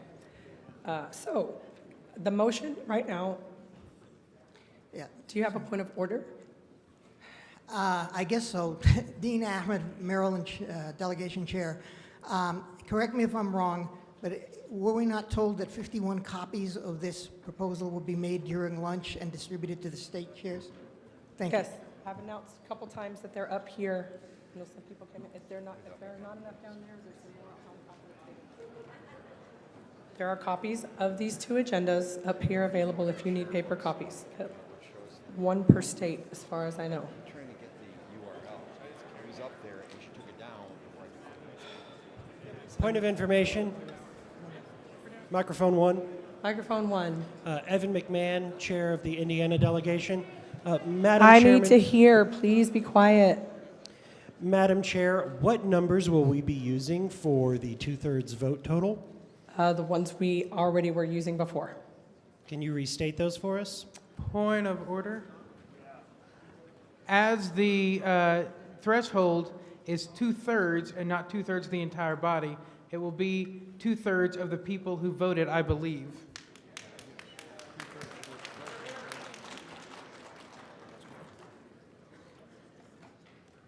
All right. So, Do you still want a neutral party to talk about this, or are we moving on? do what? I want to vote on this. Okay. I want to get this over with. All right, all right. Point of information. All right. Point of order, Madam Chair. Before the recess, it was, I believe, agreed that a neutral party would speak to the agenda. Is that, can we still do that? It's not a debate. It's not it was debatable. a request to speak for, and everybody agreed before. Yes, that was a point of information, and we were trying to address the point of information. Can we? Is that what you're trying to do, Mr. Molman? I was just going to, yes, Madam Chair. I was just going to say it doesn't cut anything out of the agenda. It just rearranges the chairs. Not the chairs, but you know what I mean. It just shuffles everything. I don't believe anything has been cut. It just rearranges the schedule. It does change the times. It does more than that. It does. But keeping in mind that the body can always move to extend time if you don't like the times. Well, Point of order. It moves stuff from the unofficial evening stuff. Mr. Wilford. I think we are getting into I'm opinions. not trying Point to of debate, so information. I Thank you. apologize. It's Okay, the motion on the floor is to adopt, It's information about the debate. what? Point of information, can you repost the URL that was up there? Because I didn't have time to put it in, and has Justin Amash agreed to be rescheduled? Not that I'm aware of. Can you repost the URL? I have it up on my screen if they can put my screen on the projector. I'm going to leave it up there for a little while longer, but at some point I'll need to get back to my minutes.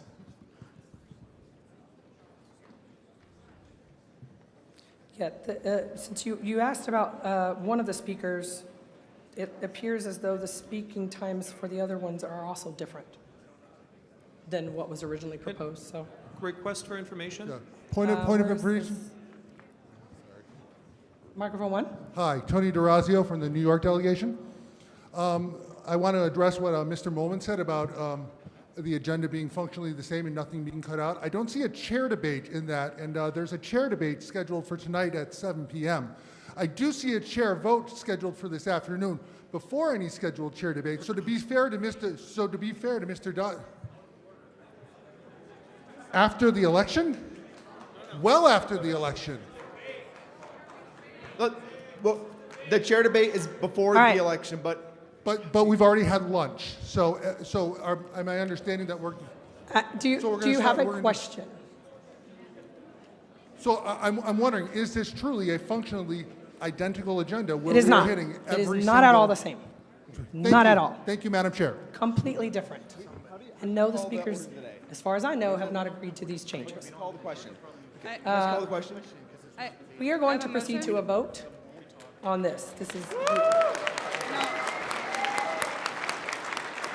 All in favor I'm of adopting, all in favor of adopting the alternative proposed agenda that was proposed by Karen and Harlos,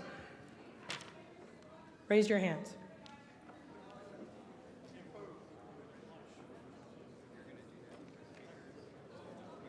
Oh, sorry. All in favor of suspending the rules to adopt this alternative agenda? Raise your hands. Opposed?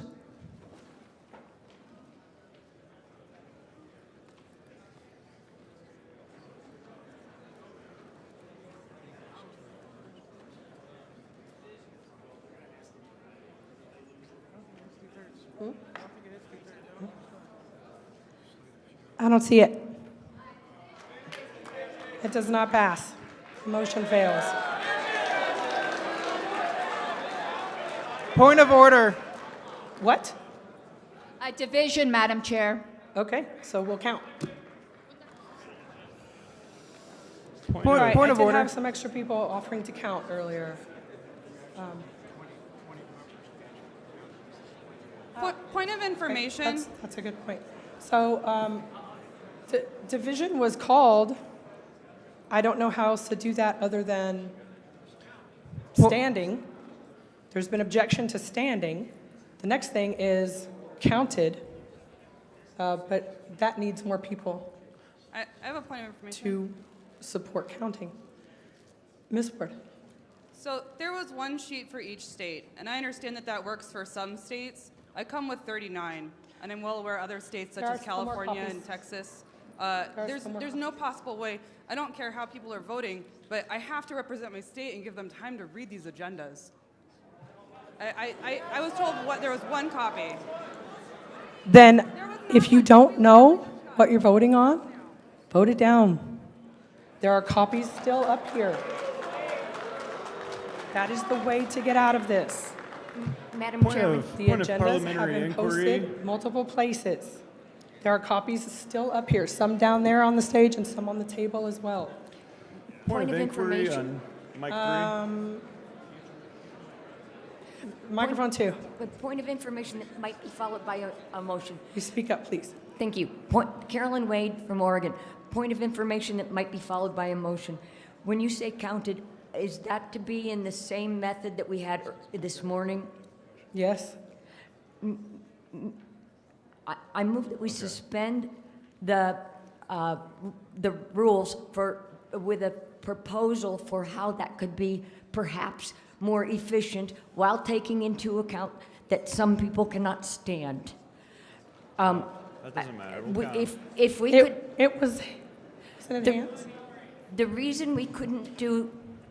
It was counted with hands. No, we were going to do a rising motion, and the reason we had to do counting with that very convoluted and slow method was because some people could not stand. Okay. And my suggestion is, because rising would have been sufficient except for the people who could not stand, my suggestion is that the people who could not stand may, in this very limited method, use what might be considered giving a proxy by handing their, whatever we're calling it, handing in this, please let me speak.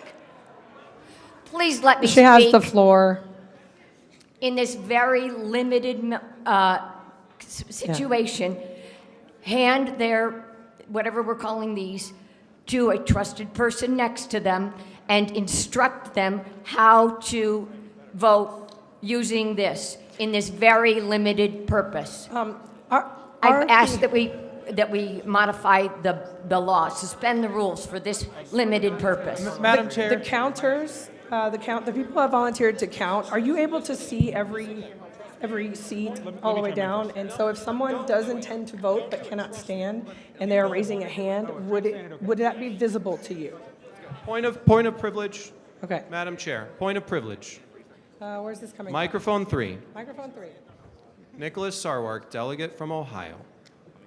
The way that the chair can accommodate both the physical limitations of those people who cannot stand while maintaining the same procedure for counting votes that we have with a standard count is that all of the delegates stand who can stand, and the ones who cannot stand raise their hand and then are counted. And it's very simple, and it goes very quickly, and we could get this done.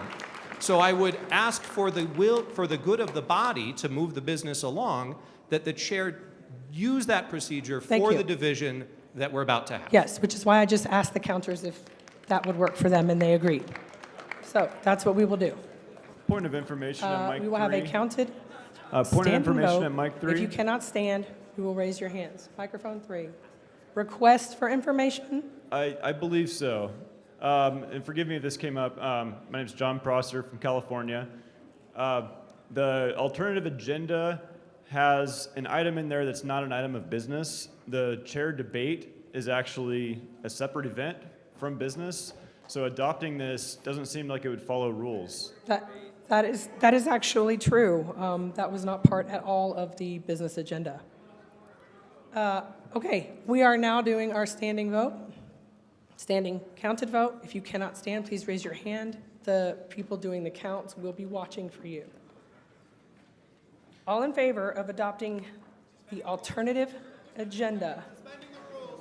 Suspending the rules to adopt the alternative agenda. Madam Chair, Please stand. I would point of parliamentary procedure. I'd like to suggest that if this alternative agenda is doing something that is against our rules, it is changing. Thank you. Thank you. I'm The point is taken. We are in the middle of a vote. The point is taken.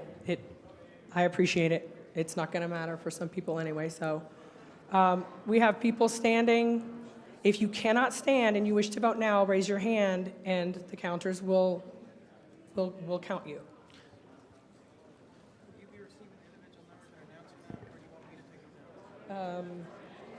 They bring them to you if that's okay?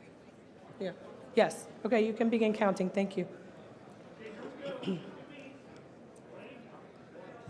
Point of inquiry. Microphone 3. It's Vicki Hansen from Mississippi. Microphone 3. Is it appropriate, should this agenda pass, for someone to make a motion to suspend the rules to amend the adopted agenda afterwards if there's something they didn't like in the adopted agenda? So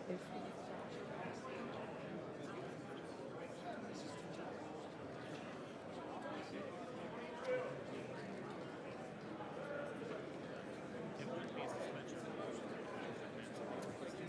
it would require a 2/3 vote to amend it at that time. Thank you, Madam Chair.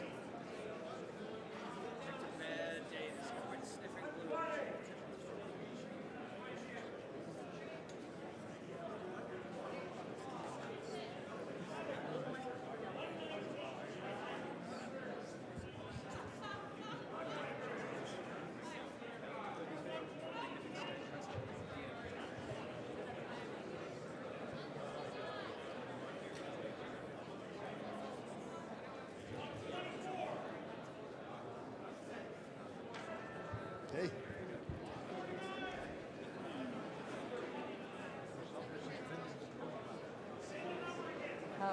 Those.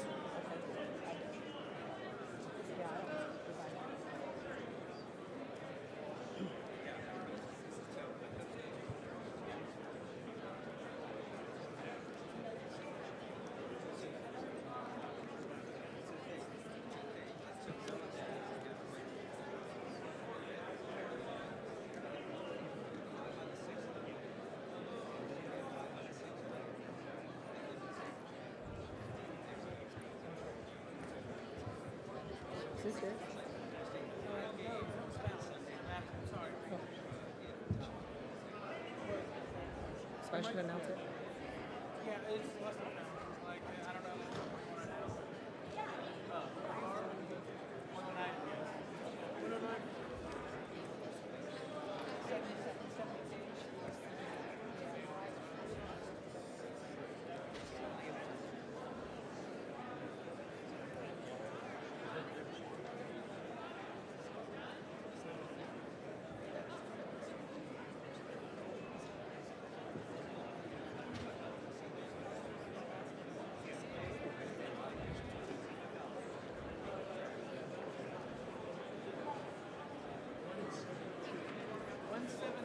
One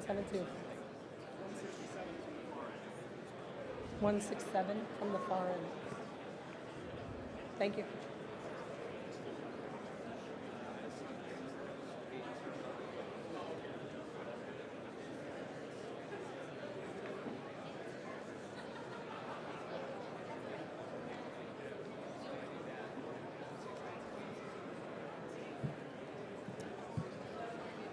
Madam Chair, point of parliamentary inquiry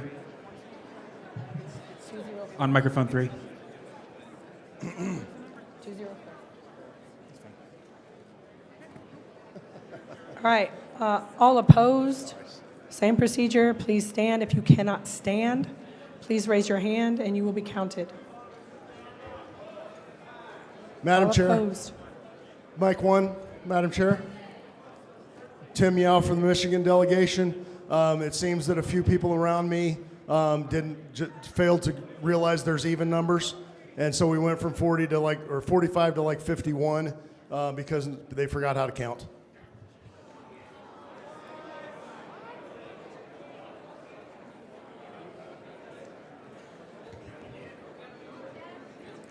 Then I guess we're doing it again. What? Which Chair? section? It's not going to matter because, the FAR section? Raise your hand for the section that was affected by this.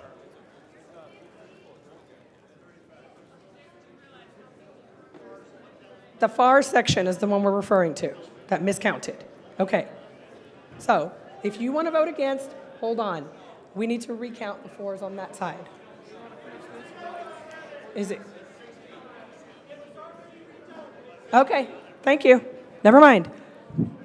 Back to counting the noes. Do we need to start them over? All right, back to counting noes. Stand if you are opposed. Raise your hand if you cannot stand. Madam Chair, microphone 3, point of parliamentary inquiry, if you will. It's in the interest of efficiency. I didn't hear anything that whoever that was just said. Microphone 3, over here. Point of parliamentary inquiry, James Gentleman, delegate from Minnesota. May each item of business, when reached, should the motion here fail, be laid on the table so that we can consider the standing rules for the convention, like in order as they go? Would that be in order to lay them on the table? I mean, We're in the middle of a vote right now. I'm okay. not going to be able to address that. I'll re-raise this afterwards. Thank you. Thank you. Proceed with counting. We're not doing anything else until we're done with this count.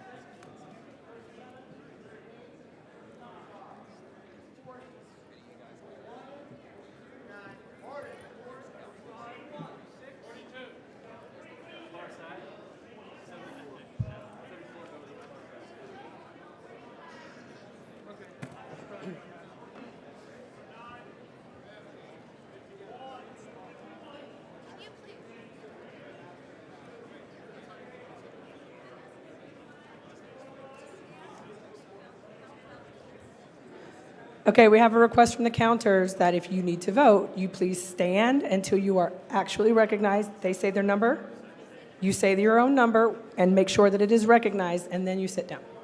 So this section needs to start over. This section, voting no, please stand up.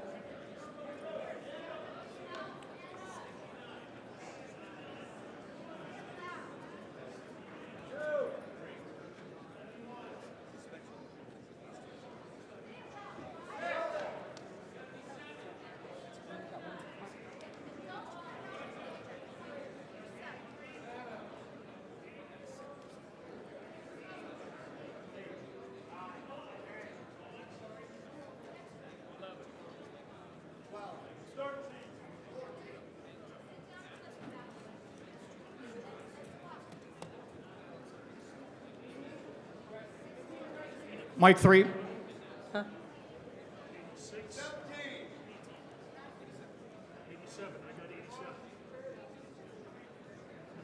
Point of inquiry / personal privilege on mic 3. Point of, Can it wait?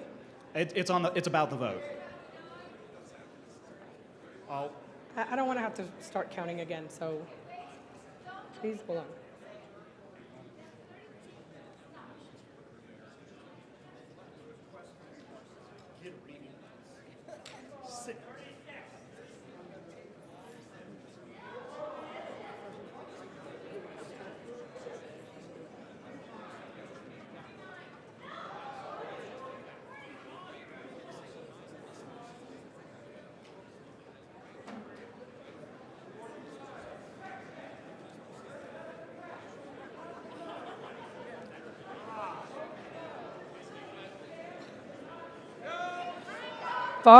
Far right section is going to be recounted for noes. If you are voting no and you are in the far right section, please stand at this time.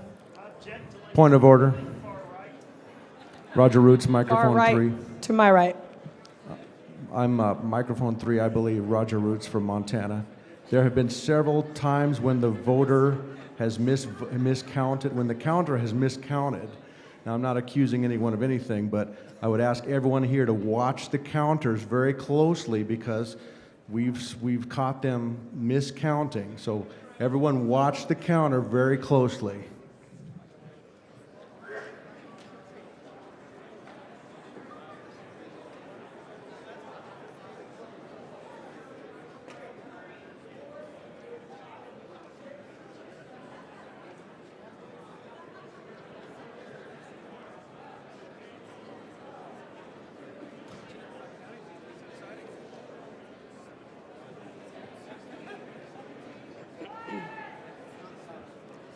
Yes, please be quiet while we are continuing to count. We do not want to have to do it again. Thank you for your patience and cooperation.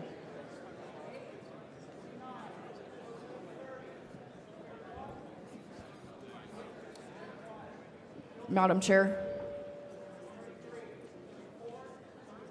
Microphone 1.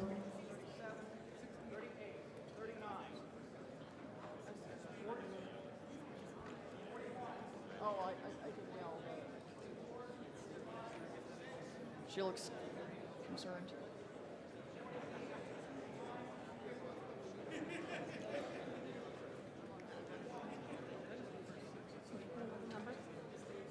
got another one?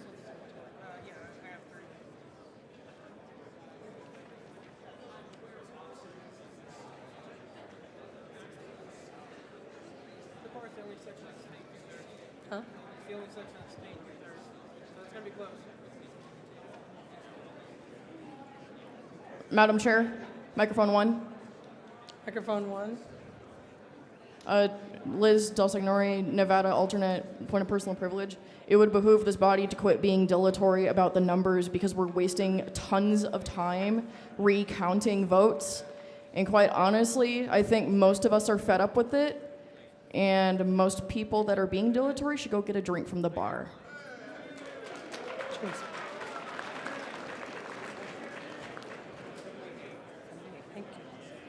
Thank you. 78.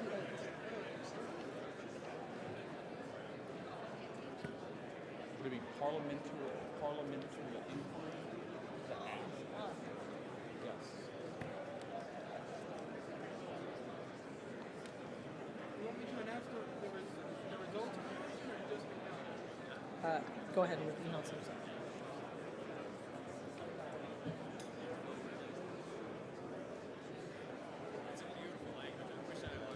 All right, I have the results.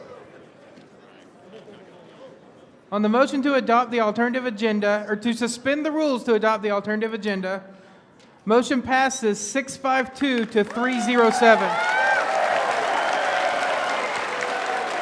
We have an agenda.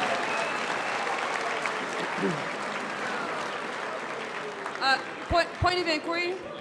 So at this point, That's the incorrect. next item on the agenda is a keynote address from Justin Amash. No, it's not. Based on the numbers this morning, 665 was the two-thirds total? Can you please read those numbers again? Whoa. It is two-thirds. The vote that on the prevailing side has to be two-thirds. It has to be twice the opposite side. Twice as many. It's not has nothing to do with how many delegates. The ruling of It's the the chair. votes cast. Yes. So what's the total vote count? 652. Yeah.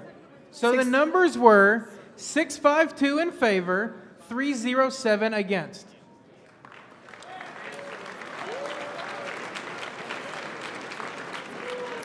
All right. So at this time, if Mr. Amash is available, it is time for him to speak. Madam Chair, point of personal privilege. Microphone 3. Microphone 3. Randy McGlynn with the Washington State Delegation. For the purpose of expediency and for a better experience for all of our delegates here, which we have a right to have a good, efficient process here to handle business, I ask that the chair, in times of division, please use the state delegation chairs to count their delegations and report it to the chair. This will allow us to count simultaneously and make it efficient. I will move that the chair recognizes that as a future process for counting divisions. Thank you.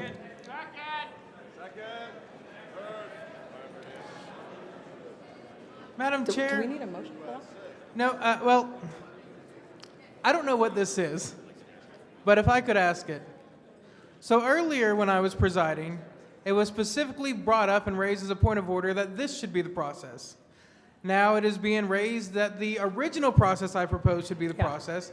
So may I ask the chair to put the question to the body of what process we want?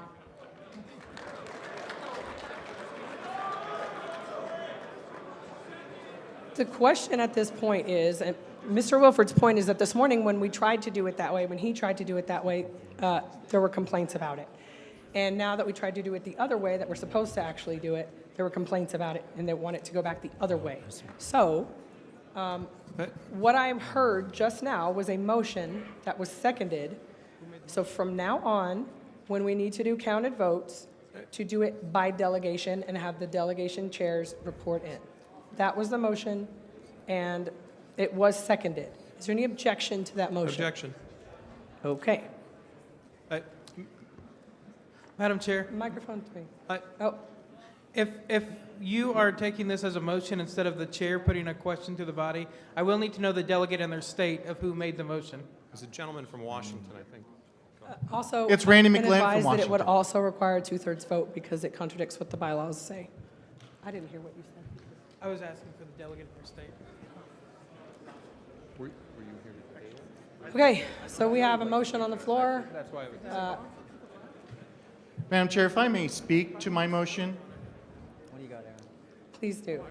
So the reason why I brought this up, and I understand that there's been some contention about how this is done, but here's my reasonings for making this motion.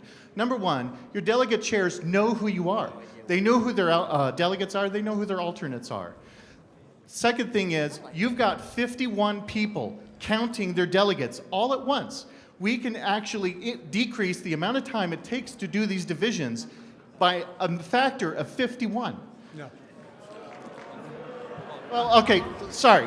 So, but it will decrease the amount of time. The other thing is that then that way you have each of these 51 delegation chairs reporting the numbers to you. You're able to tabulate those right away. That will definitely make this process a lot more efficient, and it'll help uphold the integrity. That's the reason why we're delegation chairs. That's why I asked for this motion. Thank you. Microphone 2, Mr. Starr.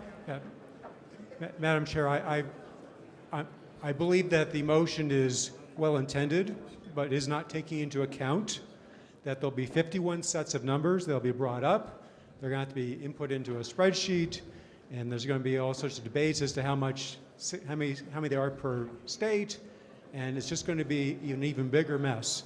So I would suggest that we not do something that's going to make it even harder. Thank you.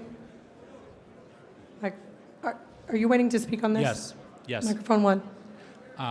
Tyler Danke, Wisconsin delegation. I speak opposed to this motion because I do not believe that we need to actually have a motion for changing this method of voting. I believe that we can use the method that makes sense as long as there's not an objection to it or someone doesn't call for a different method. What I'm suggesting here is that the problem that was happening with the original method was that the delegates were being counted on a piece of paper with tick marks instead of being counted out loud by a standing counted, out loud and publicly counted. And that's the important distinction. It's not about whether it's states, it's about whether it's standing and verbal out loud counted. So thank you. Microphone 3. Nicholas Sarwark, delegate from Ohio. And as a point of information, this is my 11th national convention. I have chaired 3 of them, including 2 presidential ones where we do roll call votes. And I am going to tell you that as a matter of fact, it is much, much, much slower than a standing counted vote. What we are experiencing is the same thing that we experience at the beginning of every national convention when there are new people here who have not done it before, which is the first few times you do it, it goes slower. Once we get into practice, the counting vote that we've done for the entire 50-year history of the party is actually much faster and more efficient, and I would urge you not to try to come up with a new way of doing things because in your head you think, oh, well, it does the, and with all due respect to the gentleman from Washington, it just isn't gonna work that way. And so I'm trying to tell you, if you wanna get done what you want to get done, don't do this, let's just move along through our votes and stop trying to change the rules. All right. Madam Chair. Madam Chair. Microphone one. Thank you. Madam Chair, point of parliamentary inquiry. What we have on the floor, as I understand, is a motion to adopt a standing rule of the convention. Is that correct? Yes. Is it also my understanding that this is also a suspension and should not be debatable? We should vote to suspend to consider this in the first place? Is that also correct? Yes. Madam Chair. First of all, do you see me talking to someone?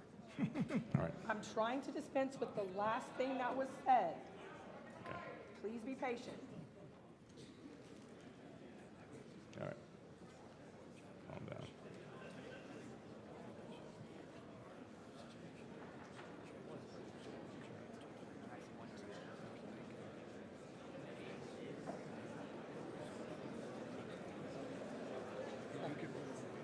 Okay. So your point is well taken. It would be a suspension of the rules, and it would require a 2/3 vote. And it is not debatable. Is that It is not also my debatable. understanding? Then please, Yes. let's call the Thank question you. and vote. Thank you. All right. Call the the question question. has been called. Did I hear a second? Okay. Is there objection to calling the question? Second. Is there objection to calling the question? Hearing no objection, the question is called. We proceed to a vote. The motion is, for the remainder of this convention, to, when we do counted votes, to do it by delegation, with delegation chairs reporting in the numbers. All in favor, raise your hands. All opposed? The motion fails. All right. Orders of the day have us with a speaker. Our keynote address should be starting right now. So, can this wait until after the speaker? I don't think so, because there is an issue, a practical problem for the alternates who are now seated and allowed to vote, but have not gotten their tickets yet for the races that have been moved up to this afternoon. They need an opportunity, and the Credentials Committee has to give them an opportunity to get their tickets so they can vote for the offices and for the LNC. That may be delayed, but I would rather we address it now. Okay, she'll address that. Yeah, many of the eligible alternates have gotten their tokens. Sorry, the terminology. If you're a state chair and you have alternates eligible to receive tokens as voting alternates, let us know. We can't give all your alternates tokens. No, you can't give any. The rules say only delegates get tokens. Only delegates. Okay. Only delegates. There are 1,053. You can't give it to both delegates and alternates. Only delegates get tokens in our rules. That's how it works. I'd like to give an updated. Can I make a quick, very timely announcement? Yeah. The token box is going to go away to be collected in 7 minutes. So you have 7 more minutes to get your token in for, no, not platform, for the debates. Microphone 2, request for information. Hold on. Did you answer? Yeah. I'd like to go ahead and just give the updated numbers and. Okay. All right. As I said already multiple times, the orders of the day have us with a keynote speaker right now. Can this wait until after that? I'll come.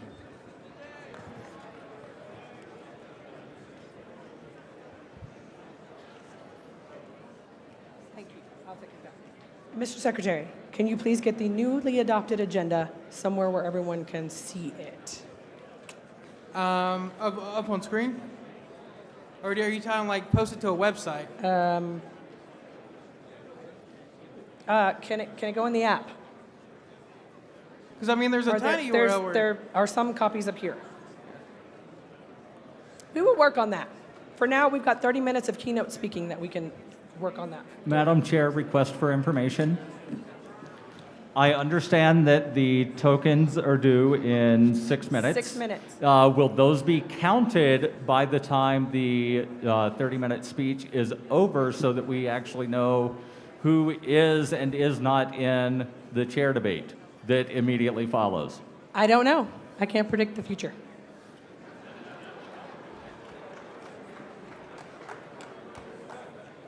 Madam Chair, microphone 2. All right. Are you entertaining motions at this time? No, we're not.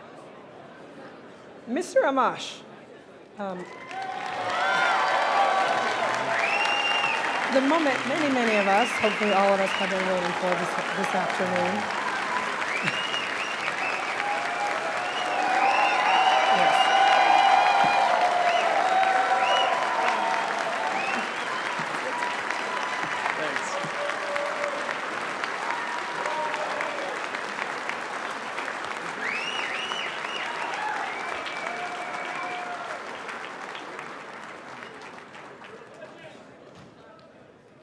All right. That's good. All right. Here I am.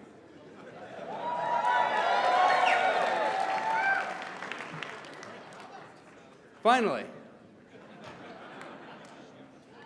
I think this is my first national convention, so it's been... Do they usually run like this? Okay. So, I'm here because I want libertarian ideas to win in my lifetime. And I'm hopeful that my experience can help all of you make that happen. So, when I ran for office, for the first time, I ran as a Republican.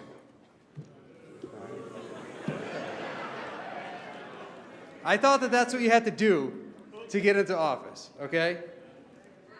And I served in Michigan as a state legislator. And I served there for 2 years. And in those 2 years, 1/15 of all the votes were 109 to 1. So we would vote about 20 times a day, usually at least once a day on average. I was the lone no vote. It was so common that they called it 109 to Amash. They knew who the one no vote was when it was coming. So when I decided to run for Congress, a lot of people in the political establishment thought that was crazy. They were like, nobody's going to vote for this guy. He's voted no on everything. They even did a hit piece on me in the newspaper where all of my opponents came in there and a whole bunch of other people, and they said, yeah, this guy votes no on everything. And they cited some of the things that I vote no on. And I remember walking door to door that same week, and I went to these doors and knocked on them, and people would say, oh, there's this great newspaper article about you, about how you vote no and you stand up for us. So obviously it didn't work. I got elected to Congress. They didn't stop me. Now, in Congress, I was the lone no vote 56 times during my 10 years. All other members combined were 76 times. So if you added up all of the members I served with, which was hundreds, it's more than the 434 other members because there are people coming and going over 10 years. All of them combined, they had lone no votes 76 times. I was 56 times. So I was 42% of all lone no votes in Congress. In 2011, when I served with Ron Paul, I was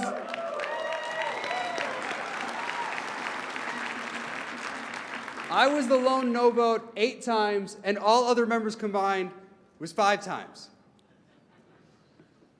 Over those 10 years, I was the most fiscally conservative member of Congress during that 10-year period. Now, I introduced a whole bunch of legislation, a bunch of amendments, the amendment on NSA surveillance that stopped them from spying on us, ending qualified immunity,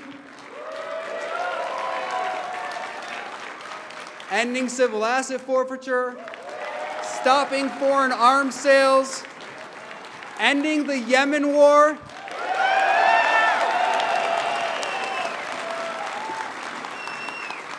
reining in FISA, ending the no-fly list, protecting whistleblowers, balancing the budget, repealing the Jones Act. There's got to be someone who cares about that. Limiting emergency powers and decriminalizing cannabis. Now, I'm telling you these things not to brag, but to let you in on a little secret. People kept electing me. In other words, they knew I was a libertarian. They knew what I was doing. I might have been serving in the Republican Party for much of that time, but they knew exactly what I was up to. I wasn't shy about it. Whenever hold on a second. All right, had to turn that phone off. It was playing music. I don't know if you guys could hear it. It's 3 o'clock tea time. So, okay, 3 o'clock tea time. I don't know what that means, but. So, in those 10 years, I was very clear that I was a libertarian. I didn't hide it. I went home, I told constituents I was a libertarian, I talked about it at town halls, I talked about it on TV, I talked about it on social media. People weren't surprised to find out that I was a libertarian. It wasn't a secret. And they kept electing me over and over again. And I tell you this to make a point that libertarianism can win. Libertarianism is popular. People want us to go and represent them in Congress, in other positions of power and influence in this country, to make a difference so we can take away the power from the government. Now, what is at the core of libertarianism? It's this philosophy. I've got this book from Mises here. Liberalism. This is Mises' book, Liberalism. Okay, what is liberalism? Liberalism, as Mises talks about, is the philosophy of human cooperation. It's human cooperation that brings progress and happiness. And I think too often as libertarians, we don't focus enough on that. Mises sure does focus on it in his book. Throughout the book, he talks about the importance of human cooperation.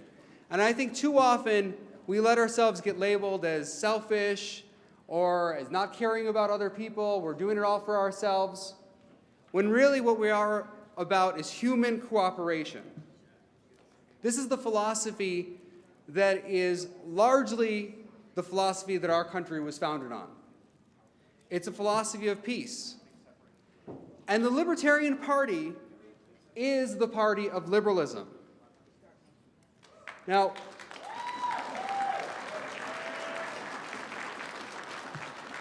what is the point of a political party? The point of a political party is to win elections. We organize people to win elections. And some of you may have heard me say this at other events. It's not about activism. I think activism is very important. A lot of us are involved in activism in various ways. And we want those activist activities to translate into our work here in the Libertarian Party. We want this party to grow. We want people who have been brought into the Libertarian movement to come here to the Libertarian Party to organize together so we can win elections.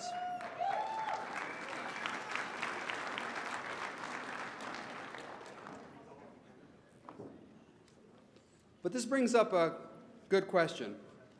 Who's a real libertarian?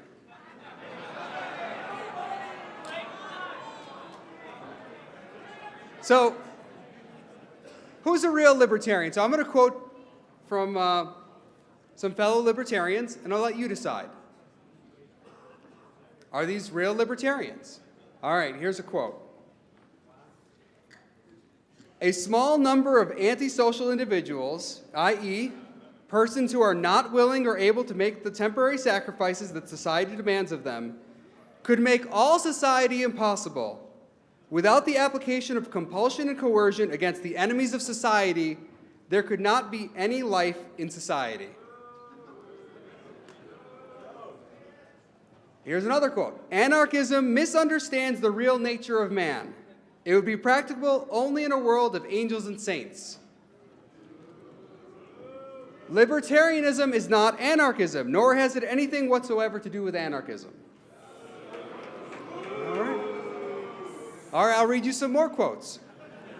One must be in a position to compel the person who will not respect the lives, health, personal freedom, or private property of others to acquiesce in the rules of life and society.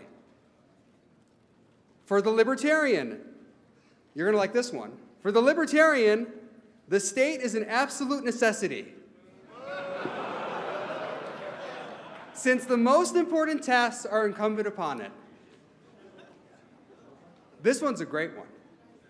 It is not at all shameful for a man to allow himself to be ruled by others. You like that one? Libertarianism's thinking is cosmopolitan and ecumenical. It takes in all men and the whole world. It would be really preposterous to suppose that the nations turn to imperialistic policies as a favor to the ordnance manufacturers. That's an interesting one. The libertarian demands that every person have the right to live wherever he wants. Here's another one. The narrow-mindedness which sees nothing beyond one's own nation and which has no conception of the importance of international cooperation must be replaced by a cosmopolitan outlook. All right? It is manifestly absurd to break up the ever-increasing unity of world economy into a number of small national territories, each as autarkic as possible. And finally, the libertarian demands that the political organization of society be extended until it reaches its culmination in a world state that unites all nations on an equal basis. So what do you guys think of those quotes? So now I'll let you know that those are quotes by Ludwig von Mises. All of them. Every single one of those quotes is from Mises, one of my heroes. In this book, Liberalism. That's just one book. There are other quotes that are good too. And I bring this up because, like you, I find a lot of those quotes questionable. And the point I'm trying to make is, I think we are often too quick to judge each other, right?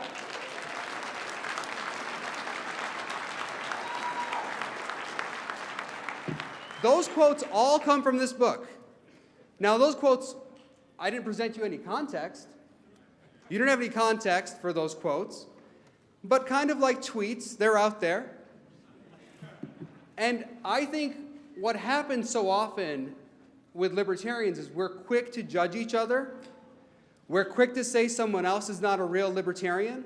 I think if someone had tweeted a lot of these quotes, we would say, or many people would say, that's not a real libertarian. But it's von Mises. Mises said those things. If we're going to be a real political party, forget about being a real libertarian. If we're going to be a real political party, we need to win over a third of the country.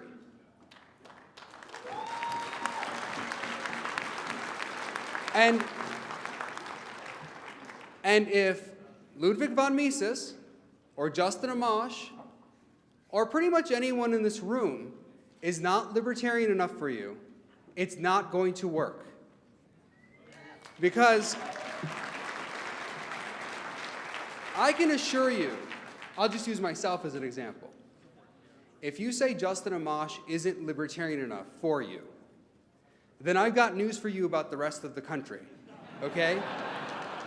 As I explained in the beginning, as I talked about in the beginning, I was in Congress and I was by far the most libertarian person over that period of time. By far. If I'm not a real libertarian, or if Mises is not a real libertarian, we've got problems. Okay? We're not going to reach the numbers we need to affect change. We need to be a group, an organization here, that accepts people who don't agree on everything.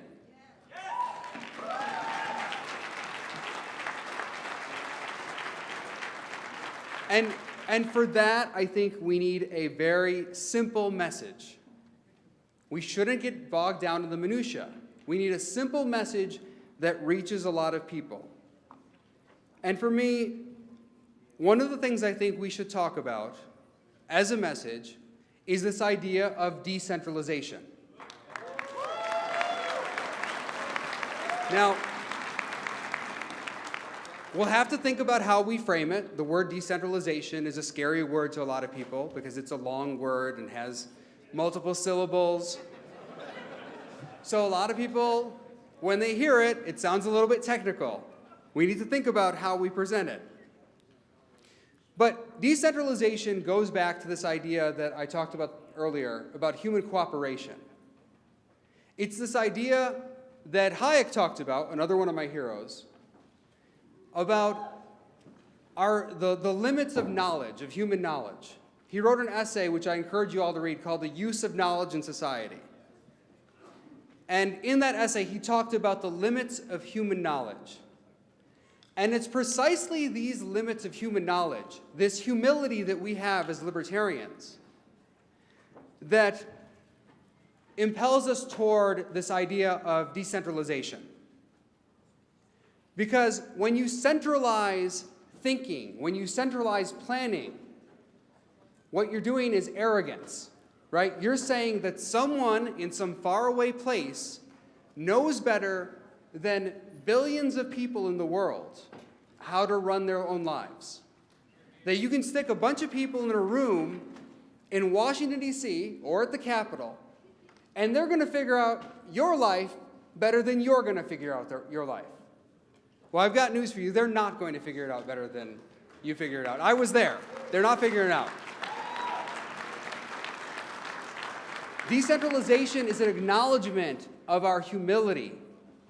It's an acknowledgement that we respect the idea of diversity, that we respect that people have different opinions and different views, and that we want to utilize all those differences to make the world a better place. The only way we can do that is if we don't have someone telling us that we can't work together, right? That's what government does. It tells us that we can't work together. It says it's going to substitute its own plan for our plans. And the reason I think this is a great thing for libertarians to talk about is because it's so ingrained already in the American experience. Americans understand this idea of federalism. We understand the idea of localism. We understand the idea of divided powers. Look at how often we talk about things like separation of powers. That's not a thing that's commonly talked about in a lot of countries around the world. Here we talk about it regularly. So we as libertarians have an advantage in talking about these things. And we can also highlight the hypocrisy of the two old parties. Look at what they do in Congress. The Democrats and Republicans each trying to centralize power, each telling you that they know more about your life than you do. I was in Congress, and what they did every day in Congress was tell even the individual members of Congress that we weren't allowed to represent our constituents. There hasn't been an amendment in the House of Representatives offered from the floor since 2016. So not only can your members of Congress not offer legislation and have it come to the floor, they can't even offer amendments and have those amendments voted on the floor. The legislation is take it or leave it. So for all those people out there in the Democratic Party especially who talk about democracy, those politicians who talk about democracy in the Democratic Party, they don't believe in democracy. Because what good are democratic elections if when you elect those people to positions of power and responsibility like Congress, they're not allowed to actually represent you? What good is the democracy? So we all get to vote for people, but then we send them to Congress and then Nancy Pelosi decides everything? How does that make any sense? How is that democratic?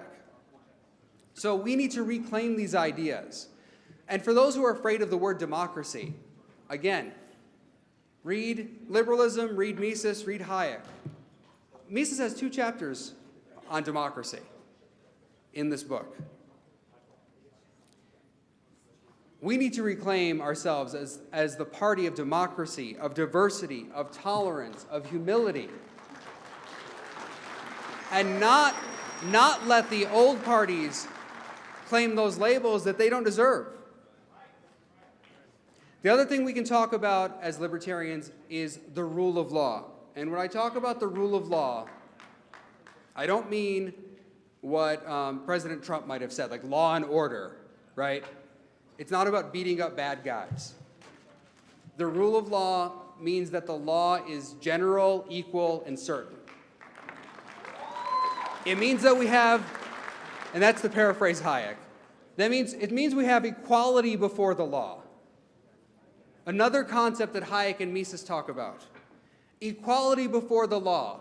In this book here, Liberalism, Mises talks about this concept and talks about how libertarians, although he calls them liberals in the book, we're the ones who don't believe in special privileges. We're against all special privileges. We believe in equality before the law.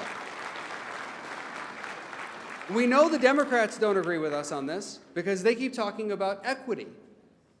Now, equity sounds like equality, but it's not the same thing. Equity is just another way of saying the government is going to decide who deserves what. Equality before the law means the government is not deciding those things. The government is staying out of that. We have equal rules that are generally enforceable against everyone. No one gets any special favors, special privileges. That doesn't mean the government can't do wrong and that we don't address those things. In fact, that it can't do wrong to specific people, as it has historically. Like blacks who were enslaved in this country. Like American Indians who faced persecution. There are wrongs that the government does, and the government can correct those wrongs. But the general principle must be equality before the law, not the government deciding who wins and who loses. Now, Republicans, they also don't believe in equality before the law. They also believe in special privileges for people. Look at the Farm Bill. Look at the kind of subsidies that are out there, depending on which industry you work in. Look at the way Republicans treat policing, where a police officer can do the same thing you do and get away with it because that police officer has qualified immunity or is treated differently under the law, has some kind of special protection. So Republicans also don't believe in this principle of equality before the law. So I think this is another principle that is fundamental to libertarianism that we should be talking about. And finally, what we need to focus on is protection of rights. Everyone's rights, all their rights. When you look at the Republicans and the Democrats, they talk about some of the rights. You can imagine in your own mind which rights each one talks about. You'll hear Republicans talking about the Second Amendment, sometimes these days even about the First Amendment, but then not caring that much about the Fourth Amendment, not caring that much about cruel and unusual punishment or the death penalty or other issues that come up. And you hear Democrats talking about certain rights, but then not caring about other ones, and increasingly not caring about the First Amendment.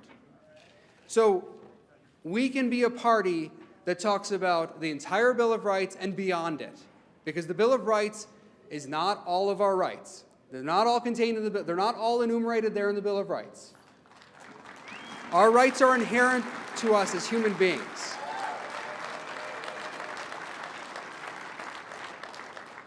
So we need to be out there talking about these issues, trying to find common ground with people who already agree with us on so many things. That's what I think we need to do as a party. So now let's go out and make libertarian ideas win. Thank you for having me here.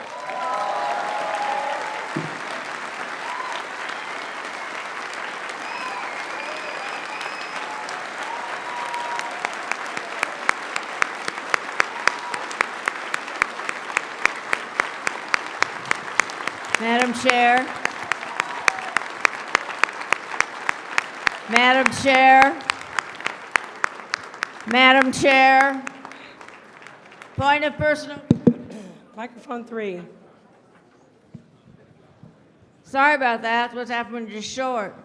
I'm appalled at what went on while Mr. Amos was speaking. I don't know why. I know we're in a rush, but that is the height of rudeness and extremely unlibertarian to be crawling around, especially with the pink hair and the, because it's highly visible. Not because pink hair is gone, but it's highly visible, and we should be ashamed of ourselves. Thank you. It certainly was not appropriate for this to be happening at this time. It was an unfortunate circumstance that was left because of the agenda adoption and the timing of everything. So now we know, let's not have the counting tables on the stage. At this time, we are continuing with counting tokens. Do you need a mic? Oh, we need that mic on. I need a member of the Convention Oversight Committee up here, please.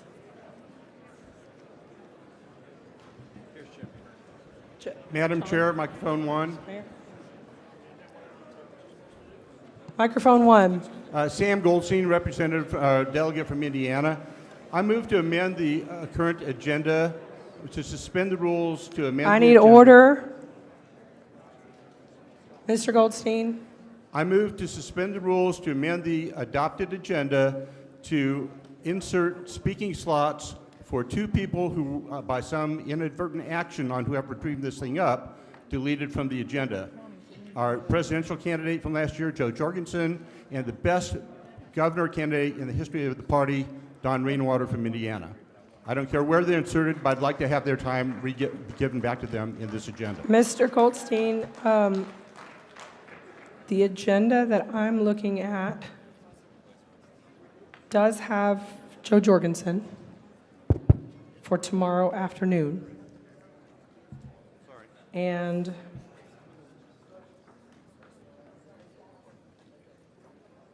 you are correct, it does not have the closing speaker that would have been Rainwater. Then I move to amend Sunday to afternoon. include Don Rainwater's speaking spot as the closing speaker for the convention. Hey, before you go anywhere, I know you said it, but I need the state. Goldstein, and what state? Indiana. Indiana, John. Indiana. Mr. Goldstein, where do you propose that go? Well, he was closing speaker on the prior agenda, so I would just put him back into that spot, wherever the heck it's going to be. So before whatever unfinished business is? I suppose so, yeah. That would be Okay. fine. Or new business, or whatever it is. It's called unfinished business on this agenda, y'all Okay. adopted. Madam Chair, at your convenience. Microphone 2. Okay, so we have a motion to amend the agenda to add closing speaker. For the same period of time that he was on the prior agenda. 15 minutes. Daniel Rainwater. Who was it? That Rainwater? would be. Hang on a second.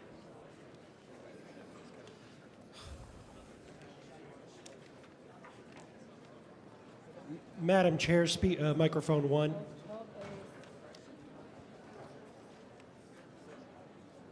I have a copy of the agenda. I have no idea, but I have a copy of the agenda.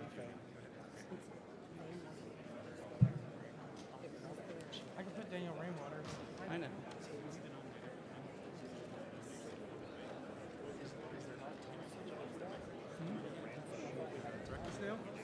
So Harrington still, it says Harrington, it should say Rainbow. That's all. He's speaking on lunch. Right? I don't know. He's breakfast on Saturday.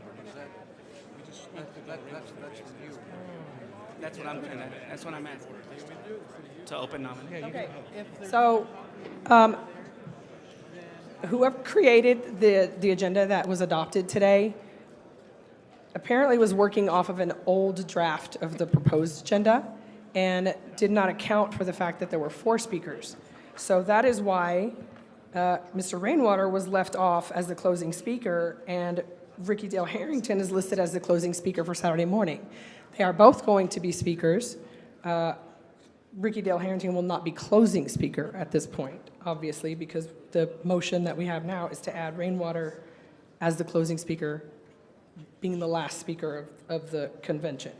And as I understood Mr. Goldstein's motion is to put it approximately where it would have been otherwise, which would be after bylaws, after business, and before other business. In this case, it's called unfinished business. And that was seconded. Is there any objection to making that amendment to the agenda? It does require a 2/3 vote. Hearing no objection, we will add Mr. Rainwater as the speaker for Sunday afternoon. And Mr. McMahon, your concern is alleviated now? Okay. Madam Chair, point of personal privilege. Is that point? Microphone 1. You are Ken Welch, Texas. You're privileged to have a copy of the agenda that we've adopted today, but most delegates in the room do not have a copy. It's extremely confusing. Now we're even mending that, and have no idea where we're going. Is it possible we get a copy of the agenda? Can I? Go ahead, Mr. Secretary. Okay, so website URLs have been provided where the agenda can be seen. About 80 copies have been printed out and distributed throughout the room. There are still some here. I do not have the ability to print a copy for every delegate. So if you can't get one on that website URL that has been distributed, or one of the copies waving around in the air behind you, I really don't.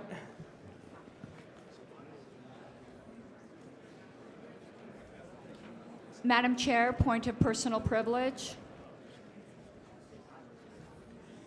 Microphone 1. Thank you, Madam Chair. I just would like a moment to address the comments since I was specifically called out. Earlier today, there was a call for unity and amity. Can I get quiet in the room, please? In that spirit, when I had heard that we were short on tellers and I had my own teller team, Mr. Wilford and I had a conference where we made an agreement that we would be working as a team. So please, can we not be attacking each other? I'm apologizing that it was a little noisy up front. Logistical concerns made the tellers' tables up there. Sometimes that happens. But please, these people up here are people that John Wilford and I agreed to share teams.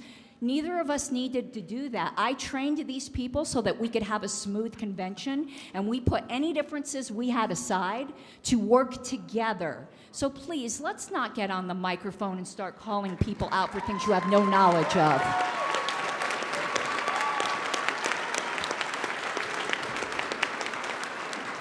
Madam Chair, microphone number 2. Microphone 2.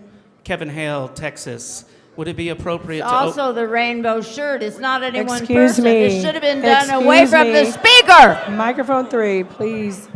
I don't know who that is. Mr. Hale, you Yes, have the Kevin floor. Hale. Give Congress Hale.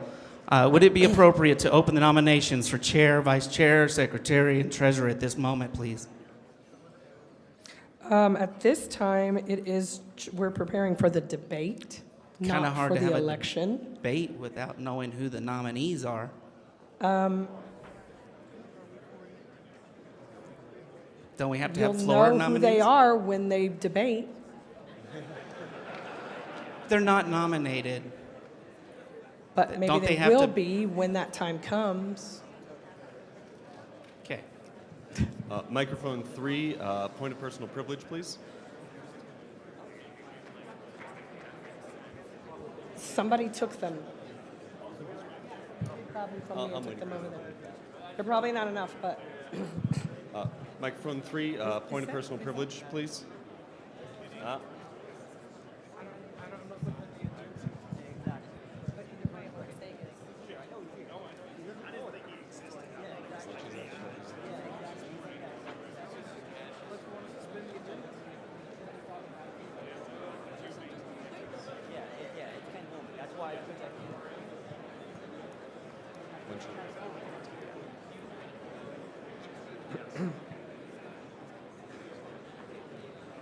Madam Chair, microphone 3, point of personal privilege. microphone 3. Matt Losby, delegate from Idaho. Can I have quiet in the room, please? The gentleman has the floor. Regarding the points of personal privilege that have been raised, can we put forward efforts to move the tables at which people are counting at a time when it would not interrupt business or an operating vote so that it is not behind the camera as we're trying to see whoever is at the podium? That would be a fantastic thing to do. Probably not right now. Of course. Thank you. Thank you. Madam Chair, microphone 3. Microphone 3. Rex Lawhorn, Oklahoma. By the adopted agenda, we are after lunch, and orders of the day would have us somewhere around Spike Cohen speaking or the chair race itself. So I would like to call orders of the day so that we can get current on our agenda. So, The lunch recess is, as I stated earlier before this was adopted, is kind of an anomaly here because it had already occurred. So we're not There you using go. the lunch recess as a guidepost or as a milestone. We're essentially ignoring it and just going in the order of the things that are on the agenda. Okay, thank you, Madam Chair. Yes. Madam Chair, request for information. Microphone 1. It's my understanding at this time on the agenda, we are waiting on the tellers That to is determine who is going to be in the chairs debate. Is that my understanding? Yes. Then while we're all here and waiting on them, we can get some business done. So I move to suspend the rules and open nominations for chair.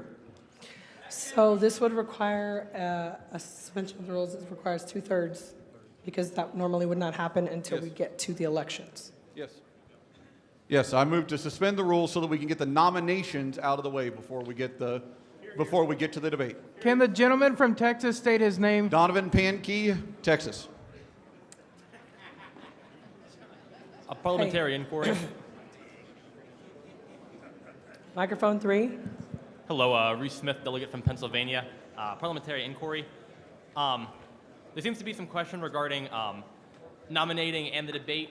Wouldn't the nominations be inconsequential to the debate because the debate members are determined by the tokens? Yes. Thank you.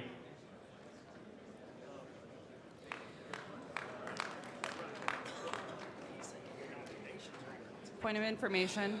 So we have a motion to suspend the rules, to take up nominations, or to open nominations for chair at this time. It was seconded. Is there any objection to this motion? I object. There is objection. It is not debatable, so we will proceed to a vote on whether or not to suspend the rules for chair nominations at this time. All in favor of suspending the rules to nominate for chair at this time, raise your hand. All opposed? The motion fails. Request for information. Microphone 1. Sean Cahill, New York. This is with regards to the process by which we've been doing I'm sorry, I cannot division. hear. I can't hear you. Can you speak up? Can we This have is- quiet in the room, please? Sean Cahill, delegate from New York. This is with regards to the method that we've been doing division. I simply am asking if the counters are being mindful of people either accidentally or intentionally voting both ways during the process, because I do not see that we have a mechanism to keep that in mind. I didn't understand I heard of, are the counters being mindful about people voting both ways, but I don't understand what that means. Voting both for and against these proposals that were, I'm just asking. So the way the tokens work, there is no against. You write someone's name and turn it in, so I don't know what an against would. I'm referring to the method that we've been doing division specifically.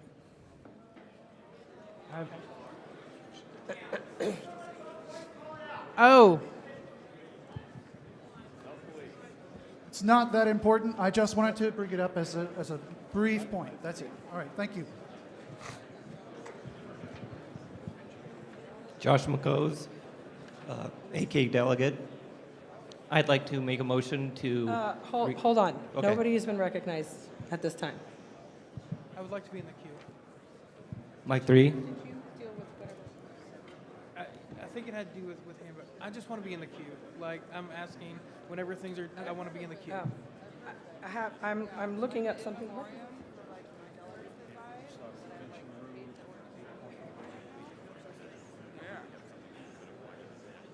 Okay, Mr. Pankey, Madam Chair, with Mike regard 3. to the motion that you just made. Point of parliamentary inquiry. Please hold on. With regard to the motion that you just made, I want to draw your attention and everyone's to the Convention Special Rules of Order, to Rule 8, Section 3, that no person shall be nominated unless at least 15 registered delegates join in the nomination submitted to the Secretary. And the nominee has submitted to the Secretary evidence of the required level of membership and a statement of willingness to accept the nomination. No delegate may join in nominating more than one candidate per seat. Nominating speeches shall be limited in duration as follows, et cetera, et cetera. So, with that in mind, we are proceeding, oh wait, we already said we weren't doing the nominations anyway, right? Yeah. Okay. So, all right, so we had, thank you, Mr. Pankey, sorry about that. Madam Chair, would now be an appropriate time to raise my point. Yes. Okay, thank you. Dustin Blankenship, West Virginia delegate. I know that there were a number of other items on the agenda that we did not get to from the morning. My question for you, for example, the treasurer's report or the audit report, would either of those be out of order for us to do during this lull in time as opposed to taking a recess? And would that require a suspension of the rules or something of the We'd have sort? to suspend the rules to move those things. Thank you for answering Because that question technically for me. they weren't supposed to happen this morning now on this new agenda. All right, thank you very much. Point of inquiry. Mr. Wilford. Thank you. So this counting is going to take quite a while, and actually every time I'm over here taking minutes, I'm not over there helping. So I wish to move a 30-minute recess. All right, we have a motion for a 30-minute recess. It has been seconded. Is there objection to a 30-minute recess? Objection. So that the secretary may continue with counting. Does this mean that my point There of is an inquiry objection. is not heard? Does this mean my point of inquiry is not heard? Your request for information? Correct. So we have skipped the in memoriam, and I know that I am here and I'm representing someone that did pass away. Not only that, I have their wife here. I'd like to know when that's actually happening. It seems that we've passed over it on both the old and new agenda. Hold on. Sorry. Holly? I'd like to address that. I'm working on the memoriam, and I want it to be nice, and I was going to stay up all night working on it, but that didn't work out. And then I was going to find time to do it today, and that's not working out so great either. I will have it, and I'll have it tomorrow, and it's my goal to make it worthy, and I appreciate your patience. Sorry. Thank you.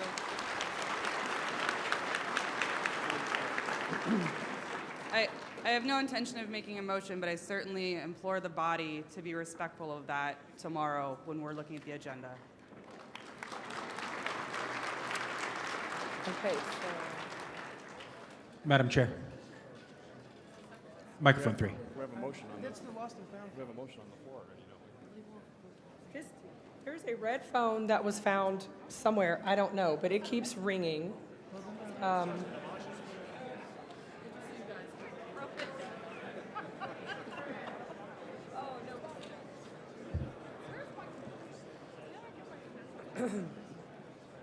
Yes. So, is there, real quick? No, it's going to be amazing. Okay. Is there any, I ask that you indulge me for a moment. So, Ms. Hogarth is here to present a credentials report that we were waiting on from earlier. It is the very next thing on the list right now after the debate. We can't do the debate until this is done. So is there any objection to allowing the credentials report right now? Okay. So,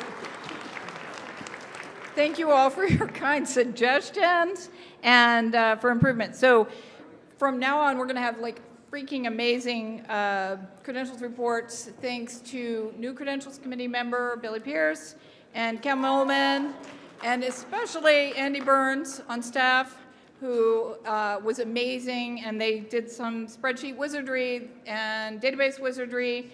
And if you look on lnc2020.com/delegates, there will be updated credentials reports, but I'm happy to read it because I got a nice dress on.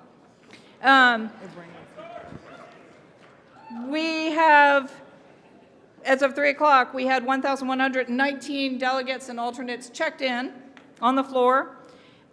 We had a voting population, I guess that's right, of 1,004, which makes a quorum of 402, a majority vote 502, 2/3 670, and 7/8 879. Sorry. We had voting population of 1,004, so a maximum number of votes on the floor of 1,004. That gives us a quorum number of 402, majority number of 502, 2/3 of 670, and 7/8 of 879.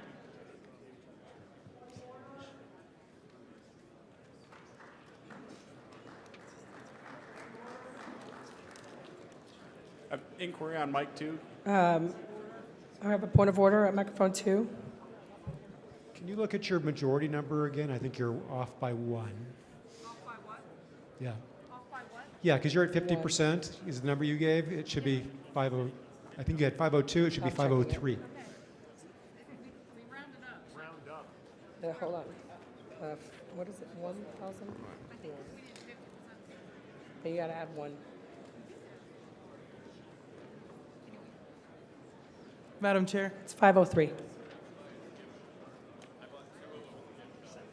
Mr. Wilford. I'm mainly asking for my notes because I didn't catch it if it was. Was my motion disposed of? Which one was yours? The 30-minute recess? Well, we had an objection to it. Yes, we had an objection to it. So I was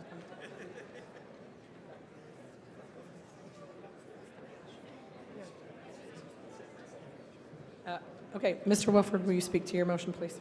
Absolutely. We need order in the room. We are the business we have on the floor right now is whether or not to take a 30-minute recess. I spoke to it briefly before, but in short, it would give us time to count, which seems like it's actually going to be over very soon, and then it would give us time to set up for the debates, while people can go to the bathroom and not worry about motions coming Point of up. order, Madam Chair. Microphone 3. Microphone James 3. Gentleman, delegate from Minnesota. This is a motion to suspend the rules. It's not debatable. It's not. No, it's a motion to recess. It's a change of rules. Motion to recess. It's a motion to recess. I'm sorry. A motion to recess is not debatable. Yes, it is. No, it's not. Thank you.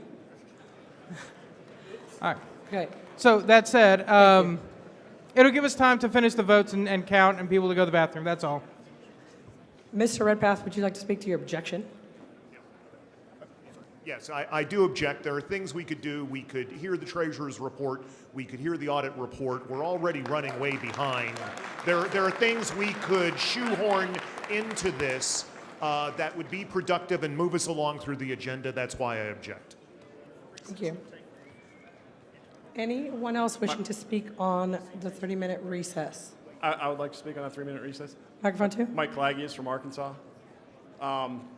And I guess this is more of an inquiry, but I know the next item on the agenda was Spike Cohen, that comes after the credentials report we just did, was Spike Cohen. So if he is ready to do his speech, Is that something that we could do now, and would the secretary be willing to forego or at least delay the recess so that we could get Spike Cohen's speech done?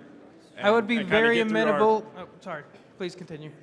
That way we can get through our business a little faster. I would be very amenable to anything that stops business so I can go do that work. So, Madam Chair, we need to proceed to the vote. All right. I'm willing to withdraw my motion if no one objects. Is there any objection to Mr. Wilford withdrawing the motion for the 30-minute recess? No. There is objection. Okay. Do we need to discuss it further, or can we vote on it? Okay. We're going to proceed to a vote on the 30-minute recess. All in favor of a 30-minute recess, raise your hand. All opposed? Motion fails. We are back at waiting for tokens to be counted. Would now be a time Madam to Chair. introduce a motion to suspend the rules to allow Spike to give his speech? Now is an appropriate time for that, yes. I'll make that motion. Okay. We have a motion to Second. we have a motion to suspend the rules to go ahead and move to the item of hearing from Spike Cohen for 10 minutes. It has been seconded. Is there any objection to this motion? There is objection. It is not debatable, so we will proceed to a vote on it. All in favor of suspending the Madam rules? Chair, request for information. Mr. Perry? If we move to the Spike Cohen agenda item, does that mean that we would have to later suspend the rules to have the treasurer's report and the audit report? The treasurer's report, first of all, I don't even see the audit report on this agenda. So you may not be looking at the right agenda. I'm looking at the agenda that I got a copy from the front during lunch. Oh, I'm being told that's on Sunday, it's not today. Okay. But the question still stands of will there need to be a suspension of the rules to have the treasurer's report? I show the treasurer's report later on today. Okay, thank you. So I don't believe we're looking at the same agenda. Point of information, please. Yes. It's Carolyn Wade from Oregon. Is Spike available to speak now? I don't know. I didn't make this agenda. Maybe we should check that first. Well, whoever made this agenda, check and see if Spike Cohen is available. Chair, Vice Chair, threshold is 10%. This is the total number for both. Those are the three Vice Chair and the two chairs that met the So 10% these criteria. two are in the debate for chair. Chair is three. Okay. We're actually in the middle of something, but we have results now. So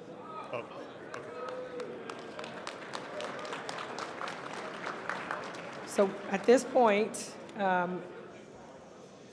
we had an objection to suspending the rules to hear from Spike Cohen at this time. We also don't know if he's available. So since we have results and can proceed with the other thing we were supposed to be doing anyway, can we do that? Thank you so much. All right, we have results from the token count. The candidates who have qualified, is a 10% threshold? Okay, 10% threshold to qualify for the debate. The two candidates will be Angela McCardle and Steve Dosbach.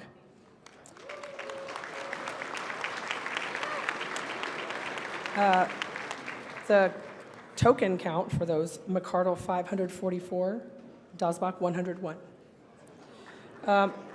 Vice Chair, since those were also done. Smith 350, Rodsepp 214, Hauptmann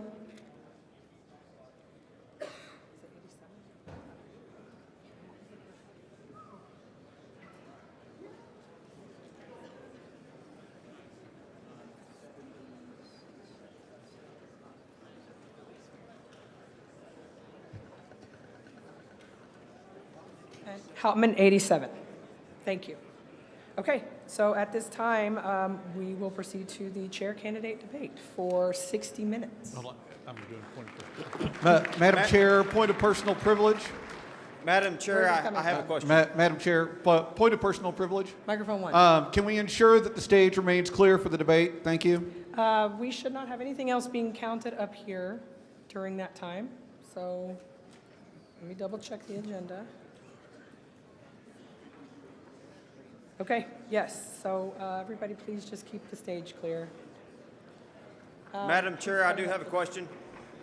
What were the vote totals for Tony DeRazio and Chris Emling for chair?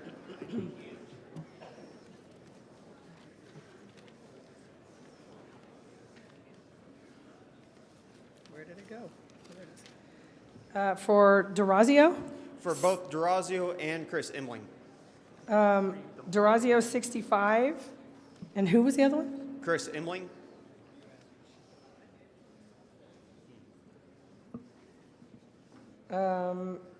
I don't see that name on here.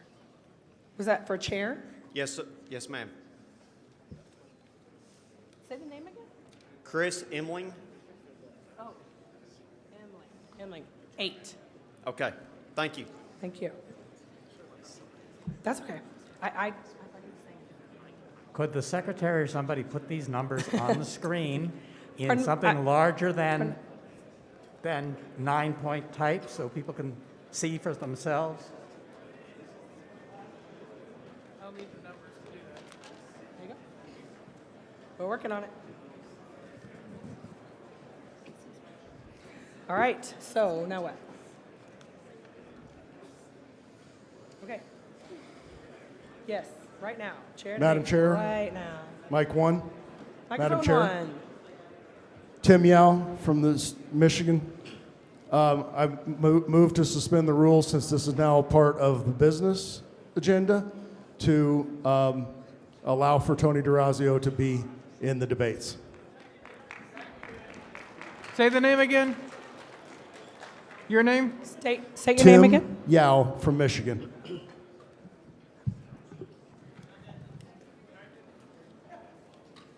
So what would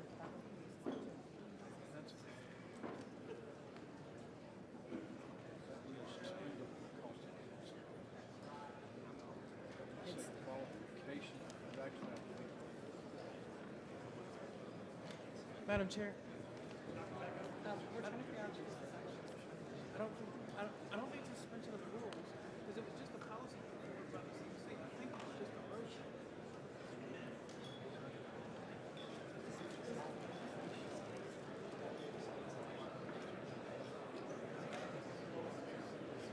Yeah, I mean, this is just something that came up with experience, wasn't it?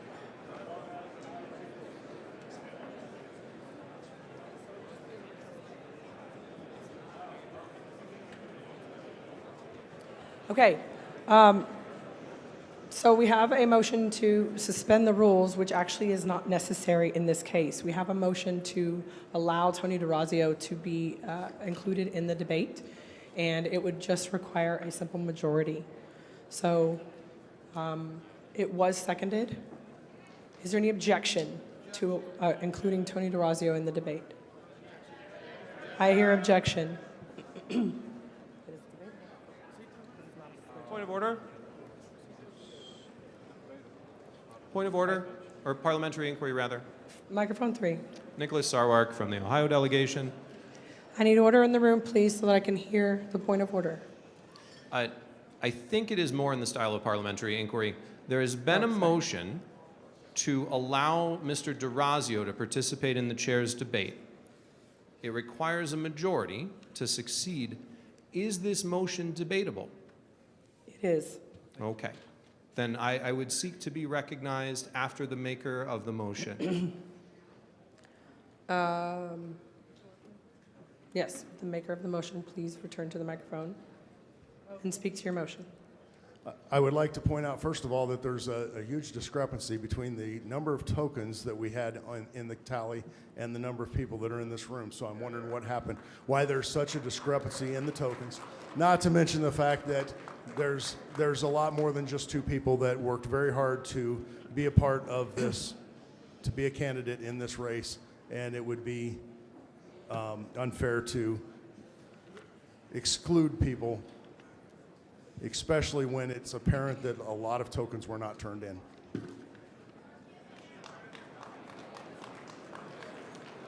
Okay. Microphone 3. I Need order, please, especially in the back. We have people in the back who have complained about not being able to hear. Please be mindful of those around you who need to hear. So I rise and I want to just talk to all of you as somebody who's been involved in this party for a long time. We have engaged in hundreds of thousands, if not millions of dollars of litigation. We have put hours and days and months and years of human life into agitating and advocating for people to hear a message that they don't want to hear, for people to be able to know that there is another option for their vote, for people to know that they have choices. That is what we do outside of this room. We fight to make sure that we hear from everyone, even though we may not choose to support them. And I know that there were people who put my name in for the chair's debate, and I obviously didn't get the tokens because the rules were changed. The rules were changed with an organized block. The deadlines were moved up. Shenanigans occurred, as they do outside all the time, to our candidates. And what I see happening in this room is that we are not following our own values, that we are trying to silence voices because we disagree with them, that we are not content to let the votes be the votes, but we need to trick, we need to ambush, we need to hide our plans, we need to organize in order to stop competition, to stop the marketplace of ideas. And this morning, I want to say something. There were breakfasts this morning. There were options for people, and people chose what they wanted. And that friendly competition, to use the words of one of the speakers, that friendly competition increased the attendance, it increased the energy, it increased the amount of money that this party raised. And if we can do that, and we can fight outside this room for voices to be heard, then we can, by God, listen to Tony DeRazio in a debate. Madam Chair. Madam Chair. Mr. Wilford. Madam Chair. Point Madam of Chair. Point of I have personal recognized privilege. Mr. Wilford. Can whoever wrote this come up here, because I'm having trouble reading it to get the numbers on the screen. He's on his way. Thank you. Madam Chair. Microphone 2. Andrew Bukovich, Colorado delegation. I would just like to point out that the primary principle of the Libertarian Party is human freedom, which has nothing to do with hearing anybody speak. People did have an opportunity to weigh in. We all just had the opportunity to cast tokens. I think if there was an appetite for one of these candidates, it would have been shown already. I move the previous question. Yeah. What was the last thing you said? I didn't catch it. The very last thing you said. Okay. So you're calling the question, I think, is what you're trying to do. Madam Chair, number 3. Microphone 3. My name is D. Frank Robinson, delegate from Oklahoma, co-founder of this party. Who called the question? I'd like to point out to all the delegates that none of the above and write-in voting is legitimate in this party. It doesn't matter who speaks and who doesn't speak. When the time comes to decide, you individually have the right to decide. Thank you. Point of order. Point of It actually wasn't called. What you said was I moved the previous question. Point of parliamentary inquiry. What? Parliamentary inquiry. Point of order. So the question has been called. Is there Point of order. The question cannot be called by someone who's just engaged in debate. Yes. Yes, it can. It can. Happens a lot. A lot of people in here do it, unfortunately. Madam Chair. Madam Chair. Who Mr. called the Walker. question? I was trying to get the spreadsheet together. I didn't catch it.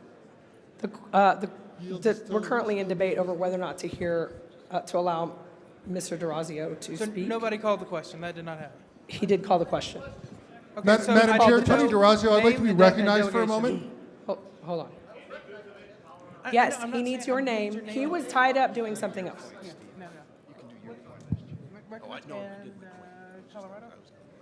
Colorado.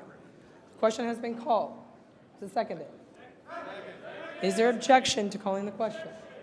There is objection. We will proceed to a vote on calling the question. It requires a 2/3 vote to pass. All in favor of calling the question, raise your hand. All opposed? Question is called. We will now proceed to a vote on whether or not to allow Mr. DeRazio to participate in the debate at this time. All in favor of allowing Mr. DeRazio to participate in the debate, raise your hand. This requires a majority only, by the way. I believe I did state that earlier. All opposed? Oof.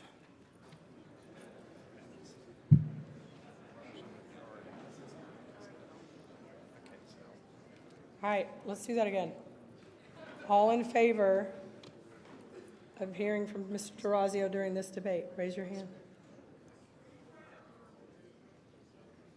Opposed? Motion fails. Motion fails. Okay, so it's all yours. Madam Chair. Okay, let's go back to this. Okay, in-star work. Or maybe we'll just have them stand up. Do we have those names? All right, so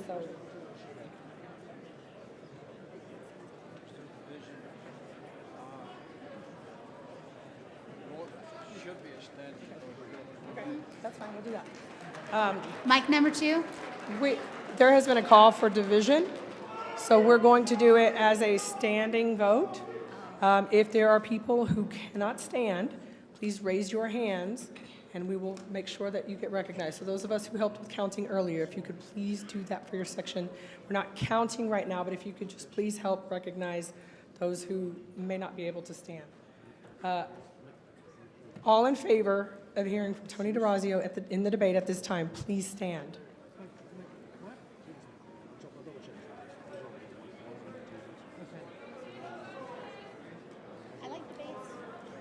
All opposed?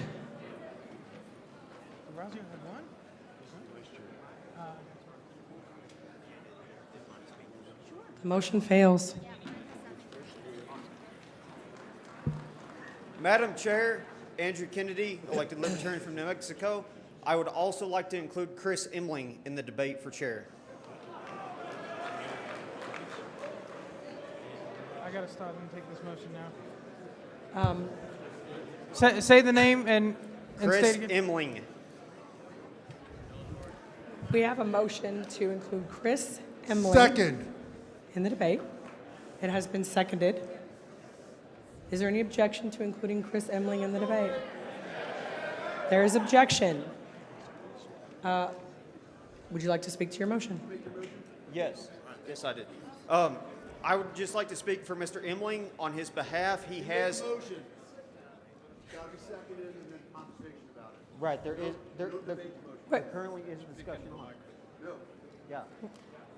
Ms. Chair, is there currently a discussion on the matter? Yes, you are speaking to your motion. Yes, ma'am. That's what I thought the situation was. I just wanted to clarify. Mr. Emling is the campaign manager for the only Libertarian who has ever won a contested election in New Mexico. And I would love for him to come up here and speak for what he's about. Mr. Emling, are you there somewhere? Point of order. Is there anyone wishing to speak against? Before we start that, what was your name, Madam sir? Chair, Point of order. What was your name, sir? Your name and state. Andrew Kennedy. From? Soil and Water Conservation Board Supervisor number 3, Eddy County, New Mexico. New Mexico. I hear a point of order. I don't know where it was from. Point of order. From where? Microphone 3. Microphone 3. Dave Benner, Tennessee delegate. Madam Chair, this question has already been decided. Please proceed to the vote. So are you calling the question? My point of order is that it's already been decided. Yes, I heard you. So, Madam Chair, microphone 1, I seek to be recognized. microphone 1. Yes, Tony DeRazio, delegate from New York. I'm not. Thank you. Several people put in a lot of work to be the LNC chair. A lot of hours, a lot of talking to libertarians, thinking that we would have a fair voting system, but we get to hear an awful lot of voices. I support hearing as many people who are willing to take that bullshit of a job as possible. Anyone who is willing to take the shit that they are getting from this floor. Madam should Chair, be point heard. of order. The member is out of order. He is. Thank you. The member has the floor. The member has Point the of floor. order. Thank you, Mr. DeRazio. Is there anyone else wishing to speak on this motion? Microphone 1. Megan Thompson. Oh, Yes. This is just. Is it on? Suspending the rules and okay. I wanted to talk about suspending the rules, so. We're in the middle of something. So after that. Anyone else wishing to speak on this motion? Microphone 1. Microphone 3. Yes. Okay. Christopher Gill from Ohio. I call the question. Thank you. Question has been called. I heard a second. Second, for Is there any microphone 1. objection to calling the question? Objection! There is objection to calling the question. We will proceed to a vote on calling the question. I Requires need the two-thirds vote. I need the person in state. The person who made the motion to Chris Gill, Ohio. All in favor of calling the question, raise your hand. All opposed? Question has been called. We will proceed to a vote on the motion, which is to hear from Chris Emling during the debate. All in favor, raise your hand. All opposed? The motion fails. All right. Having a debate. Mic number 2. Yes? Megan Thompson, Texas delegate. I wanted to move for a suspension of the rules. To do what? To add 15 minutes to the time limit for a 15-minute recess. To add 15 minutes to what time limit? To our orders of the day, which would have us adjourn at 5 o'clock. We can just do a 15-minute recess. So where would the recess go? Right now.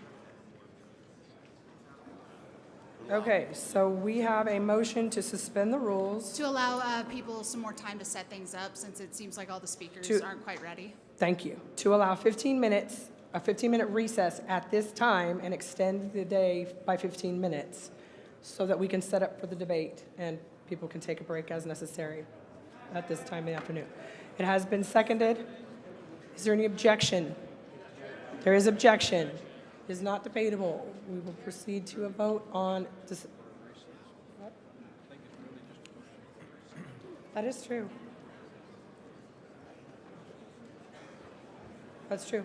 Apologies. The motion for a recess. Yeah, it's just a motion for. I mean, unless she wants to spend.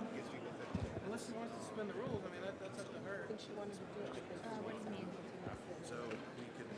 Sure, ma'am. Apologies. I know I'm not catching these, but I'm trying to do the spreadsheet right now. What is your name and state? Megan Thompson, Texas delegate. Thank you. So, Ms. Thompson, in order to get a recess, we don't need to suspend the rules. So if you are moving for a 15-minute recess right now, that's just a majority vote, and we can do that without suspending the rules. Okay, could you give me 1 second? What were you saying? Move to suspend the rules to hear the treasurer's report. Okay, could I amend that to that we hear the treasurer's report first? And then take the 15-minute recess?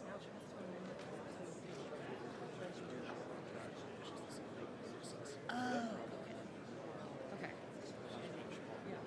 That will require suspension of the rules. So,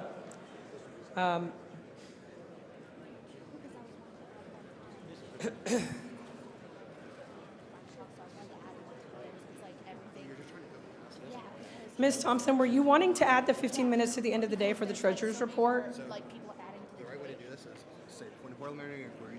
Okay, so point of parliamentary inquiry. Yeah, Sorry. we can. Point of parliamentary inquiry. I need order in the room. I cannot hear the speaker. Point of parliamentary inquiry. what do I need to do so that we don't shut down at 5 o'clock, basically? So we can continue business past 5. I believe that the way you were doing it the first time, because you were trying to add that 15 minutes back on at the end, that would require the 2/3. That would require suspension of the rules to do that. Okay. So we can proceed with that when we're already in the middle of it. So we can do that. I just want to make sure that was Awesome. your Then intention. that is my intention. Yes, Okay. ma'am. All right, so there was objection. We'll proceed to a vote on suspending the rules to have a 15-minute recess now and adding that 15 minutes to the end of the agenda today. All in favor of suspending the rules to do that, recess now, 15 minutes at the end of the day, raise your hand. All opposed? The motion fails. Thank you for Madam Chair, I seek recognition at mic 1. At mic 1. This is Pietro Geraci from New York. I move to suspend the rules to push the chair's debate to 6:30 p.m. tonight and to allow tokens to be submitted until 6 p.m. Point of information.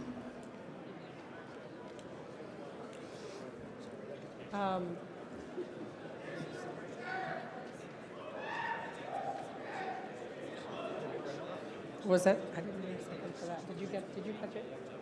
I think so. I'm working on it. DeRazio. Point of information on microphone 2. Hold on, please. So you want to move the chair debate to 6:30 p.m. That is correct, and allow tokens to be submitted until 6 p.m. And tokens have already been submitted. Yeah. There could be I need order in the outstanding room, ones. please. You are operating on the assumption that some were not turned in. Correct. Okay. I have a point of information germane to this exact point. Did I hear a second for this motion? I hear a second. Okay. Is there any objection to this motion? There's an objection. Okay. I just wanted to recognize my friend Ryan, who we are on different voting sides, but Ryan, could you stand up real quick? So Ryan was an alternate, duly seated, because his delegate didn't show up. He did not get his tokens until very late. He was not able to get his tokens in. He is voting for people different than me, but I want to stand up for his rights to be heard. Please allow the people who did not get their tokens in to get their tokens in. That's my point of information. There are a lot of people that happened for. So there was a question earlier about whether alternates get tokens. Mr. Starr. Madam Chair, request for information. Mr. Starr, we just had a request for information regarding the tokens. Earlier, we talked about this, and it was determined that only delegates get tokens, not seated alternates. Correct. So basically, it's up to the delegate. In fact, if you look at the instructions that were included with the tokens, you as a delegate are responsible to giving your tokens to an alternate if you're not going to vote. So there's only 1,053 sets of tokens that were created because that's the maximum number of delegates. Okay, thank you. Madam Chair, request So for alternates information. do not get tokens unless the delegate that they're filling in for gives that to them. Correct. Okay. Madam Chair.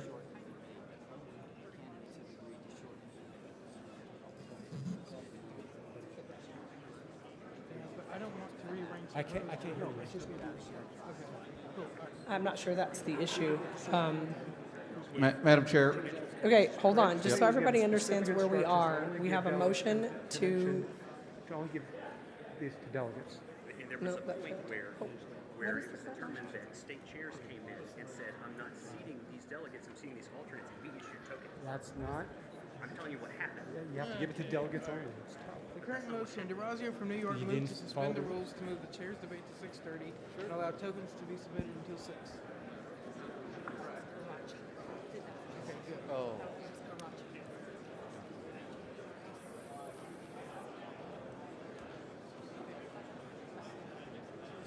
It may have, we're trying to do like 3 things. Okay, so I believe we are in, it's not debatable. It is not. This is just request. Yeah, it is not debatable.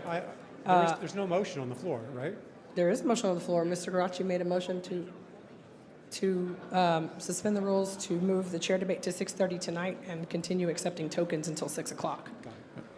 Madam Chair, request for information on this motion. Microphone one.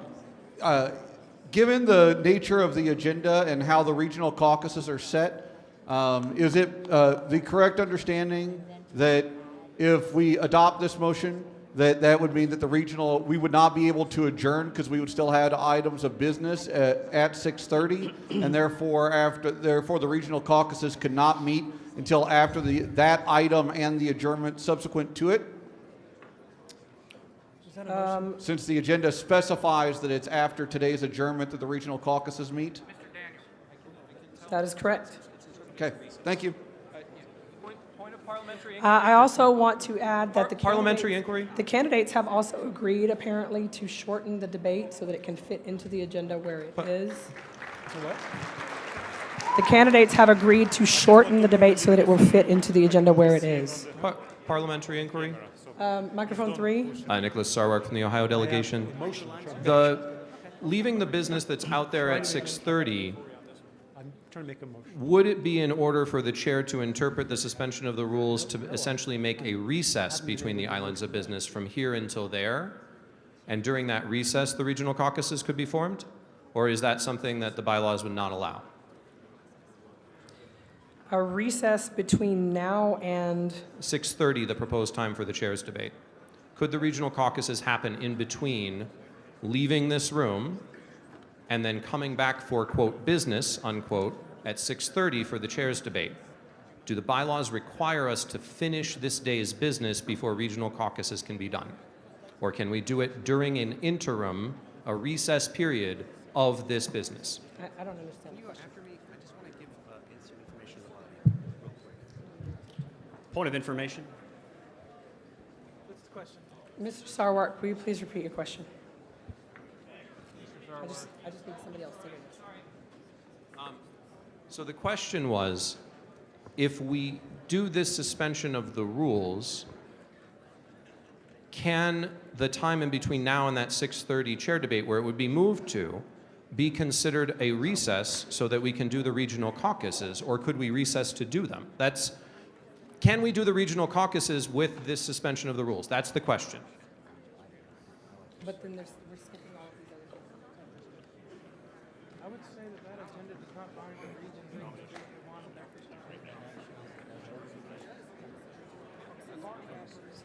This does not have the authority to tell them one thing to me. I don't care what stage they're in. Clarify my parliamentary inquiry, sorry. Madam Chair, sorry, I want to clarify my parliamentary inquiry because Mr. Olding from Ohio has... I need order in the room, please. So the question is, would we be able to just do a recess from now until 6:30 to allow regional caucuses to be done before the chair's debate? That's the question. Can that be done? At any time between now and then? Is that what you're asking? Yes. Okay, that helps. I thought, okay. Yes, but it has also come to my attention that regional caucuses are not subject to this agenda anyway, and they can go meet whenever they want.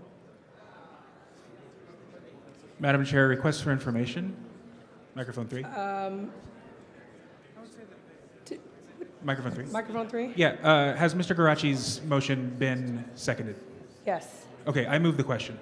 Thank you. All right. The question has been called. Is there a second? Is there objection to calling the question? There is objection to calling the question. This is not debatable. We will proceed to a vote on calling the question. It requires 2/3. All in favor of calling the question, raise your hand. All opposed? Okay, it passes. So now we are proceeding to a vote on Mr. Garachi's motion, which is to suspend the rules, to move the debate to 6:30 p.m. and continue accepting tokens until 6. Madam Chair, request for information. 3.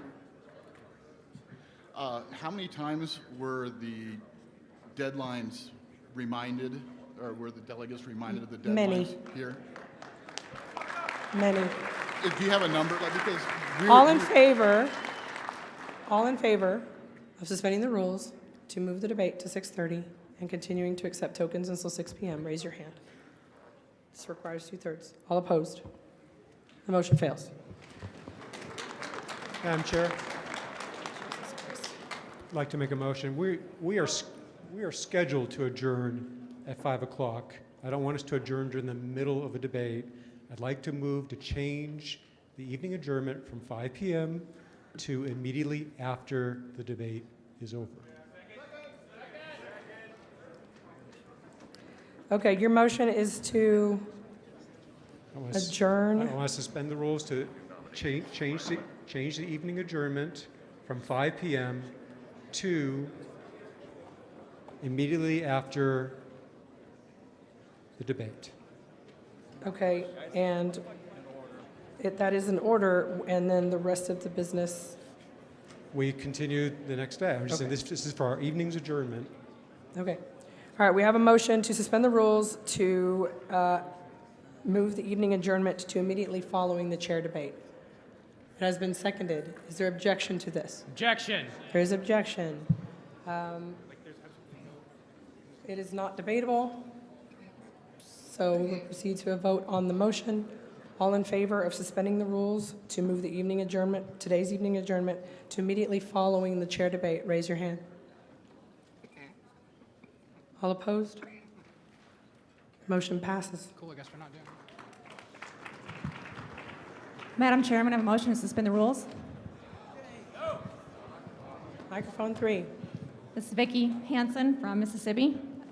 I would like to make the motion to suspend the rules to amend the agenda so that we have the chair's debate at 7 p.m. tonight. Please hear me out just a moment. Point of order, dilatory. A motion to suspend the rules to move Dilatory. the chair's debate to 7 p.m. so that we can go ahead and allow Spike Cohen to speak, so we have the chair. We can start the meeting tomorrow morning with the election of the candidates tomorrow morning, and move on with business as we need to. Ma'am, please repeat your name and delegation. This is Vicki Hansen, Mississippi. Hanson? Hanson. Hanson. From where? Formerly Rose. Thank you.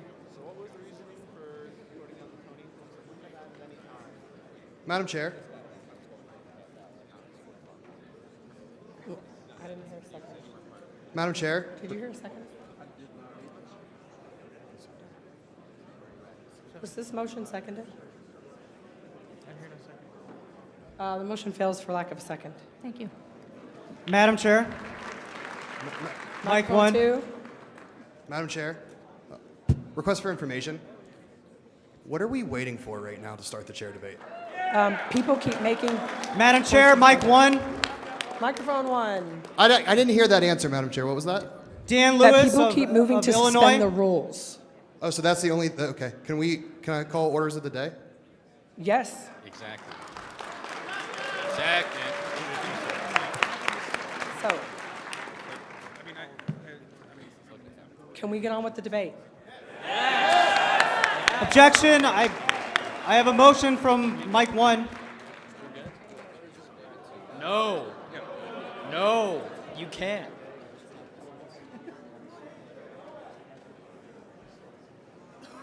Let's have the debate, dude.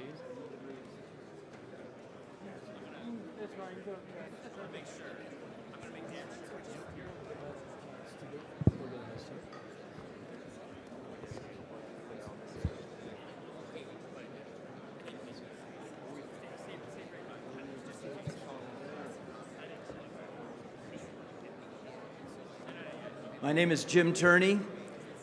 I'm a delegate from Florida. I'm an elected Libertarian in my city, on my city commission.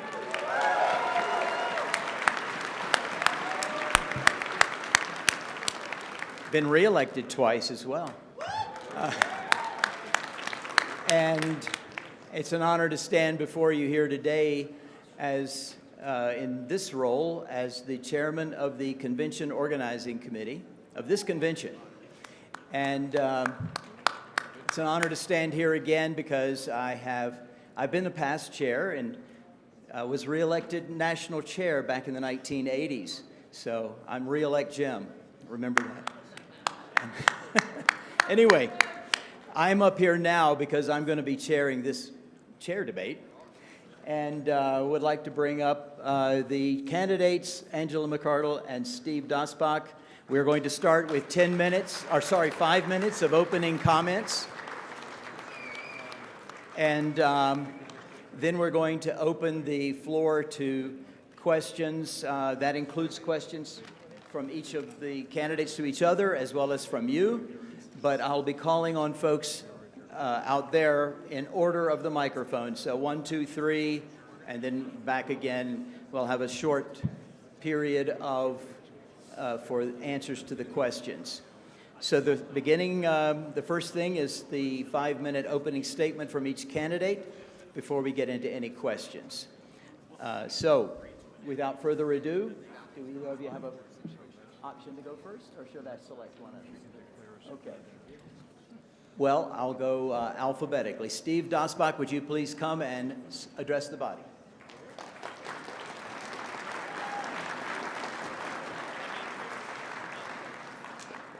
Thank you all. I've been a member of this party now going on 43 years. And I'll be here next year and the year after until we finally achieve freedom in our lifetime. Because this isn't about just us. It's about our children, it's about our grandchildren, and those that follow. We are the people that have to fight for liberty. And we have to be able to look and say, we're making progress. We're getting somewhere. And it is frustrating to me that there was a time in this party when we had 33,000 members. We raised $3.3 million in a year. We were doing 56 media appearances averaging every month, and that period was over 20 years ago. Right today, we are at half that level in terms of membership and in terms of fundraising, and we're nowhere close to that in terms of our media presence. We can do better. I know we can do better because we've done it.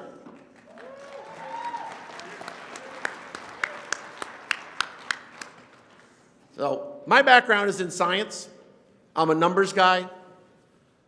So my goal, the reason I came and ran for chair, is because I want to see that our records be in the future, not in the past. So by the time we meet in Washington, D.C., my goal is to exceed that 33,000 members, to be on track to exceed that $3.3 million, to complete every ballot drive that we can legally complete before we nominate our candidates, so we're not rushing at the last minute to get on the ballot. And so we've got a complete professional media team in place, getting releases out and tweets out and everything else on the timely issues of the day in hours, not days or weeks or ever. And so that we can get those media appearances back up again, and then we need to exceed all that. So whoever is elected as chair, you should expect to see, you should ask to see, you should demand to see real, measurable progress over the next 2 years so that we are at a better position today than we are 2 years from now than we are today, and that we're better after that, and after that, and after that. Now, I tend to really focus on membership, and I want to be clear, I'm not just talking about newsletter subscribers. I'm talking about people who self-identify with us, who send us some money so they got some skin in the game, who volunteer. The newsletter thing is not that critical. But membership matters because that's where the fundraising comes from. Not just for the national party, but for our state parties, our local parties, and our candidates. Membership is important because that's where the volunteers come from. You talk to candidates, their biggest problem is finding a campaign manager, finding somebody to work on their campaign. We need more people. We need a bigger pool to draw from.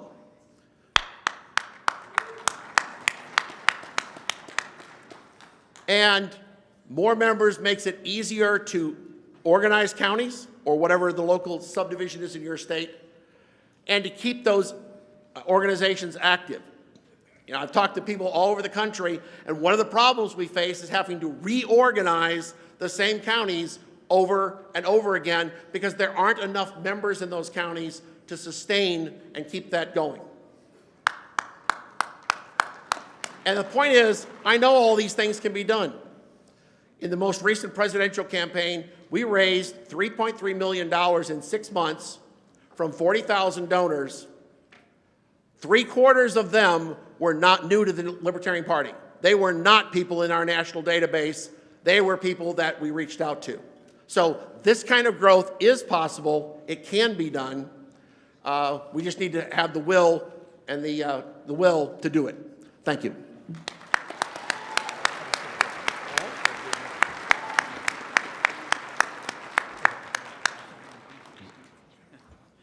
Please welcome Angela McArdle.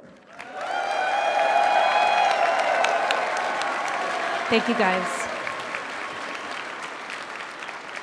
My name is Angela McArdle. I chair the Libertarian Party of Los Angeles County for another couple months. I am the former secretary in the California LP and a former at-large member. I know today has been really challenging, and it's hard to be unified when we don't agree on the purpose of the party. But I believe that we do agree on the purpose, and ultimately it's to make the United States and the world at large a freer place to live and to roll back the authority of the US empire. Our disagreement is on strategy. Do we favor winning elections or messaging? And I believe there is room for both strategies in our party and that they work in connection with one another. And they're both very important. And it's important that we do both because people need to hear the message of freedom from us, not just from podcasters, from us.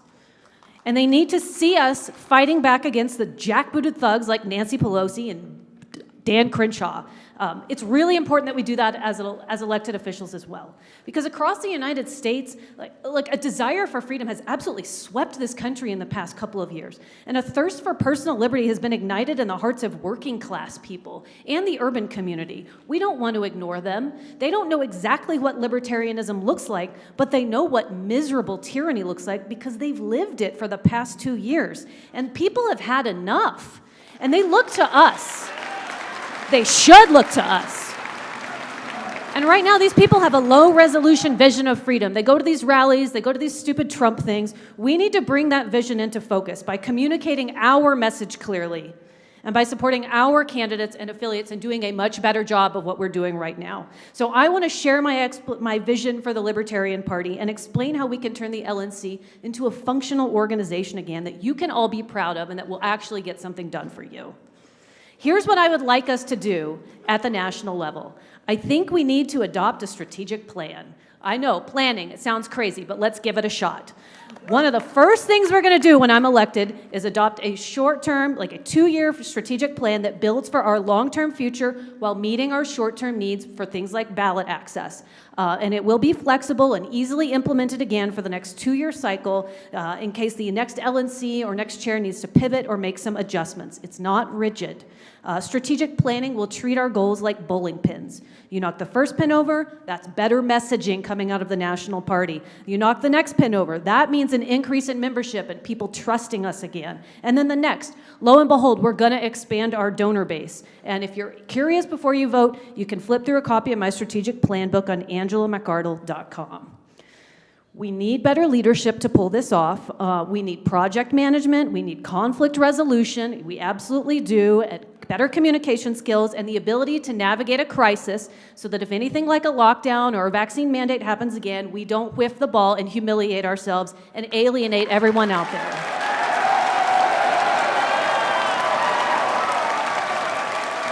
Now, I'm going to tell you that we don't talk about leadership. We don't talk about leadership very much in the Libertarian Party, and that is a shame. It's very important. Leadership is about articulating a vision, embodying a certain set of values, and creating the right environment for things to get accomplished. And as libertarians, we place an emphasis upon the importance of individualism, and it's very important, and autonomy. But all political organizations need effective leaders. This is just basic. Leadership is part of the natural hierarchy and spontaneous order that's part of the human experience. Leaders are people who are there to help us make sense of things, plot a course, and drive things forward. I'm going to do that for you, and I'm going to train and I'm going to mentor other people in the party so that they can do it, so that we can lead effective state and county affiliates. It's not just about the LNC. We're here to serve your needs and lift you up.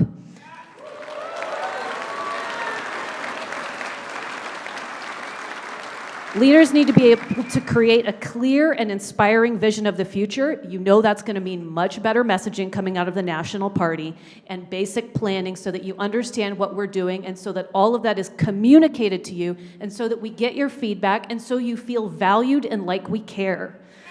It's so important. I can't tell you how many people have complained about that, but we're going to fix it. And a good leader has to deliver. None of it matters if we don't deliver. So we're going to start delivering and taking actions and getting results. I promise you that is absolutely going to happen. And I hate making promises because I sound like a scumbag politician, but I will move heaven and earth to make this thing functional and not embarrassing for you. We are going to change the country.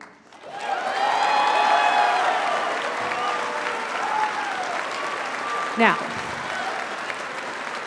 we've got an incredible opportunity in front of us.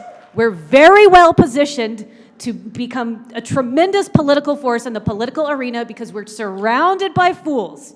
So let's not repeat the mistakes of our past. Let's do better.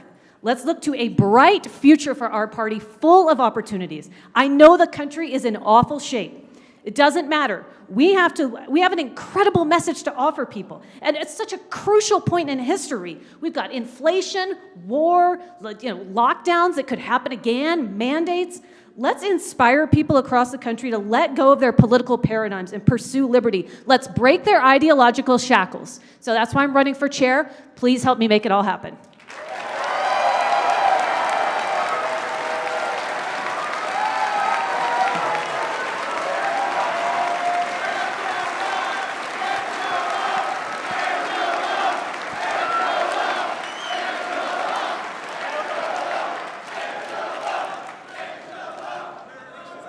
Okay, so the first thing we're going to do is give an opportunity to these candidates to ask a question of themselves. Do you have one, Steve, for Angela?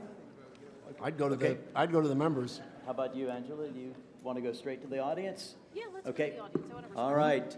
Is there anyone over here at question? The microphone number one is over here. Let's start with number one. Yes, sir. Jason Barton from Michigan. My question is, it's no secret to anyone here that there is a lot of infighting and fracturing within the party, whether it be at state conventions or even just at lunch here at the national convention. There's a lot of drama, to say the least, that's been happening. So my question is what would you do to combat that outlook and bring forth a more united front as the Liberty movement?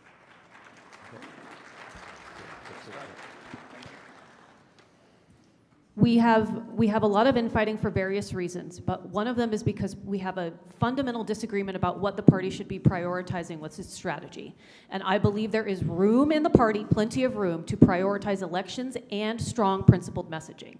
And if we back candidates who are running in bold messaging campaigns, like Shane Hazel from Georgia, he's the example I use. Spike was also a phenomenal example. If we elevate them and lift them up with their messaging, everyone is happy. You get to work on campaigns, you get to work on messaging. You can do social media. There is room. We have to make room and communicate that clearly so that people don't feel pushed out. And it's going to take probably 6 months for some of the worst infighting to die down. But when the LNC starts doing a better job and starts communicating our vision to you and supporting what you're doing, you're going to start to shift your focus from infighting about who's friends with who on Facebook, sorry, no one should care, and to putting your attention onto things that matter. It's going to take a few months, but I do believe that it's possible, and we're going to work on it really hard with an internal marketing campaign. Thank you. Steve? I had the pleasure of serving on 2 national committees that were drama-free. And the reason that we were drama-free wasn't because there weren't divisions. We had pragmatists, we had radicals, we had left-leaning, we had right-leaning, we had people involved in certain caucuses, we had people that I don't want to be involved in any caucuses. But what we did was we worked to find common ground. We looked for areas of overlap and consensus.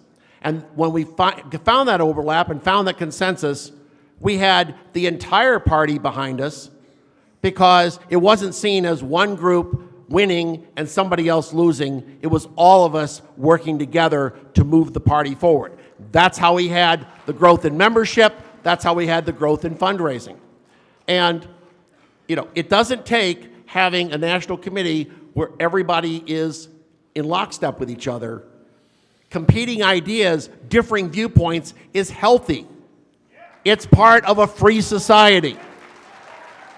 But what you have to do is respect the people who hold different views than you and try to find common ground. Many was the time that we had a proposal before the committee that was probably going to get a 10-8 vote. Rather than say, oh, we got 10 votes, that's it, we reached out to the people who were the 8. Why are you concerned? What are your concerns? How can we change this proposal to address those concerns so we get a proposal that all of us can agree behind, or most of us can agree behind, rather than simply ramming it through with a bare majority?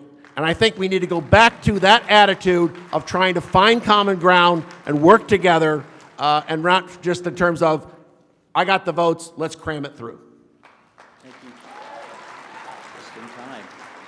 Question number 2 will come from microphone number 2. Yep, Mr. Attorney, this is Andrew Kennedy, elected Libertarian and Eddy County, New Mexico Chair. I would like to motion to allow 5 minutes for Mr. D'Orazio and Mr. Emling both to debate We're their not in opinion. session for any, I'm not chairing a meeting here. I am moderating a candidate debate. Is there a question from microphone number 3? Okay, this question is specifically for Angela. How do you plan on getting along with people who aren't a part of the Mises, not caucus, super PAC? And do you plan on firing any of them like Carr Schultz or Michelle McCutcheons, as has been seen on social media and reported from leaked screenshots that you've let get out? I just kind of want to know about that because they've done phenomenal work. And I don't think we should cut people who are not Mises because they don't fall in line with the golden leprechaun view or whatever else. How do I plan to get along with people who are not in the Mises Caucus? The same way I get along with all of the members of the LA County Executive Committee who are not Mises Caucus. We have zero drama and zero fighting. I have people who are old-timers who've been in the party since the 80s or maybe even the 70s. I have people who are a little bit more social justice-y than I am on the board. We don't have any issues. It's probably because I'm pretty skilled at navigating interpersonal conflict and communication, and I look forward to helping other people develop those skills. Staff is probably all going to have a sit-down meeting with me and the rest of the board and the executive director, and we're going to discuss things that need to improve. No one is getting fired on day one, and having a giant firing squad and getting rid of the staff would be an insane, catastrophic decision when we're already in a time of crisis. It's possible that a few of them are going to walk and quit, and I have to accept that, and I have to live with it, and I might try to convince them to stay. But that's all those are all moving targets, and I'm not sure where the chips are gonna fall. But I don't have any plans to fire anyone right after the convention, especially not Kara, and especially not Apollo, because I legitimately don't know who would replace them. Or our executive director. Steve? Would you address this, please? Yeah, and I would like to address just a side issue that relates to that, and that is, I really think that we need to kill this notion of attacking the individual staff people, and especially in social media. The staff works for the executive director, who reports to the chair, that reports to the LNC. If there's a problem with what the staff is doing, that buck should stop with the chair, not with that individual staff member, because they're probably doing what they've been told to do. And so, you know, one of the things that I stressed when I was chair before, and what I would stress again, is that if you have a problem with what's happening at headquarters, if you have a problem with what's happening to the staff, those complaints should go to the chair, not complaining about the individual staff people on social media. That's just wrong. All right, we're going to move back to microphone 1, please, or your question. Pat Dixon from Texas. My question is for both candidates. There was discussion of messaging. The question is, should messaging come from the national chair and the candidates just use the messaging from national, or should candidates use the messaging that works best for their campaigns? Steve, this time you first. Well, clearly, the last thing we should do is have the LNC trying to control the messaging for campaigns or state parties. Okay, national should be putting out strong, effective messaging that candidates can choose to piggyback on, that state parties can choose to piggyback on and utilize. The better the messaging is, the more likely they are to use it. And the key to that, one of the most important factors, is that be timely. You have to be able to put messaging out in a short period of time. And so I really think that means drafted by somebody on the communications team, approved by the chair, out the door. And then, you know, if APRC sees an issue down the road, then they can slap hand, we'll go edit it or something. That was what the system we used before for things that were electronic, is after the fact review. We do need strong messaging, which also has to be not offensive. And I think probably a great example of that was the campaign of Don Rainwater this last time. He ran for governor, 10% of the vote, running against lockdowns and mandates, but in a way that pulled people in and really grew that Libertarian Party. In fact, in his campaign, 10% for governor, came in second, more than 10? I'm sorry, I stand corrected, and came in second in 31 out of the 92 counties, which is pretty incredible. That shows how strong messaging for a campaign can really be effective. Angela, would you like to address? Candidates control their messaging. That's not something the LNC should do. It's not something they can do at all. It's not possible. Yep. But the LNC, the National Party, should absolutely influence their messaging, because we need to provide them with better resources. And some of those resources would be demographic studies, so that you can understand who your target demographics are and what the needs of the people in your constituency are. What are those needs?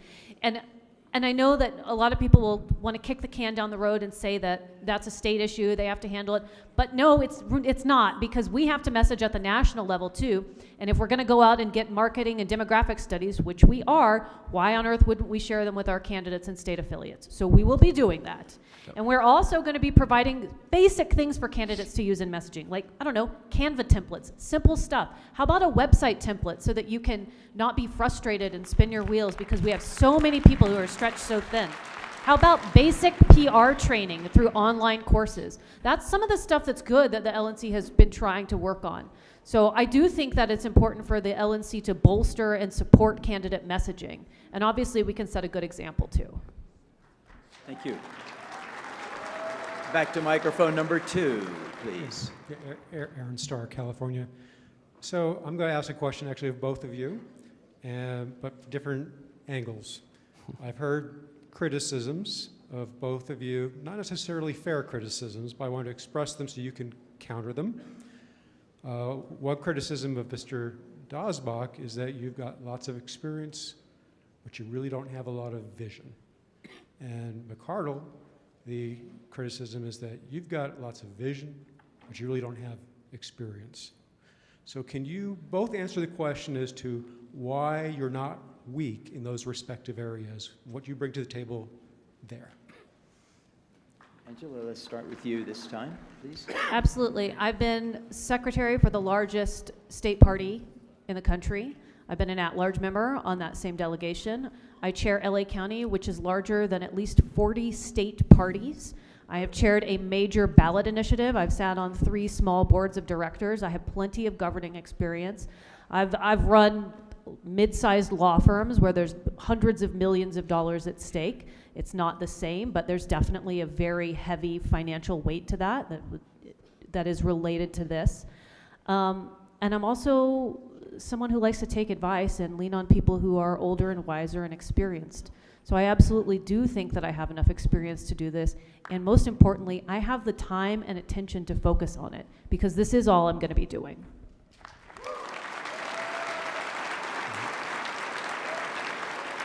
Steve, you're on.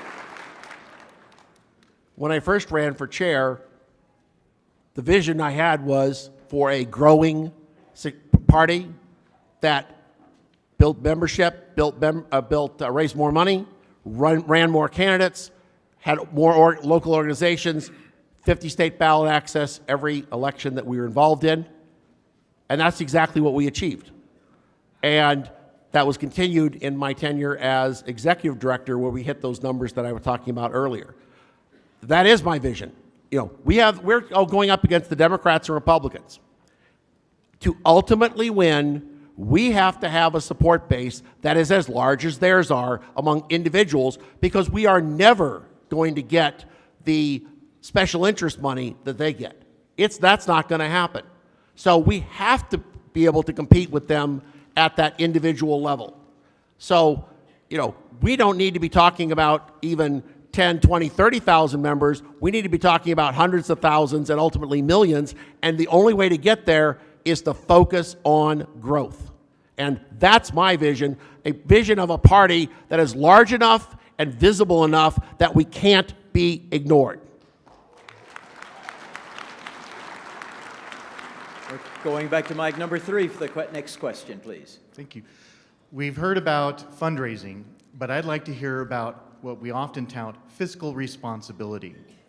I'm a monthly donor, and I could tell you that I receive multiple, probably expensive mailings asking me to renew my membership, come back. So what are you going to do to ensure that our fiscal responsibility is in place and that we are able to compete on a financial level as an organization? Thank you. Thank you. Steve, we're going to start with you answering this one. Well, ideally what you have in your databases, you have those kinds of things flagged, so you are not sending renewal notices to people who are already members. That's silly. That the types of communication are geared to the individual. Individuals who are contributing with, tend to do things electronically, you should not be spending money on expensive mailers. People that generally respond to expensive mailers should be getting the expensive mailers. But the most important thing is to make sure that you've got a clear plan for what you're trying to accomplish and budgets for that, and make sure that you are staying within those budgets, and you need to report back to people what you're accomplishing. One of the things that we did to change the culture, and so people had confidence in their donations, was to adopt what we called a plans and progress model, where when we were communicating with members, we'd laid out, here's what we're planning to do, here's what's going to cost, and you remember the things we talked about last time, here's what happened, here's where we are on those, here's what's been accomplished, do we have something still left? And there was that constant feedback cycle of the plan, the results, here's what the next steps are, and that builds donor confidence. It also makes sure that you are using your money, your funds wisely. And again, I think the biggest thing is making sure that all of our financials are very clear and project-oriented, so people can see where the money's going, what it's being used for, and you've got communication and results, so you know what you're getting for that. Thank you. Angela, your answer, please. The first thing we're going to be doing, the first major project we're going to be undertaking is an audit. And it is going to be hardcore. We are going to see exactly where our money has been spent and how it has been spent poorly, and we are going to make some serious changes. Direct mail, that definitely needs to be altered. Then there are a couple of different ways to break it up. You can do it by the number of responses and people who engage with direct mail. You can also break the list up by age, so that people under 40 are receiving dramatically less direct mail because they're usually less likely to send it in and respond to it. We need to bring back the affiliate membership program, and it needs to be automated and not include direct mail because that's a waste. We're going to bring it back and we're going to bolster it so that it works effectively and makes us money and saves us time. We are going to change our financial transaction service provider because it costs too much every financial transaction we make. And when we do that, we're going to save money every time someone swipes a card, and it's going to enable us to go after youth-based micro-donation campaigns. Text $5, donate $2, donate $3. We're not really able to do that right now, and it be financially feasible. We're going to have some targeted fundraising campaigns based on interests. What a shock. And we're going to also provide better support to the development department so that when those emails that you get in your mail for marketing campaigns and donations and pledges, when you receive those, they're going to be a little bit more polished. And they're also going to link to our candidates because we need to do that too. I could go on, but that's a lot. The candidates agreed to shorten this debate so that we could get out of here at a reasonable time, which is the time that we planned all along, 5 o'clock. So this will be the last question from microphone number 1, please. Mark Montoni from Virginia. This is for all the candidates. I've heard a lot of generalities in this debate. What I really want to know is, we've spent the last 50 years banging around between 15K and 25K annual donors. We don't need 25K. We need 250,000 donors, because that's what it's going to take to compete with the majors. I would like to know what your specific plan is, and I'd like you to get as specific as possible. What is your specific plan to get us from 25K to 250K? Angela, would you like to start with this one, please? The first thing we're going to do is we're going to stop alienating libertarians who aren't in the party. Believe it or not, they have money and they're going to donate it to us. The next thing we're going to do, and this is painful and you need to hear it, is we have to adopt a long-term strategy. Because I'm not going to sit up here and promise you an additional 200K in the first year. I'm going to work my ass off to see if I can make it happen for you. But what we've got to do is we got to start selling people on a vision and delivering results. And when they see that we are doing positive things and helping get people elected, and I mean the national party helping get people elected. You guys do a lot of that at the county and the state level, but we need to step up our game. When we do that, people are going to have faith in us and start donating more. We have got to prove ourselves, and we have got to behave like adults and plan for our future. I know that's frustrating for a lot of people and you want to win right away, but that's just not how it works. Just like anything else, we're going to have to put together a long-term financial plan. Thank you. Steve, would you like to answer that question, please? There are numbers like that out there. The numbers like that are out there. We have 700,000 registered libertarians. We should be, every time somebody registers libertarian, they should be approached to join and become more active involved with us. That hasn't been happening. At least it happens in waves. It needs to happen in a timely fashion. You get a big difference in your result when you mail to somebody who just joined than mailing to them 5 years after they registered libertarian. They're going, did I do that? They tend to forget. We have, I believe, 700,000 people following us on social media, and we need to increase that a whole lot more. In the campaign, we went from 0 to 500,000 followers in 6 months. We can be a lot more than we are now, and that's where those extra donations and members can come from. In 6 months, we got 30,000 new donors. The party can get that kinds of numbers of new members. We've also got the people that have gone away from us. We can reach out to them. The point that Angela made about not alienating people, I think, is critical. That also includes not putting out messaging that offends people and insults them. We have to have positive, strong, bold, positive messaging. If all we are doing is insulting people, then that is not going to be, that's going to turn off more people than it attracts. So yes, messaging that goes to that 30 to 60 million people that hold generally libertarian views, we need to be messaging to them, and we need to be constantly focusing on those sources of inquiries and new donors and new members, and we can reach those kinds of numbers, but you've got to be focused on it. You can't try to be all things to all people. All right. We're going to have closing comments now, and we're going to start with Angela McArdle since she went last on the intros. Thank you guys for being here. I know it's a long day. We're obviously at a crossroads right now, and I want to frame it for you a certain way. Some of you are very nervous because we have finally reached this moment we've been working for so hard, and you're nervous and you're wondering, can we pull it off? What if we fall on our face? What if something happens to Angela? What if she gets abducted by aliens? I don't believe in aliens. Sorry, I know that's offensive to some of you.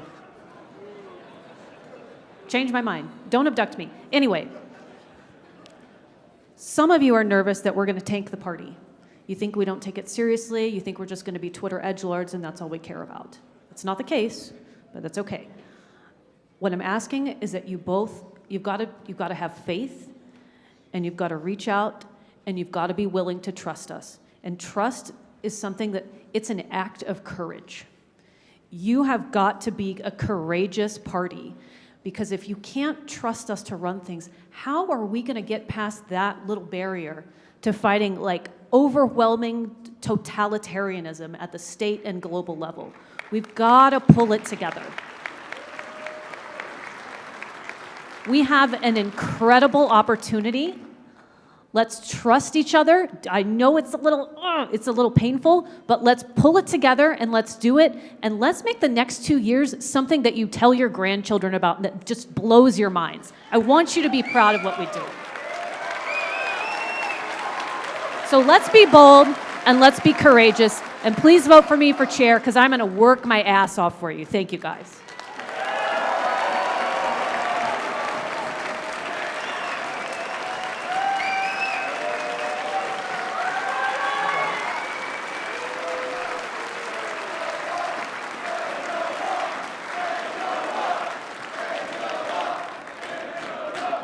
Steve Dasbach, would you like to wrap it up for us, please, sir? Sure. I made a point to swing by the Radical Caucus table earlier in the campaign to pick up one of these buttons. Always question authority. Libertarians are individuals. We think for ourselves. We make our own judgments. We don't do well at following orders. And so my appeal to all of you, not just for a chair's race, but for every decision at this convention and every meeting that you have outside of this convention, is resist the temptation to simply do what you're told or to follow orders, but think for yourself, judge for yourself, decide for yourself. Be a libertarian. Thank you. Thank our candidates, please.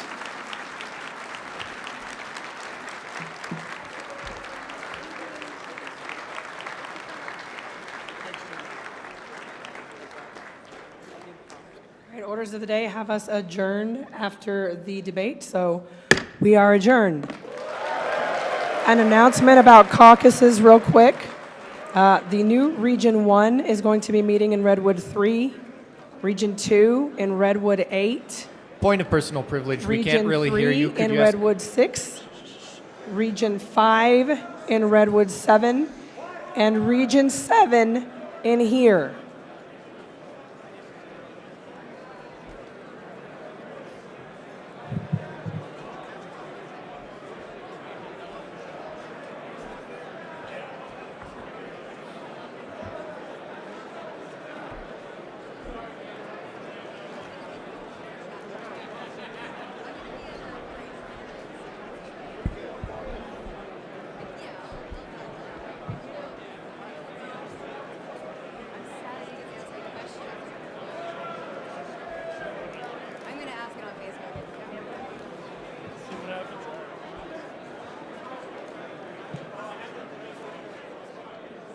Can Mr. Turney come up here?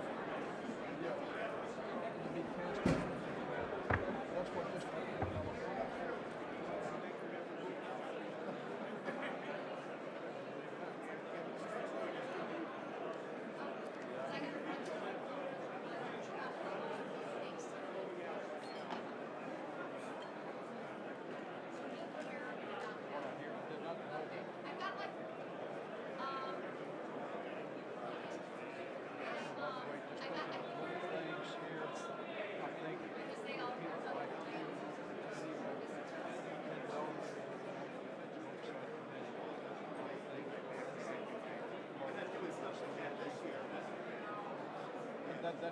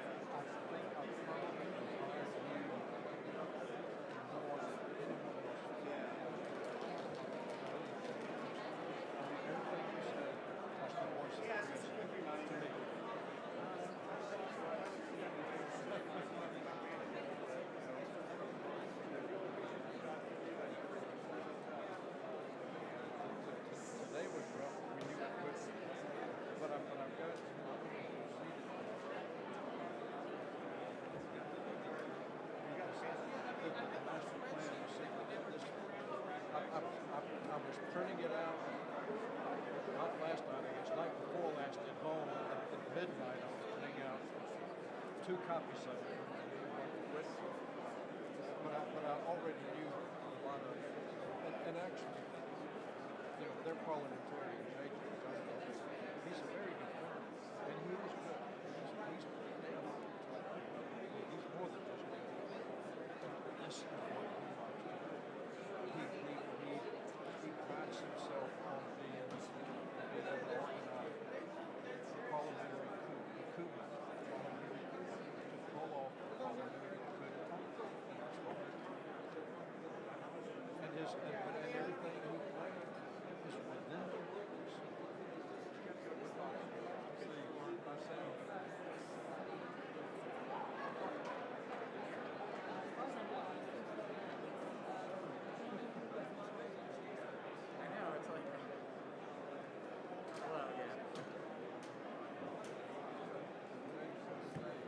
We did.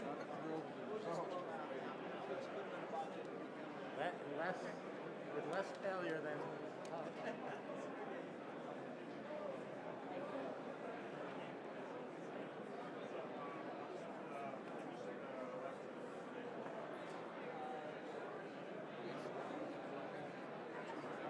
Can someone?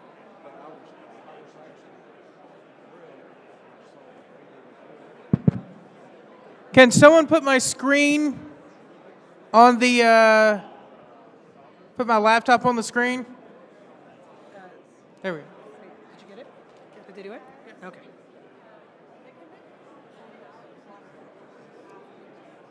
So they never refilled it? Okay.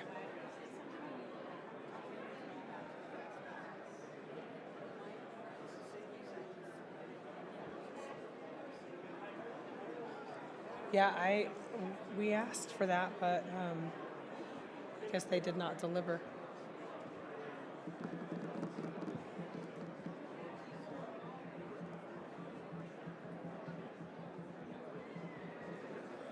What is that?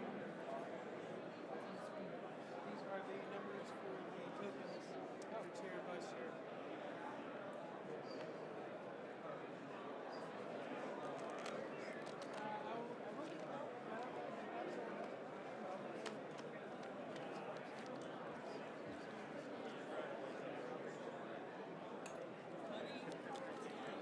I have some.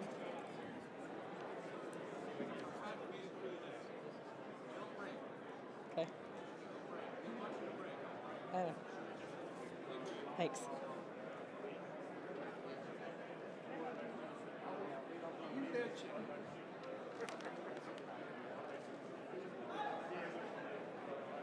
last few minutes, I'm just looking at this picture. Hi, how you doing?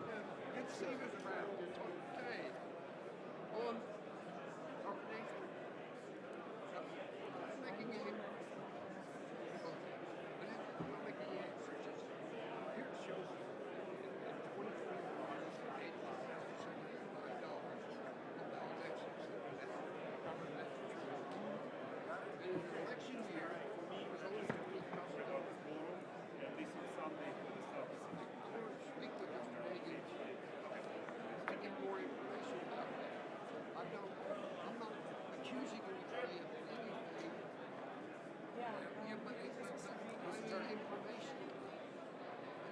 probably a good explanation. Jim, I don't know what it is. I can't infer it. Wilford.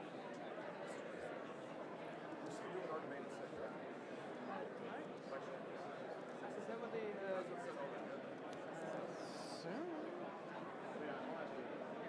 Joshua.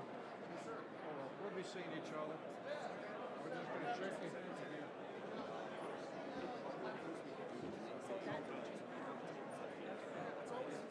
So the reason we have the tables behind is we are required to count everything in the open. And the COC, they asked for tables, we put them behind. It kind of made sense because I need to take the minutes and manage that. If we want to put them to the side, it would not be acceptable to be anywhere that I couldn't see while taking the minutes. Does that make sense? Maybe I would say on this side if we're going to do that. Yeah. Yeah. Yeah. Yeah. I mean, I don't have a huge problem with it. It was just where the COC set it up, but I do need to be able to manage both. So, yeah. We'll see. Yeah, we'll see if we can do that. Yeah. Thank you. Thanks for that. Yeah. Awesome. Awesome. Thank you.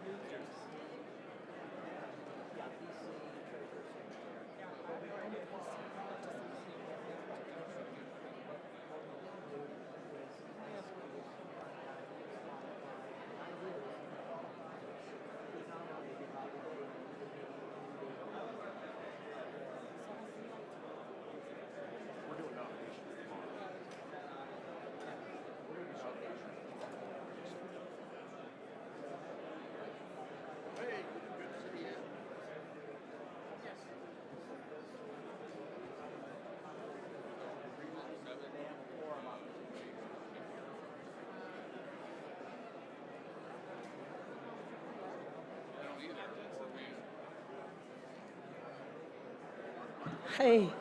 All right, so the Region 7, prospective Region 7 caucus is going to be in this room. If that is not your event, you might want to leave.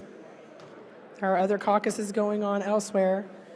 Back in here at 6 o'clock will be the vice chair and other officer forum. For now, we need all of the people in prospective Region 7 to pick up. Okay. Is anybody in here not intending to attend the Region 7 caucus? So everyone in here is here for the Region 7 caucus. We're not in order. That's what, Dr. Paco.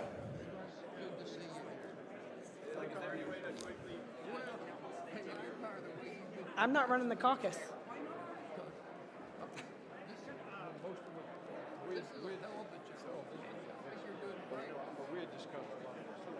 Oh, yeah. And then a lot of we had the advantage. I have been tipped off by airport and also we got a copy of the big secret plan. How you doing?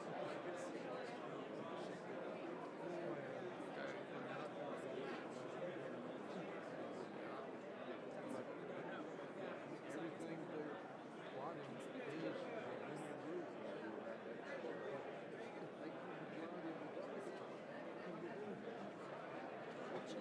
and the thing about it is, by it happening this year instead of the presidential election year, this gives 2 years to be exposed by 2020. So I need to see you bring the LT. Let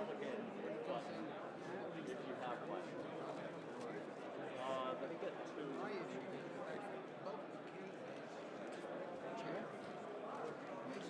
Good to see you again. really not having to do anything. The VC officer, is that in here? Or is it- It's actually the caucus in Cascade behind here, where the leases event's going to be, because it is wide open. The problem is there's nowhere to sit. It's all open Whichever space. one takes Yeah, I don't know how long you're planning on caucusing, or you're trying to ask everybody to go. Okay. once, whatever you want to do. I don't know that there's another room. I guess you could go to the Sierras if you wanted to. Raise your hand if you are here for the Region 7 caucus.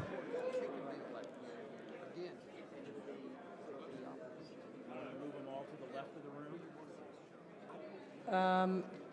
Yes, it would be better if we can sort of consolidate, but by state. And I don't want to be in charge of this thing. So, yeah, you'll do it? Okay. John's done this before a lot.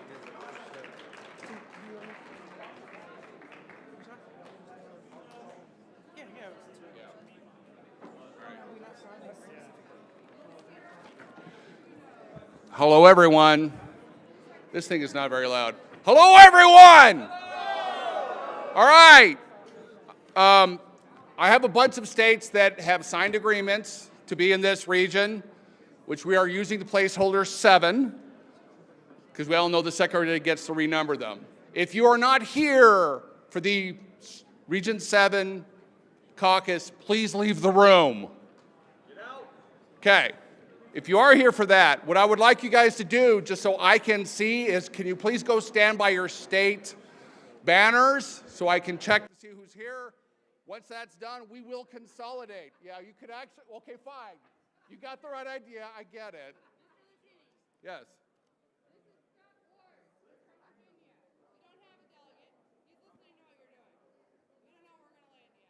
Okay.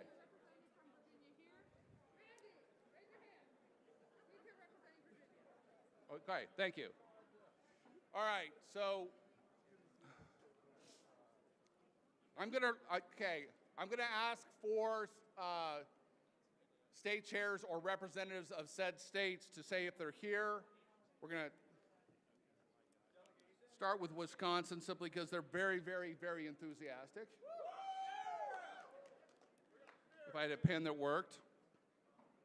All right, I'm representing New Mexico. Idaho, you here? Idaho. Hold I. Where is Idaho? Idaho's right there. I don't know if they're here or not. All right. Hawaii, are you going to be here or not? I don't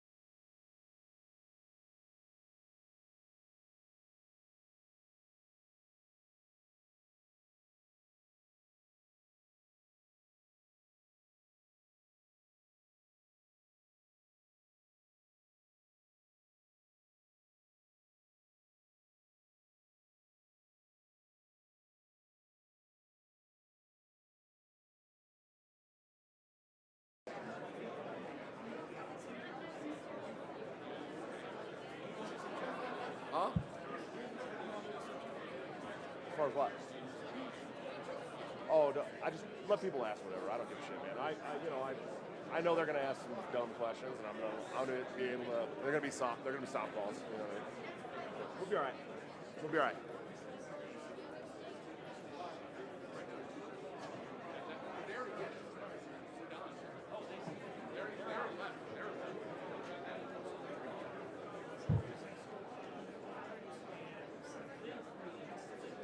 Oh, all right, man. We got a debate. Let's go.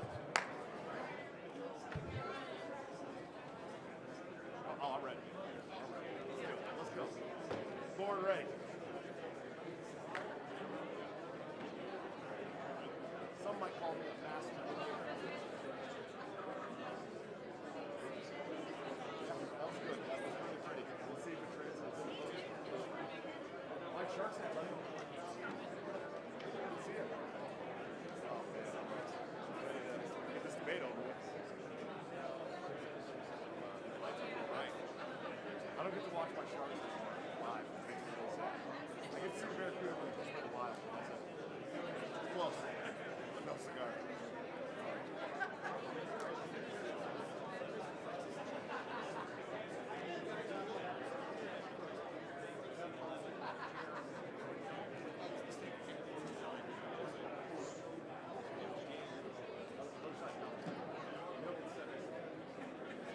You better bring some contracts, homies.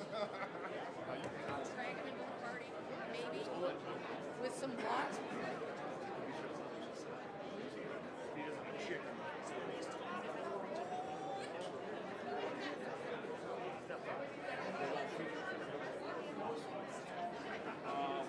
So we get home on the 6th. I think my first show back is 7th.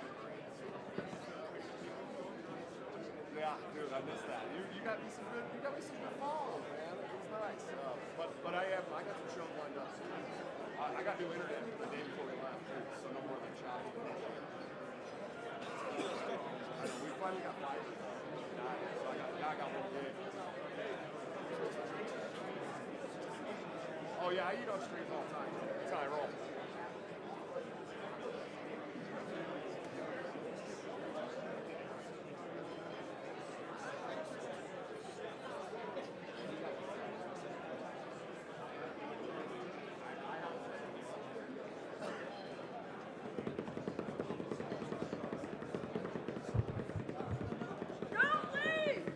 Let's go! I just went out and got my favorite girl.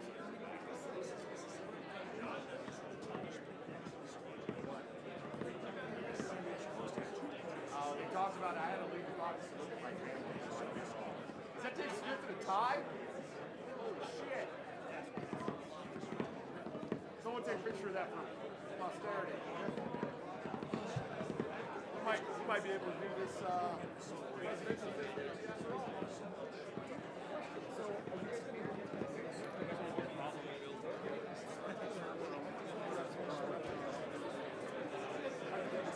Does somebody want it?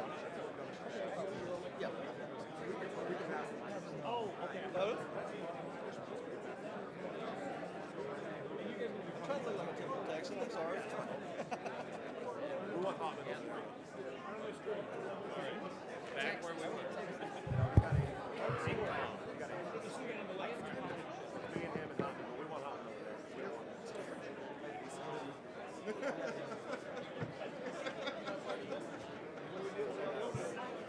right, you guys can share the 5 minutes. You saw how the thing went, especially with the function. You guys are going to share the 5 minutes. You guys are good? Yeah, we're good. When you guys do the 5-minute thing, you come up here. And he can have his own mic over there. We don't want to share the midday mic. Drop your switchboard. Dude, you had the best quote the other day on that Cajun thing. Point of information, Joe has not answered the question yet. I don't hold no bar. I don't pull no punches. No, I'm just glad you did that. I love Cajun, but he just, it's like he's running as well and just starts giving his fucking opinions. Yeah, it was kind of crazy. Yeah. He wasn't a good moderator. But it was also the only Let's get Carcassonne.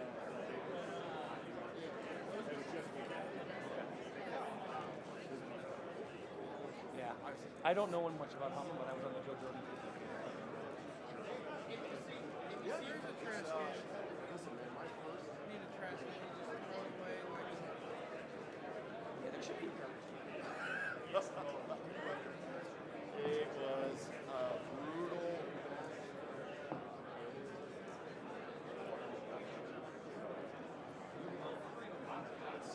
It's a science thing, so yes.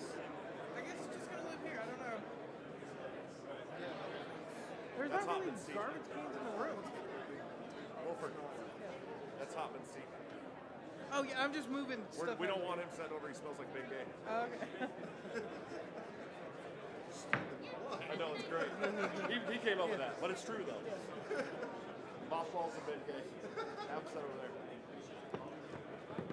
Get all this out of the way. So this is gonna be an interesting format. Yeah. Perfect. It'll be an interesting format with all the races. All Yeah, at but once. the other ones didn't do tokens, so how do they? You can't bring everybody up on stage. So like, be the vice chair. It's anyone who's filled out and turned in a form. So it's me and Karen for secretary, and Hagen.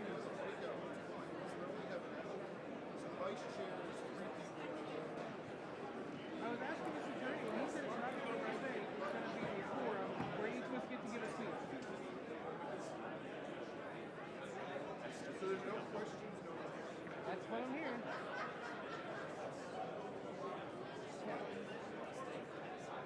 I'm gonna go ask Miss Harlow. Yeah,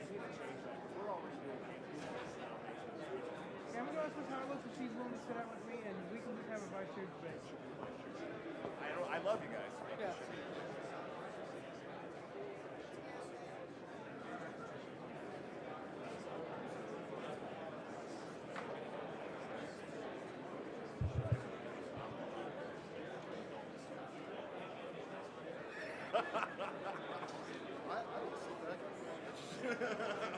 I learned from the best.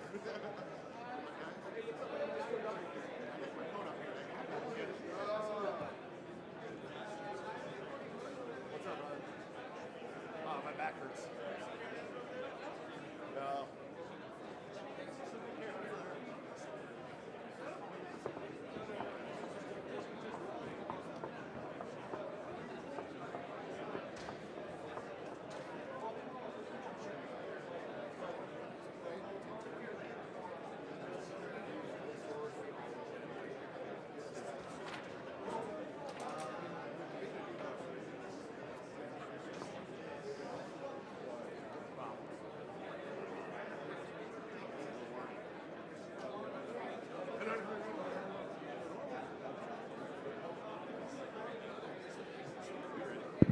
I don't know. I'm not in charge of this. Has anybody found a cell phone that does not belong to them? Is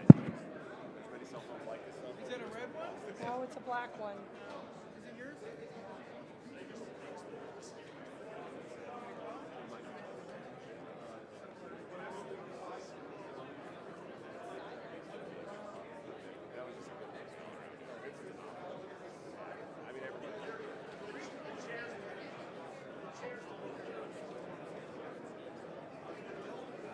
We gotta get this done so we can go to the bash. Let's do it.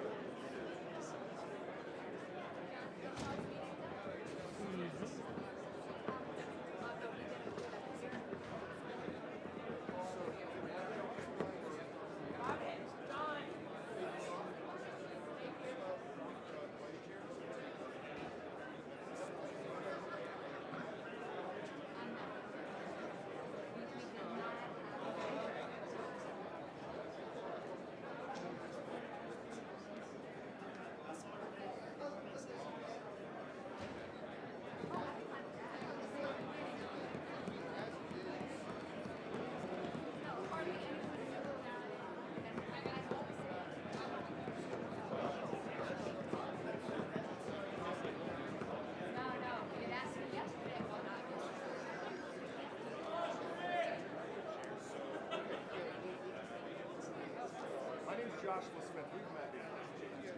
I was on the California board. Yeah, I've been the chairman twice. Let me let my better after one. Eric Rochester.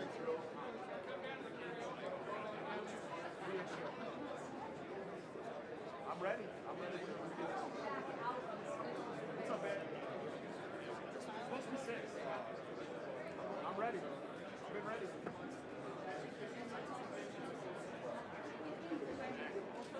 Exactly. It could have been the chair. It could have been the chair, Randy. Could have been it.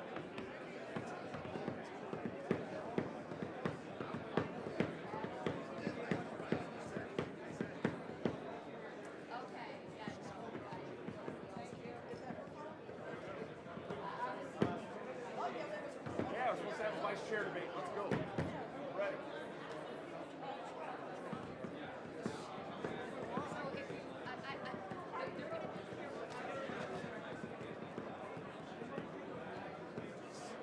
I'll do it. I've done worse. I've done less with more. You know what I mean? Done less with more. Yeah, no, hey, devil's advocate. It's an important part of being able to debate. What's up, Chuck? How you doing, bud? Where you going, Eric? Now there was only like 4. Okay, now my machine.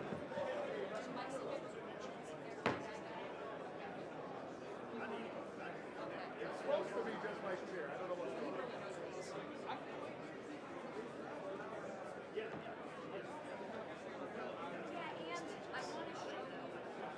Let's get going. Let's go.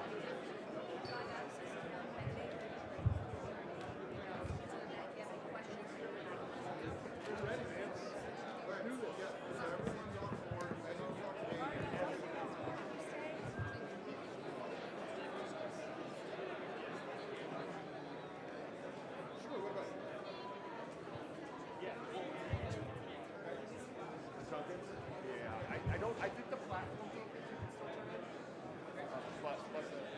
Yeah, those are, that is. Sorry, brother. It's all right. I already won. Me and Angela won. Okay. We're good. We're good.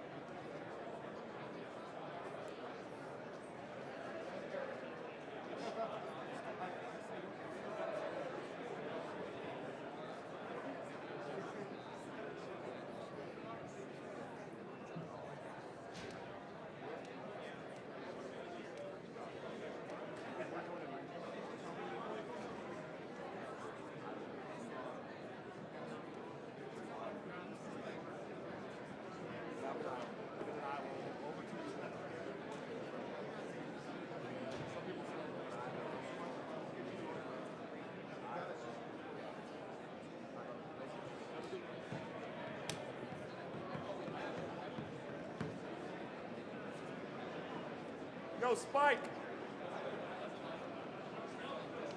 Spike! I hope so. So, yo, Spike!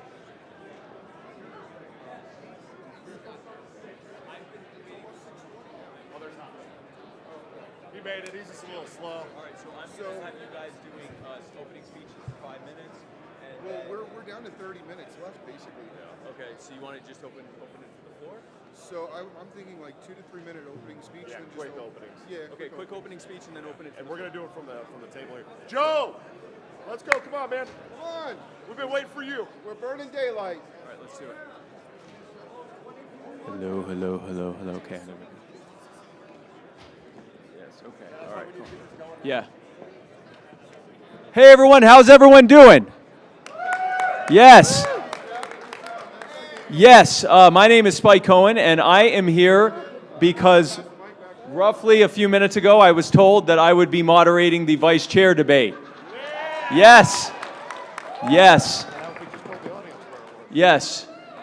And now I'm telling you that this is the vice chair debate. So it's coming down to where it needs to go. So we are now going to open the floor. We have 2 candidates. We have Joshua Smith. We have 3 candidates. Oh, I'm sorry, man. Okay. We have 3 candidates. We have Joe Hopman, Josh Smith, and Eric Rodsep.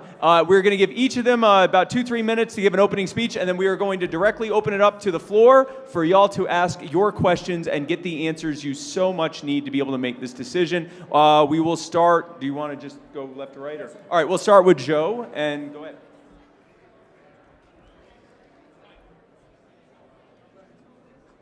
Well, I've spoken to less attentive audiences. I've taught high school for 23 years.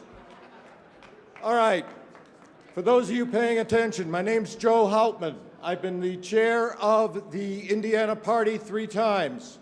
I've been active in the party since 1979. I'm not going to talk about the past because quite realistically, politics is what have you done for me lately? And you don't want to hear about the past. For one thing, it makes you look bad. I worked on the Joe Jorgensen campaign. I put together a team that did the ground game when nobody got to meet each other. I had 12 employees working under me, all of which I met for the first time at this convention, because we had to do it entirely online. I am not running for the future of the party. I am running for the future of the country, because the country needs us and we are not even close to ready. I worked on the Johnson campaign, both of them. I worked on Joe's campaign. The people are not having any problem with our message. People look at us and they say, you do not have the muscle to do what needs to be done. And look around you, folks. Look around you. When I was in Tennessee, they asked me, why am I not running for chair? Quite frankly, Dasbach does it better than I do.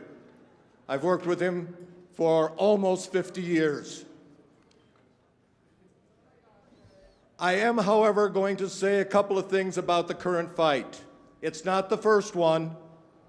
I was in New York in '83 when David Bergland became our presidential nominee by beating none of the above by 1 vote. The other side became the Cato Institute. Okay, the party will continue and the liberty movement will continue. I don't like what's happening today. I probably won't like what's happening tomorrow. But I'll tell you for a different reason. It's not going to work. This is at least the 3rd time pure economic brutalism has been tried in the Libertarian Party. And I'll be honest, at least one of the times I was on that side. It only works in our own echo chamber. When you go to people outside our echo chamber, and I'll be honest, I'm from Indiana, okay? In Indiana, this motto is, your nostalgia is our future. Okay, we are not part of the sagebrush revolution, but when you tell them taxation is theft, all they hear is, you got money, you want to keep it. And your idea of freedom is to make me work for 12 bucks an hour. Guess what, folks? You're not going to get 34% of the voting population with that message. How do I know? We tried. We've tried more than once. So you guys do what you want, okay? I'm not worried about the party. I'm still my county's treasurer. I've been active in Indiana. They haven't gotten rid of me. They tried to bury me a couple of times, but I kept moving. You know, bring out your dead, right? Okay, I will say, if I do get elected, one thing. Well, of course, don't worry. You get to talk all you want after this.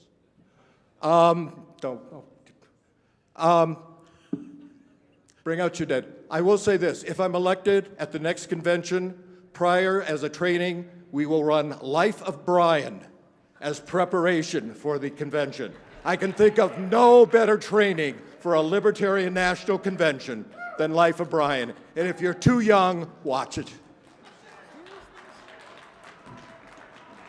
Thank you. And next we have Josh Smith. Josh, come on up. What's up, Libertarians?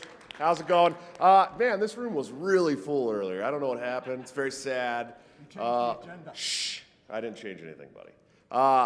Nice to see you guys here. Thank you so much. This is my third national convention in the last 4 years. If you guys have been following me, I ran for national chairman twice. I got skunked by Nick Sarwark in 2018. I barely lost to Joe Bishop Hitchman in 2020, and now I'm running for vice chair because 4 years ago, Nicholas Sarwark told me, run for at-large first, then become vice chair, and then run for chair. I'll support you then. Well, if he doesn't support me today, he's a liar. So anyways, you guys, I have the same message I've had for the last 4 years. I want an aggressive media strategy. I think that we have been just absolutely looked over by the media. We need to be making our own media. We have wonderful people in the party like Dan Smots over here who can build media platforms for us. It's insane that we wouldn't use those resources and those tools. I put a big focus on membership. If you guys know, I was the biggest membership recruiter for 2 years running in the Libertarian National Party and the entire party. I believe that that's a driving indicator of our success, and we need to double, triple, quadruple our membership over the next 2 years. So that's something that I'm going to put a lot of focus on. I have my own chair candidate that I think should be the chair of the party, but I'm willing to support anybody who wins. Whether I see eye to eye with them on everything, I think the vision, a combined vision for the party is super important. And I hope that whoever becomes chair will support my vision of aggressive media strategies, aggressive membership plans, and we can get this thing done, man. And that's it. You guys know me. I haven't changed over the last 4 years, maybe in little aspects here and there, but I'm ready to grow this party and make us the most successful party in the country. So thank you guys so much. I won't take up much more of your time. I'm looking forward to your questions. Thank you.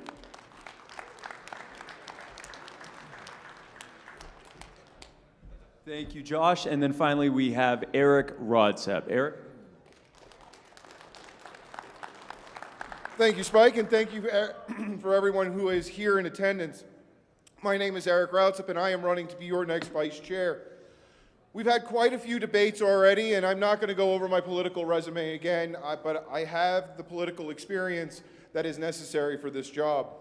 If you talk with Angela or you talk with any of the individuals who are running for the chair of this party, and in particular Angela, she'll tell you that for her success in the next 2 years, she wants my expertise as part of her success plan. When you're building a home, and I'm glad you said tools before, if you have a carpenter who asks you for a screwdriver and you reach into the bag and you pull out the best hammer that is in the bag and you hand it to the carpenter, it's not the tool that he needs to build the house. And that's what it is. We need the right tools for the team. We need the right tools to build the house, to build the Libertarian Party for the next 2 years. If you're not Mises, I'm a bridge builder. I've proven this over and over again. I've always listened, and I always will listen. Every single member of this party is important. Every single member of this party is the party. Not only the members that are here today, but the members that will grow this party exponentially larger and larger in the next 2 years. And I have always made that promise to stop and to talk and to listen. And I will hold true to that. I am running to be vice chair, but vice chair is so much more. Because it is not a position. It is a servant to the party. And I hope to have your confidence so I can be the next vice chair servant of the Libertarian Party. Thank you very much, and I ask for your support. Okay, thank you, Joe and Josh and Eric. And unfortunately, I was just informed that due to time constraints, we are only able to take 2 questions. So I will take the questions from the first person here and the first person here. I will start with you. Okay, great. Thanks. My name is Jorge Besada. I am from Florida. The great Ludwig von Mises states, "The issues of society's economic organization are every citizen's business. To master them is the duty of everyone." So my question to the three of you is, how Misesian are you? How much of what you are about or what you do is about helping people overcome the economic ignorance that is destroying our civilization and create a culture where it is cool to understand that the Federal Reserve money creation is what enables all this socialism and militarism and all this nonsense? Let's go, since we started left to right, let's go right to left. Eric, if you want to answer that first. I appreciate the question. I am strong on Austrian economics. I have studied Austrian economics quite extensively. There are many individuals in the Austrian school that I think that will reach out to many Americans and make the ideas of self-reliance and self-value and market economy in explanations that are attainable to them. We just need to tailor the message, but be true and bold to the message. And that is what is absolutely vital. Because the ideas of Austrian economics are the winning idea. And we just need to know how to educate all of the American citizenry on why it's the best idea. Thank you.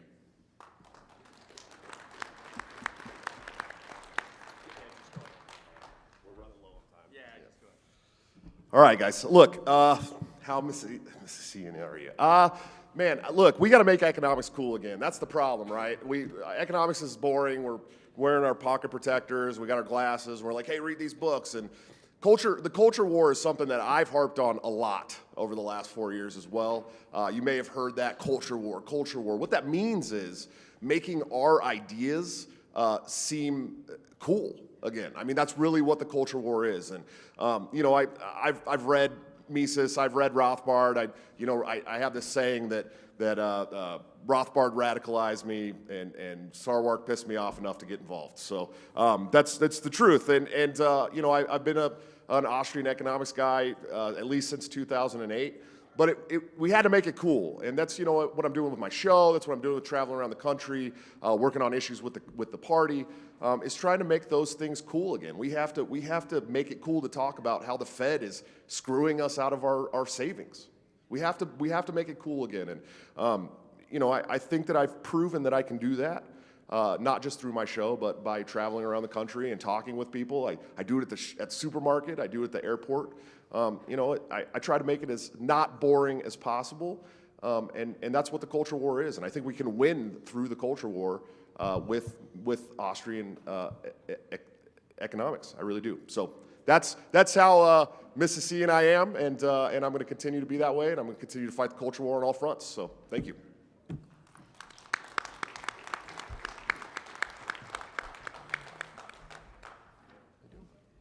You're not going to vote for me. I'm not a Misesian. I came into it from science fiction, Robert Heinlein. Okay? He's great too. To me, libertarianism is not economics. Economics is part of freedom. Okay? Sorry, too loud. My apologies. No, I'm not a Misesian. Okay? And quite frankly, nobody outside of our echo chambers are. Okay? My son is a AB D out of Northwestern in economics, all but dissertation. Okay, what it boils down to is anywhere else in the world, nobody's heard of Mises outside of our people. Okay, he is not greatly respected. He is not even thought about. Well, then why are none of his books available other than from the Mises Institute? There is, oh, and nobody else, yeah, of course they're free. Nobody can make money selling them. You okay? Fine. Yeah, I suggest you give them out. Give them out. I suggest you go downtown and go to the people who are trying to make a living and hand out Mies. In fact, I'll help pay the postage. Okay? Guys, we've done it. It doesn't work. And if you want to just keep talking to yourself, Fine. Keep doing it. Yeah, but Ron Paul went from university campus to university campus getting a bunch of young people to read I his was books. at DePaul University when Ron Paul said, "Don't call me a libertarian." Okay. I know Ron Paul. I've known him since '88. Don't give me that bullshit. Oh. Well, thank you for that. So here is how uncharacteristic of this convention. Oh, did I say that aloud? So sorry. We'll take one more question from you, sir. Go ahead, please. Thank you. And we'll start with you, Joe, and go left to right this time. So. Hi there. My name is Will Hobson. I'm the Vice Chair of the Libertarian Party of Oregon. I have a very simple question for the candidates. Can you please state your current endorsements and any previous endorsements you've had in races you've done in the past?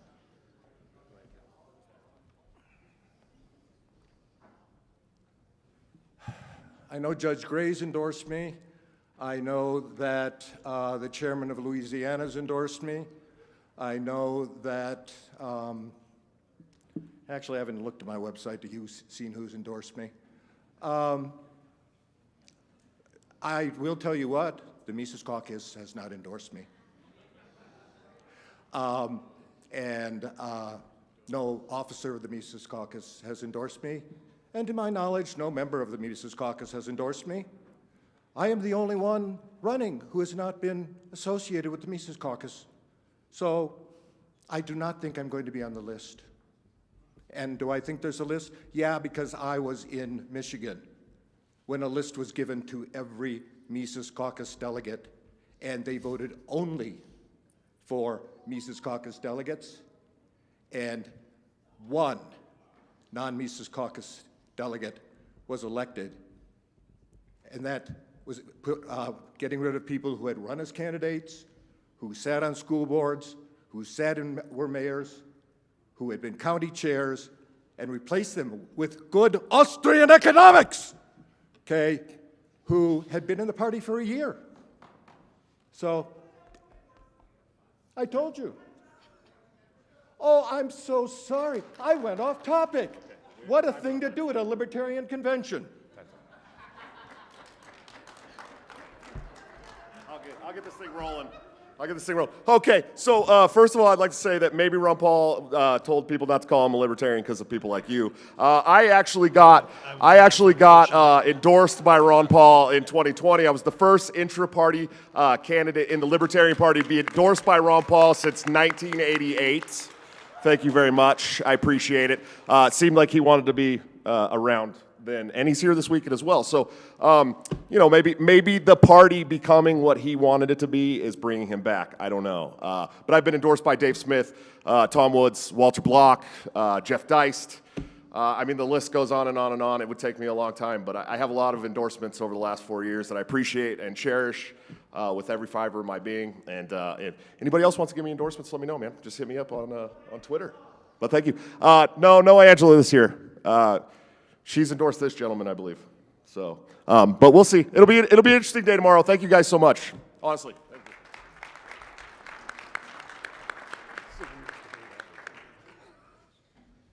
So this year, I did not actively ask for endorsements from anybody.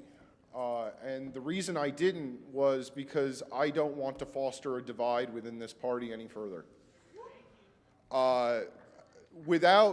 Without asking for any endorsements, I did receive the endorsements of Angela. I received the endorsement of Mises of Colorado. I did receive the endorsement of Mises of North Carolina. I did receive the endorsement from Tom Arnold, Liberty Santa Claus, which all of those made me exceptionally proud.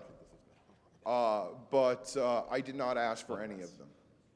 In 2 years ago when I ran for the LNC at-large position, I had dozens of endorsements, including my good friend right here, Josh Smith, and numerous other individuals.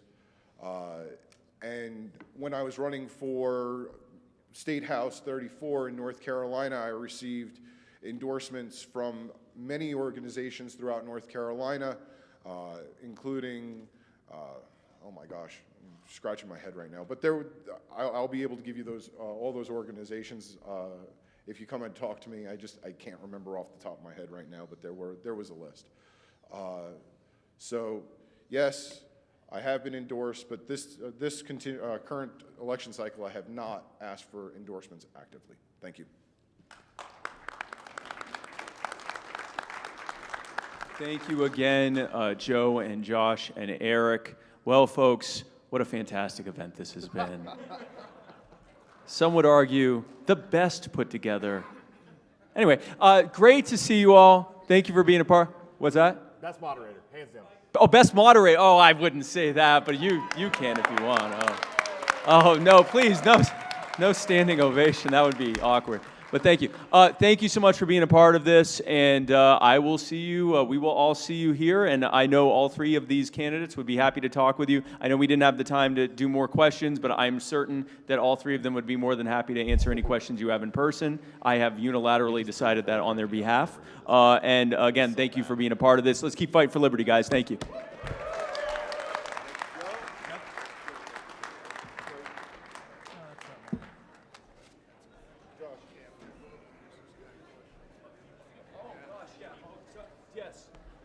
Hey, also, I was just informed of something else. This has been going like this the whole time. So we have candidates for treasurer and secretary who have been nominated. If you are even here and would like to speak to the dwindling delegation here, feel free to come on up. Those are for treasurer, Todd Hagopian and Tim Hagan. And for secretary, Karen Ann Harlos and John Wilford. If any of you are even here and would like to come up and speak now. I see Todd Hagopian. Todd, do you want to speak? He's coming. Okay, Todd's coming. Is John Wilford, Tim Hagan, or Karen Ann Harlos here? You have until Todd Hagopian finishes Hagopianing to get. We will see what happens. Hey, Todd. Go, man.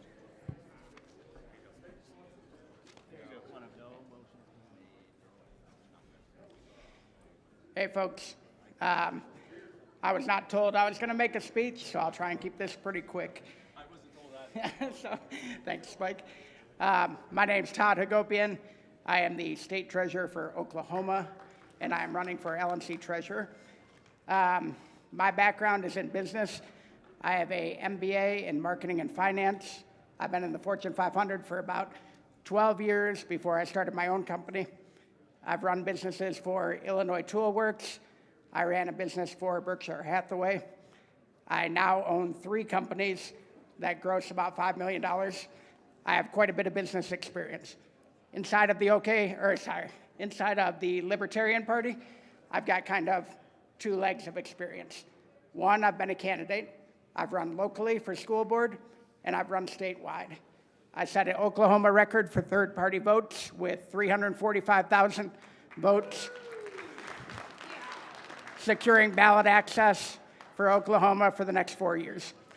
From a state party perspective, I was the Tulsa regional chair, and now am the Oklahoma state treasurer. Under the treasurer, we have doubled our budget, and we have funded candidates for the first time, including funding another one-on-one race, which will get us another 4 years of ballot access. My vision for the LNC treasurer race is really simple. Tim is a great guy. I love Tim. He's the nicest guy in the party. You've got a good treasurer no matter who you elect, okay? Right now, you have a choice. We either continue to have an accountant or we bring in a CFO. An accountant takes the numbers, puts them into a spreadsheet, presents the numbers, and lets the LNC make a decision. A CFO takes the numbers, analyzes it, presents recommendations, and helps the LNC guide the LNC on what decision is best for the party. That's what I'm going to bring to the role, is strategy, financial acumen, having run businesses with long-term goals, finding ways to hit those goals, and I think that's the difference that I'm offering. It is a difference in perspective on how you look at the role. So you need to decide if you want an accountant or if you want more of a strategic financial planner in that role. And either of those is okay, because you have two great candidates. Thank you. Are you accepting questions? Todd, are you accepting questions? Kate, right here in the middle. Sure, we will take a yes. Yes, one question for Todd Agopian. Thank you. As a treasurer, and as a re-elected treasurer, I know very, very well how hard it is to transition the financial everything of an organization over to another individual. It is painstaking, it is confusing, and one of the things I want to know is, would you, if you were elected, have you already talked with Tim about having a smooth transition? Because that can halt the momentum of an entire organization while you're waiting for that transition. Yeah. It did us in Texas. I got us past it. We re-elected. And because of that, we have built on the momentum, and we don't have to worry about that this next term. But obviously, I'm not going to be around forever, not as much as Texas wants me to be. No, guys, not happening. But that's my question is, have you and Tim talked to where if you do get elected, is that going to be a smooth transition for the organization? It's a great question. No, we have not talked. Tim and I have emailed back and forth strictly about party stuff, Oklahoma questions, and him answering. But we have not talked about a transition. The one advantage of a national treasurer over a state treasurer is there is outsourced accounting folks that they're using, and there's outsourced FEC folks. So most of the systems are in place already. But as you all know, Tim, I'm sure you know that he will be available for questions. I can't imagine a world where Tim won't take my call if I'm asking for help in the party. We all know he's a great guy, nicest guy in the party. I just can't imagine a world where he doesn't take that phone call. Not to mention, one of my first actions, I think, is to try to find a great deputy treasurer, which, Kate, I'm looking for. So I'm looking for a great deputy treasurer who will also help me through any bumps in the road. So thank you for the question. We'll talk later. No, you won't. Thank you. Thank you, Todd. Were any of the other people I named, Tim Hagan, John Wilford, or Karen Anna Harlos, among us and wishing to? That's Brian Lambrecht, so that's definitely not. Brian Lambrecht is here to do his best. Karen Ann, no? Okay, all right. No worries. And Tim, I suppose, isn't here? Yeah. Oh, John. Yes. Ladies and gentlemen, do you want to do it? Oh, well. I'm here to get my computer. Oh, okay. Well, folks, thank you so much. John, will you answer a question? Do you want to answer a question? Yeah. Yes? Yes. John will be answering. I will be. You got to use this one. Yes. Yes. Here is your question for John. Thank you. I will be very happy to answer the question in private, whatever it is. But me and Karen Ann talked beforehand and both agreed not to participate in this so we could have a proper vice chair's debate. I don't think it'd be right at this point for me to answer a question on stage. So thank you. I will still ask the question. You can relay it to Karen Ann if you want to. 2 years ago, a man in Minneapolis was murdered by police. His name was George Floyd. Do Black Lives Matter?